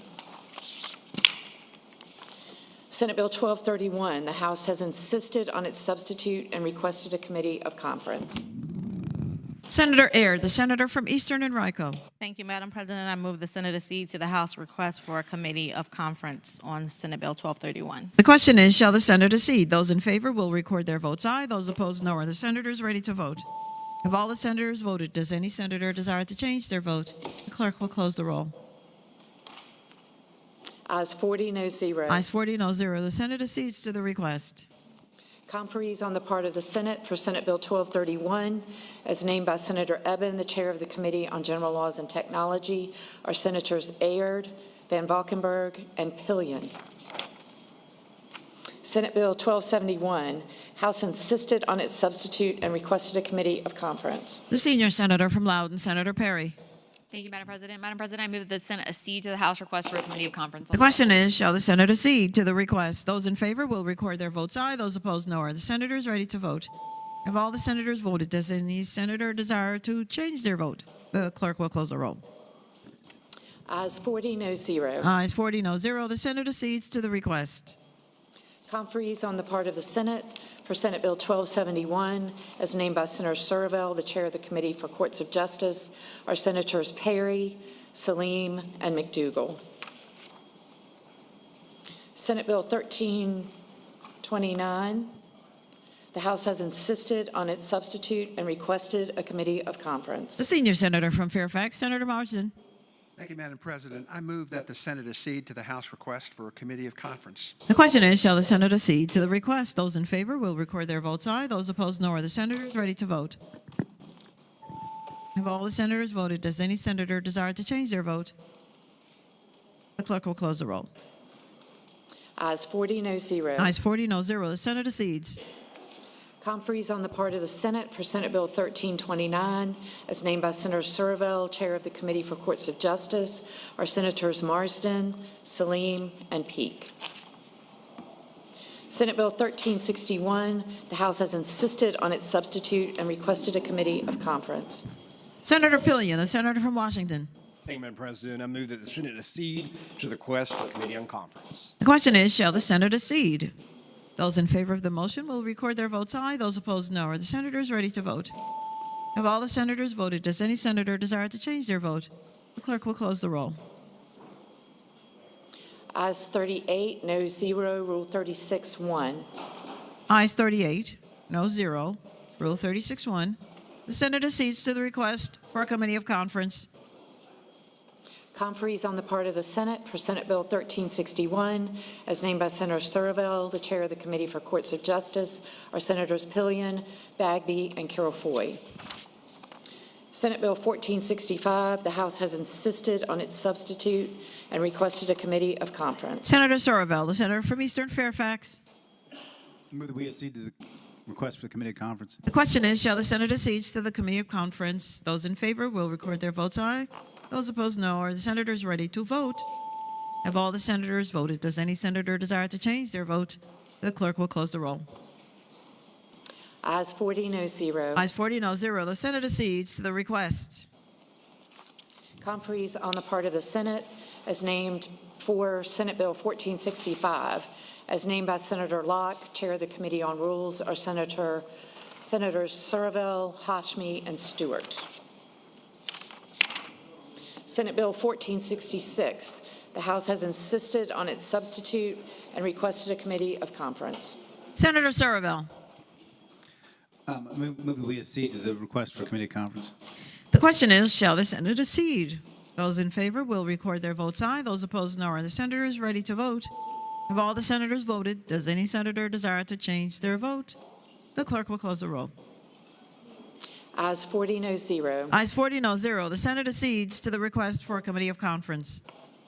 Conferees on the part of the Senate for Senate Bill 1466, as named by Senator Surville, Chair of the Committee for Courts of Justice, are Senators Surville, Lucas, and Peake. The senator from Alexandria, Senator Eben. Thank you, Madam President. Turning back to page 6, I wanted to renew my motion that we reconsider the vote by which we concurred with the House's substitute of SB 1058. The question is, shall the vote be reconsidered by which the chamber concurred with the substitute passed by the House? Those in favor of that motion will record their votes aye. Those opposed, no. Are the senators ready to vote? Are all the senators voted? Does any senator desire to change their vote? The clerk will close the roll.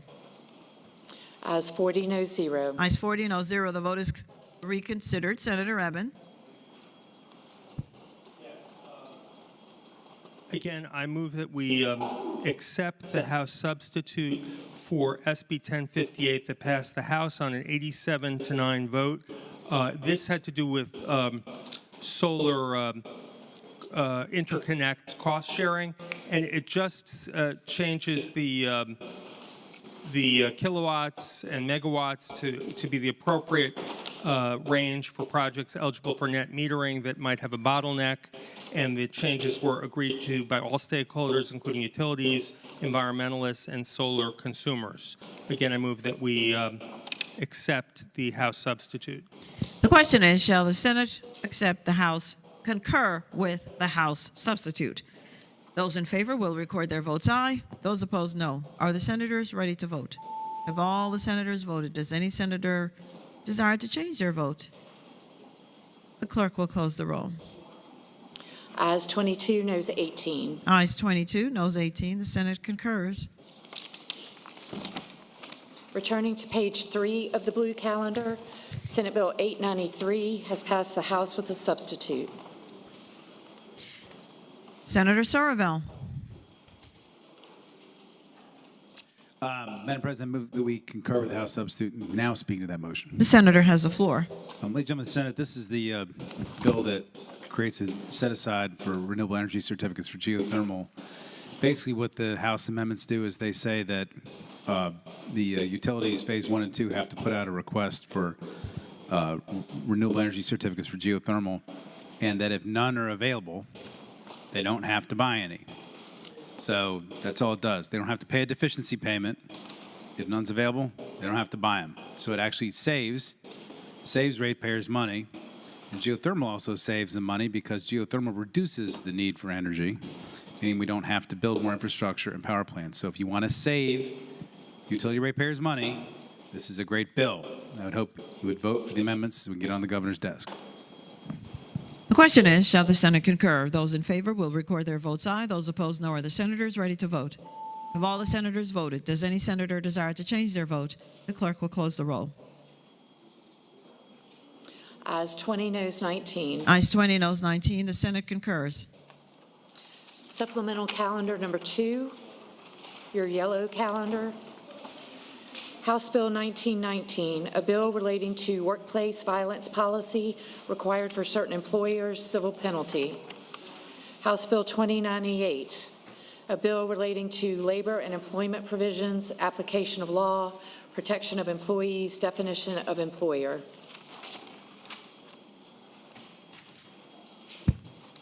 Senator Saravel.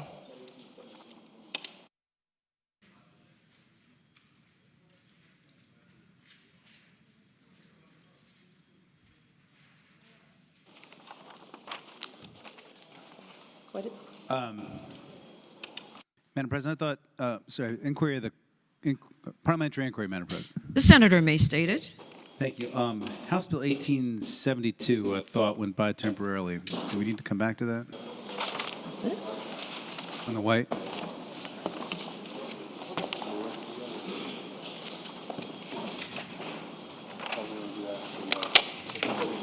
Page 45.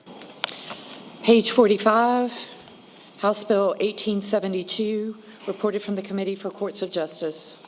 There we go. If the senator will wait for it to come up. Do we have that? We're having, if the senator, a little bit of technical difficulty. Okay, can we go to East for just a second so I can chat with the clerk about where we are?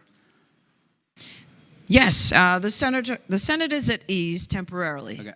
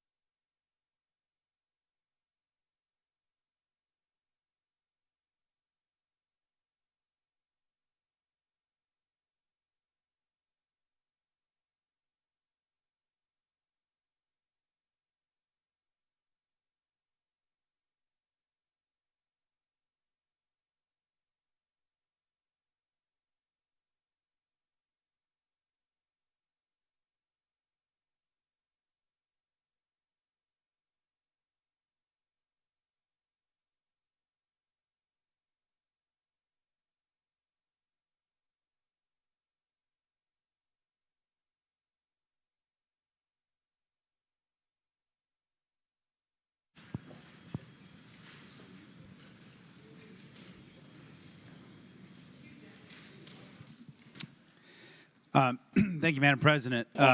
Move the bill pass, and speaking of that motion. The senator has the floor. Thank you, Madam President. House Bill 1872 is the Senate cognate to the House cognate to Senate Bill 815 by Senator Rouse, Virginia Beach. This bill basically is designed to plug a hole with regard to landlord-tenant or landlords using evictions in determining whether a tenant is appropriate that have been that should have been purged from the system but haven't been purged yet because they're slow to expunge them. The bill passed the Senate 23-16. The cognate passed the Senate 23-16. This is identical. I would hope we could pass this one as well. The question is, shall the bill pass? Those in favor will record their votes aye. Those opposed, no. Are the senators ready to vote? Have all the senators voted? Does any senator desire to change their vote? The clerk will close the roll. Ayes 22, noes 18. Ayes 22, noes 18. The bill passes. Returning to page 30. Madam President. The senator from Eastern Fairfax. Thank you. Having voted on the prevailing side by which we just passed House Bill 1872, can we reconsider that so a member can record their vote? The question is, shall the vote by which House Bill 1872 passed be reconsidered? Those in favor will record their votes aye. Those opposed, no. Are the senators ready to vote? Have all the senators voted? Does any senator desire to change their vote? The clerk will close the roll. Ayes 39, noes 0. Ayes 39, no 0. The vote is reconsidered. Senator Sorovel. Having previously explained the bill, I move the bill pass. The question is, shall the bill pass? Those in favor will record their votes aye. Those opposed, no. Are the senators ready to vote? Have all the senators voted? Does any senator desire to change their vote? The clerk will close the roll. Ayes 22, noes 18. Ayes 22, noes 18. The bill passes. Returning to page 30. House Bill 1767. We have agreed to the committee amendment. Senator Hashmi. Senator Deeds. Madam President. 1767, Senator Deeds. Madam President. For what purpose does the senator from Eastern Fairfax rise? On behalf of my friends over here on the left side of the chamber, I'd ask this bill go by for the day. Without objection, House Bill 1767 goes by for the day. On page 17, House Bill 2103. Senator Hashmi.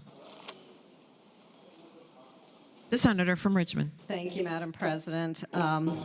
This is HB 2103, and having voted on the prevailing side by which we adopted the floor amendment yesterday, the Stewart Amendment, I move that we reconsider that vote.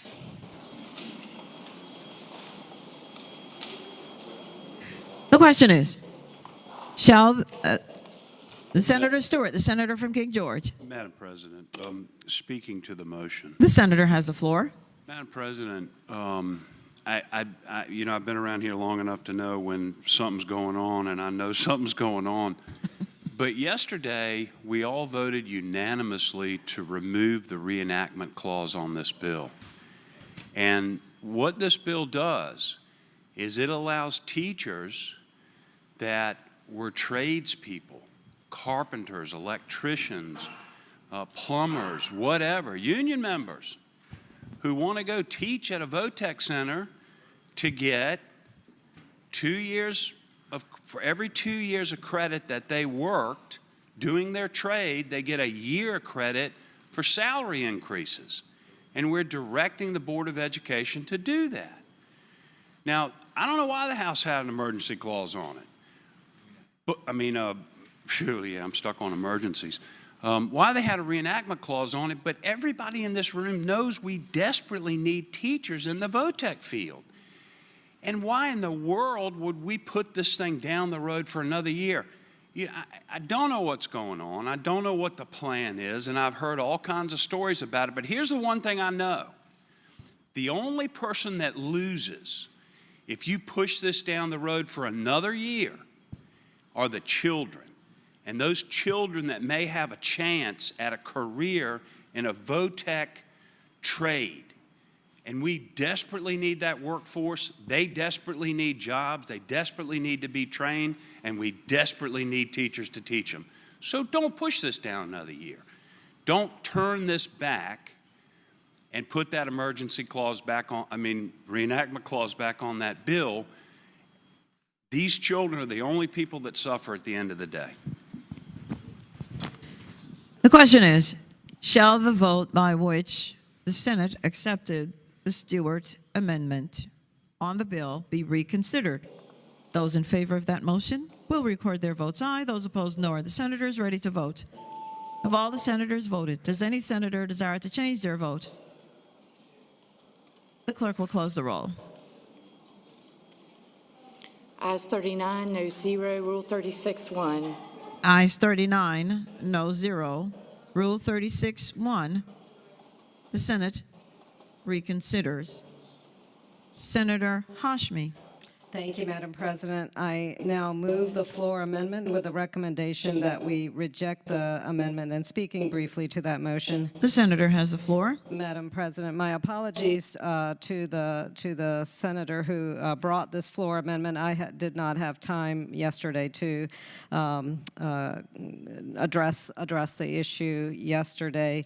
But my concern with this particular floor amendment is that this bill passed with the reenactment clause out of both chambers, and I would like to ensure that it returns back to the original posture by which both of the chambers had, both of the committees had originally sent the bill forward.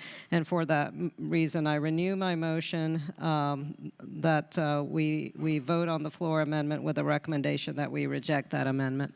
With a recommendation that the amendment be rejected, the question is, shall it be agreed to? Those in favor will say aye. Those opposed, no.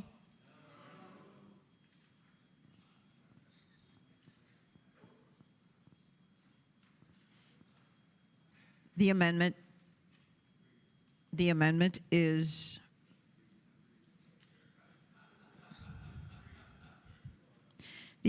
rejected.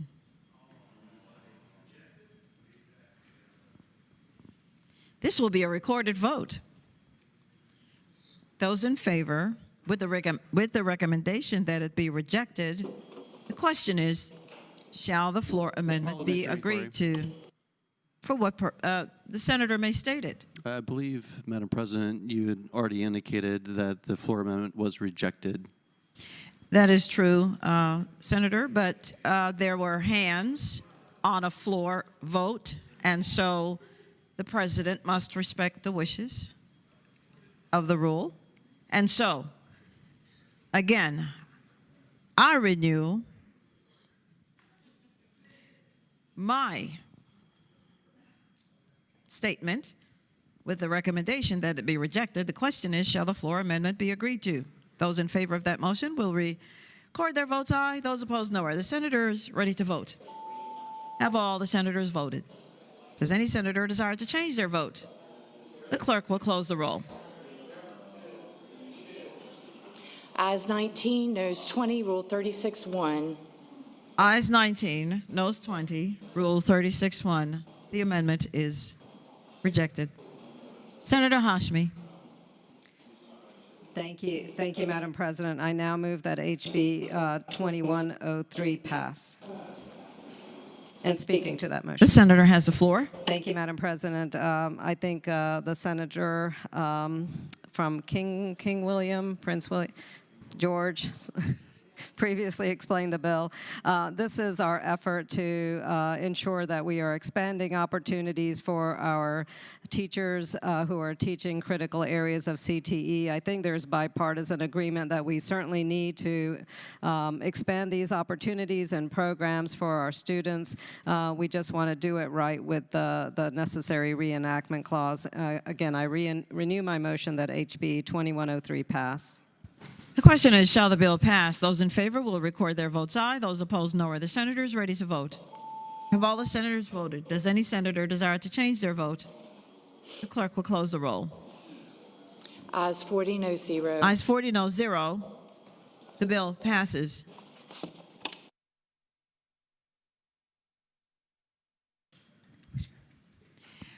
And now, Senator Surreville. Inquiry of the clerk. Does that complete our calendar after 6¼ hours? Yes, sir. Excellent. Dinner time.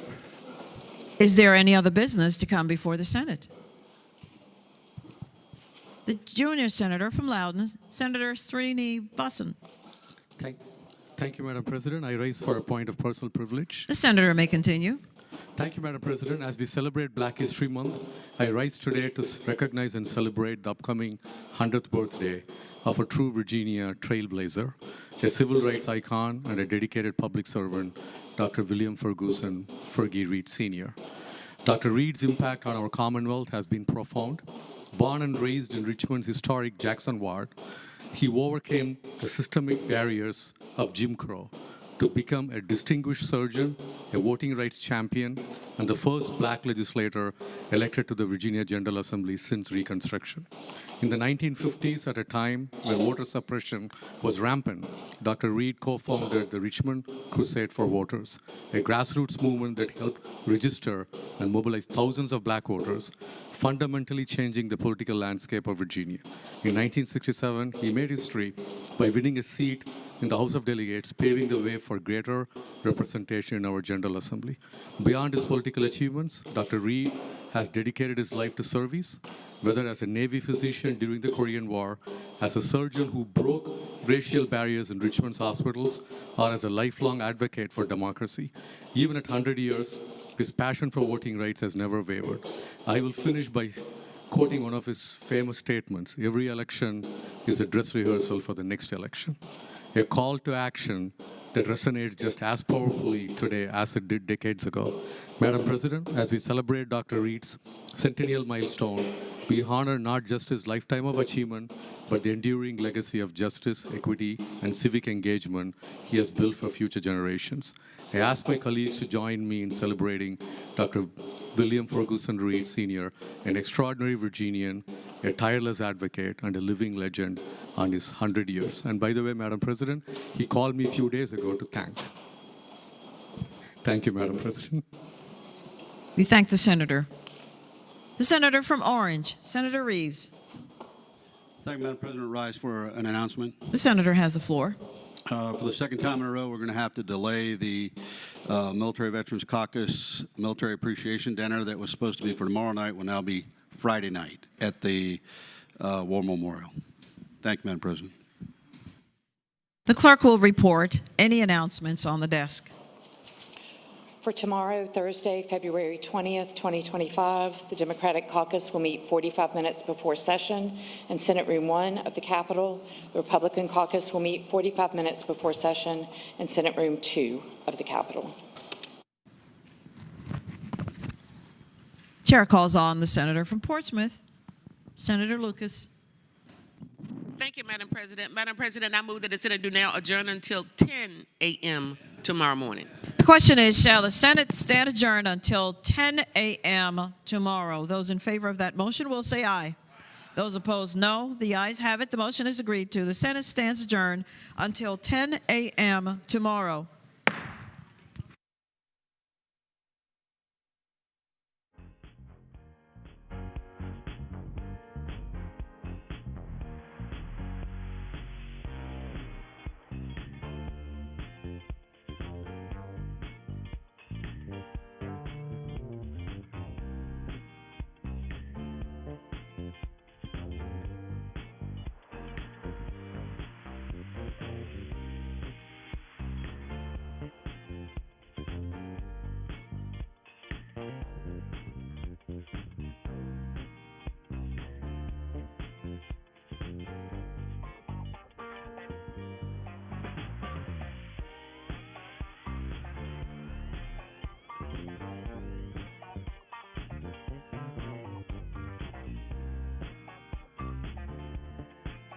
Did you know that you can watch the Senate live on YouTube?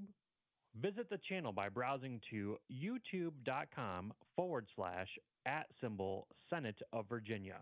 That's youtube.com/@Senate of Virginia.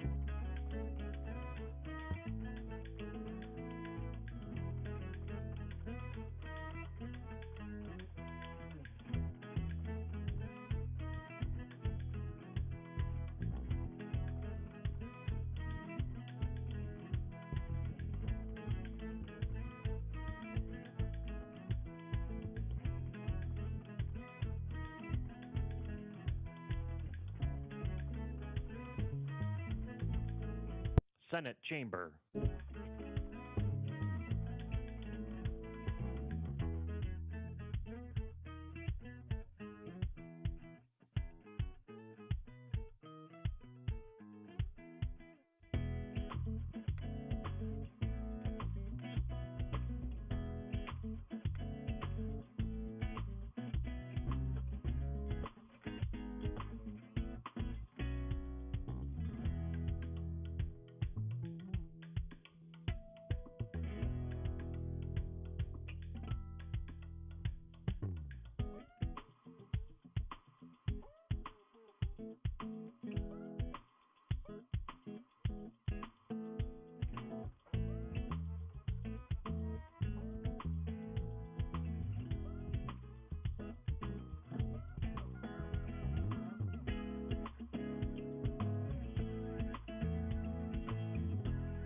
This is the Senate of Virginia, Richmond, Virginia.